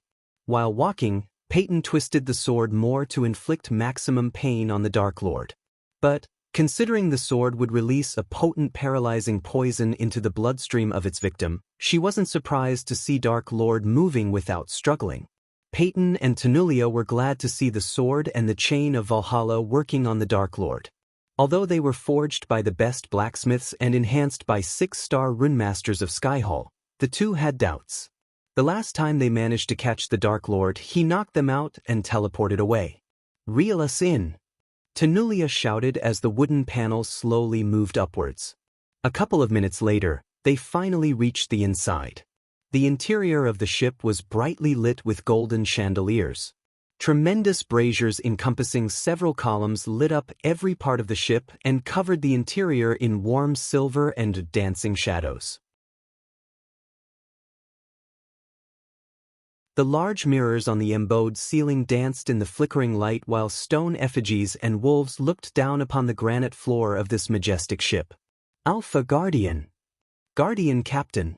A group of highly trained elites of the Hunter Guardians was there to escort them to the interrogation room specially built to contain the Dark Lord. The 12 men were clad in silver armor forged with the same metal as the ship's hull. However, even the elites glinted with fear in their eyes when they saw the Dark Lord in person. Wasting no time, they escorted the trio through a hallway guarded by more armed soldiers until they reached an 8-foot door made of copper. From where they started their journey to the door decorated by banners and lit with golden orbs that illuminated the paintings of elven men and women below them. The 3 guards leading the escort pushed open the copper door to reveal an empty room surrounded by white walls. There was only an oak table, 2 chairs on one side, and 1 metal chair on the opposite side of the table. Michael was stunned by Peyton's betrayal. But, more than betrayal, it seemed like a carefully elaborated plan.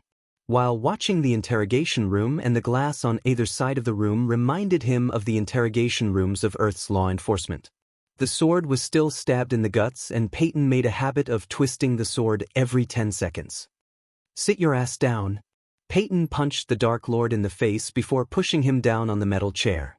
As soon as he was forced to sit on the chair, the elite guardians entered the room with more golden chains and tied the Dark Lord to the chair as tight as they could.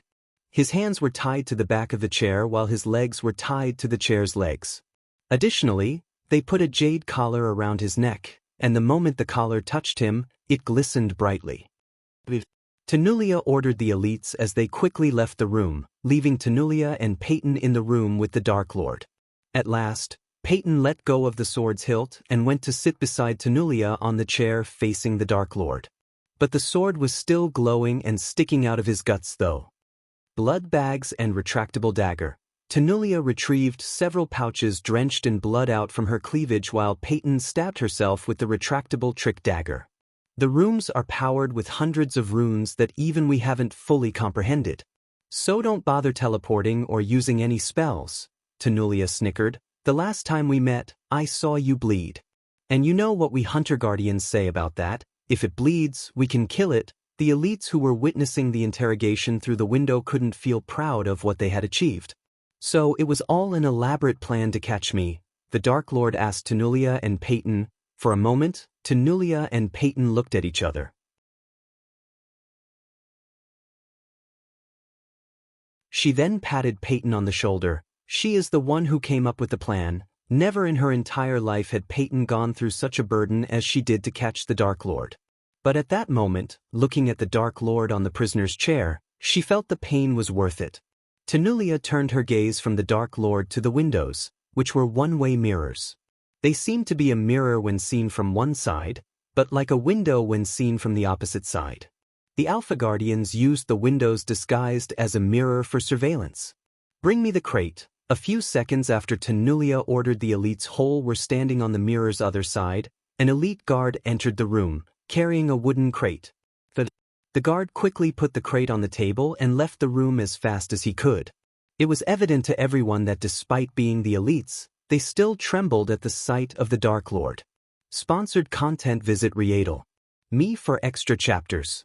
Tanulia put her hand into it and grabbed something from the crate.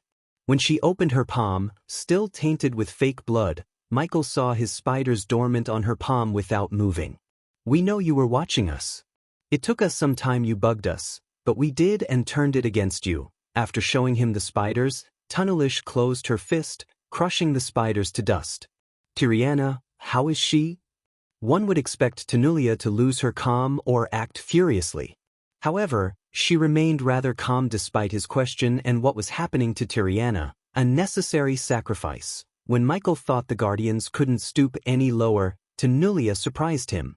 Tiriana was her best friend, yet she just waved it off, saying a necessary sacrifice like Tiriana's life was worth nothing.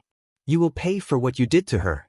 I will personally make sure you suffer more than she ever did, Tanulia coldly exclaimed as the Dark Lord turned his gaze at Peyton. You are really a great actor, the Dark Lord mused.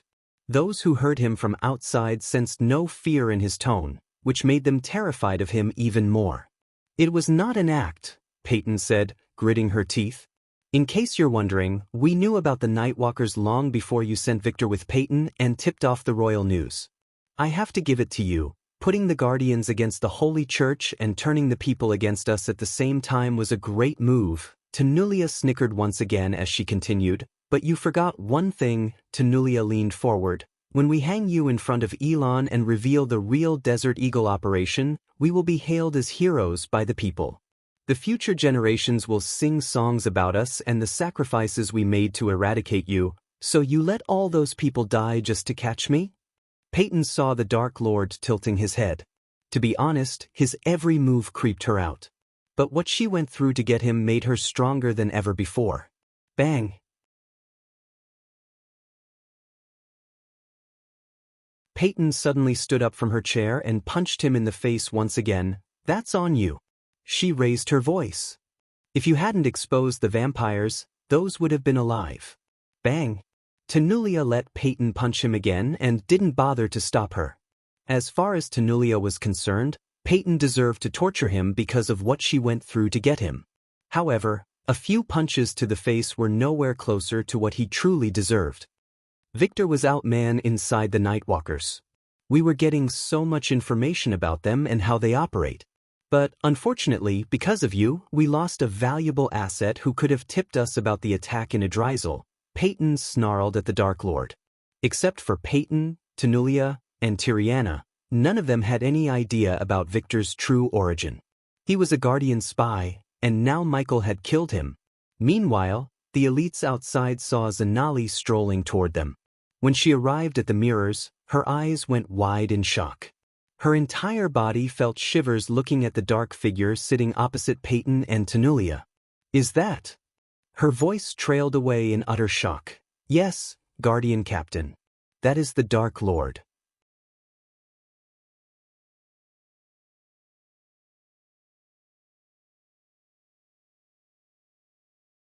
Chapter 518 Unmasking the Dark Lord. Ha!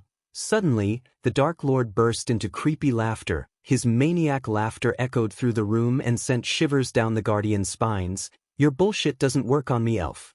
I can see it in your eyes. You know about the attack long before I exposed the vampires. The only difference is because I exposed them, the vampires left some people alive so they could spread the message. Otherwise, it would have been a complete massacre with no survivors to tell any tales. Zanali was startled by his words. There was no way the Alpha Guardian knew about the attack and did nothing to prevent the killings. So many people, including Nagas in their human forms, were killed in the arena by the vampires. Tanulia creased her brows as he continued, You were planning to catch the elder vampire. But you didn't expect the dark net to be so problematic to break. Now that your incompetence backfired and caused so many lives, you're trying to pin it on me. Pin it on Lucifer or the Dark Lord as usual. Peyton heard the Dark Lord snicker. He leaned back on the chair and played beats on the table casually. We will catch the vampires.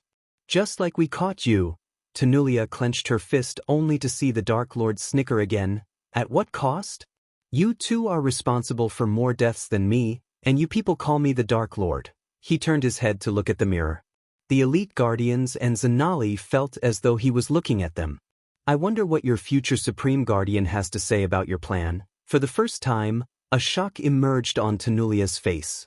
She stared at the Dark Lord without batting an eye. Noah Winston. I know all about him, Tenulia Varan. Bang. As soon as he spoke these words, Tenulia kicked her chair backward and lunged at him over the table. She grabbed his shoulder and punched him without pulling her punch. Ha! But the Dark Lord kept laughing as though he heard a joke. His laugh became creepier by the second, and many guardians wanted it to stop. Alpha Guardian, the latest __sodies are on _ website. After seeing Tenulia punching him for the 50th time, Peyton softly called her to stop Tenulia. Although they suspect the Dark Lord was not a human and possessed inhuman strength and power, Peyton still didn't want to take his life before they could get as much information as possible from him, particularly about where he came from. The demon realm or hell realm was something which they knew frighteningly little. The last page's grimoire about the Dark Age and the Dark Lord mentioned something about a demon king of Hell Realm, and the higher-ups of the Guardian Guild suspected the Dark Lord might have some information about the demon king. Unfortunately, the only information they possessed about the demon king was a name, Hunter. Dictator with a badass system MC's name is also Hunter. What a coincidence. The higher-ups were none other than elders in the Sky Hall, but even the Alpha Guardians had no idea that the Sky Hall from the shadows controlled them. He doesn't know, and it will stay that way, Tenulia said before throwing one last punch at him. Her fist felt numb after punching him repeatedly. After we're done with you, we will see how your body is built. Starting from cutting open your throat, Tenulia threatened him, but he still kept laughing. You're a maniac. Not a god, like some sickos claiming you are, Peyton growled. Seeing you hang to death will make everything I went through worth it. Again, I wonder what your future Supreme Guardian has to say about your plan. Particularly the part where you endangered his little sister's life. Seeing Tenulia and Peyton remain calm, Michael slowly connected the dots and was truly surprised by them. They knew the vampires were going to kidnap her and force her to retrieve that key, Michael said to himself. If I am right, they are planning to kill the vampires after she retrieves the key. Then they will take the key from her. You should worry about yourself, Tenulia snarled at the Dark Lord. Set a course to Draddle. Elders will meet us there. Tenulia turned her head and locked her gaze with Zanali. Zanali nodded before leaving the interrogation room towards the ship captain. Because Zanali was a guardian captain, a couple of elites followed her behind. Meanwhile, in the interrogation room, Peyton and Tenulia each took a few parchments from the crate on the table and opened them. What am I thinking? Suddenly Tenulia smacked her forehead. Remove his mask.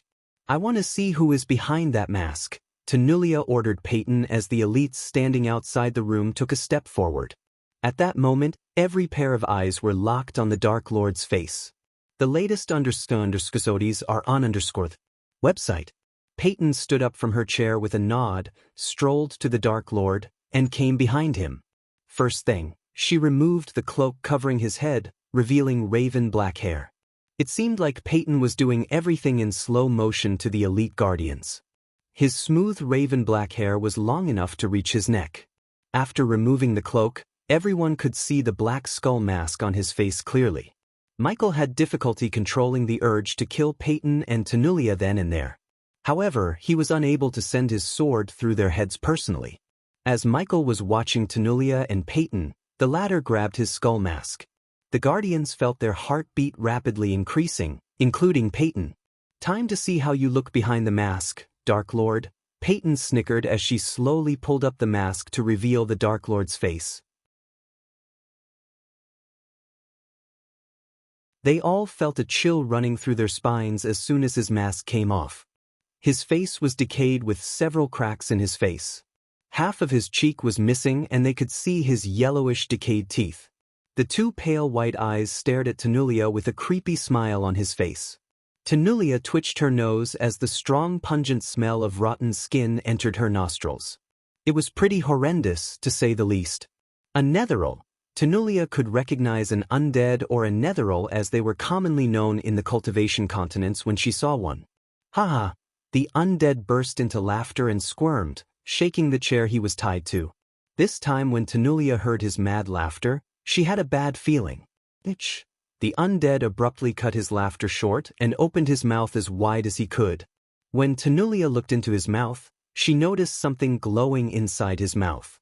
Before she could guess what that was, the undead spits the glowing rock onto the table. The elites immediately leaped away and curled into a ball, thinking the rock was going to explode. For some reason, the first thought when they saw the rock was that it might be a bomb. Tenulia stared at the jade rock on the table while a bright light inside the rock pulsated in regular intervals like a heartbeat. None of them had an idea about the rock until a bright light shot out of the rock to the wall behind the undead. The bright light slowly turned into a figure resembling the Dark Lord, but the Dark Lord before they unmasked him. Dark Lord, the undead uttered the word as Peyton felt her entire body go numb. TSK, Peyton, Peyton, Peyton. The Dark Lord projected on the wall amused. The elites slowly managed to grasp the fact that the undead wasn't the real Dark Lord. But Tenulia was smarter than the rest. Hence, she realized the truth, the Dark Lord had played them. Visits. For the best no___ experience, where is Tiriana? The Dark Lord asked as Tenulia quickly scanned everything around the Dark Lord.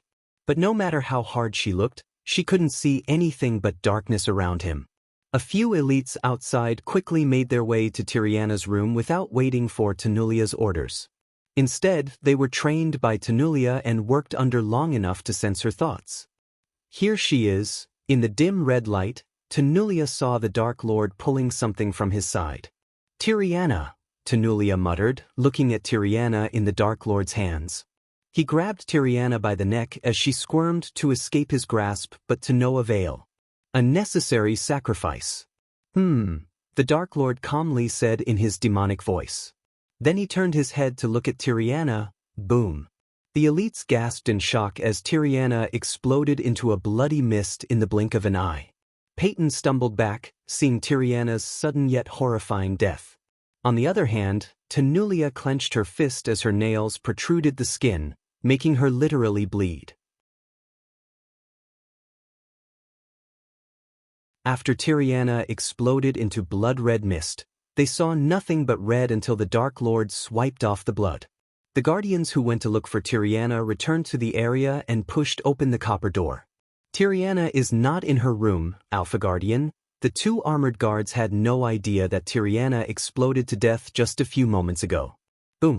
Tenulia raised her hand as a powerful gust of wind blasted away the two guards. I thought you were fine with her dying, Tenulia Valrin, the Dark Lord said, tilting his head. He sounded amused by the anger in Tenulia's eyes. Not a good feeling, is it? Realizing your whole plan is just a colossal failure? Ha! He laughed, shocking everyone. Your elders have been wetting their pants for thousands of years because of me. A simple thought of me gave them nightmares. Did you really think that two bitches could catch me? His voice became colder and murderous. He then took a step closer as they saw his face closer on the projected screen. Slowly his crimson-red eyes became dark as Tenulia saw his eyes flaming up. Under their gazes, he raised his hand and kept his middle finger and thumb together. Visits. For a better user experience, Peyton, when you thought you were playing me, you forgot something really important. Peyton's mind went black as she walked backward in fear. I am the Dark Lord. He snapped his finger as the entire white room turned red with Peyton's blood. The guardians gasped, realizing that Peyton exploded into a bloody red mist just like Tiriana with a snap of his fingers. You're tuning in to the Wandering Hero YouTube channel. Don't forget to subscribe and join us on this journey to catch the most captivating stories.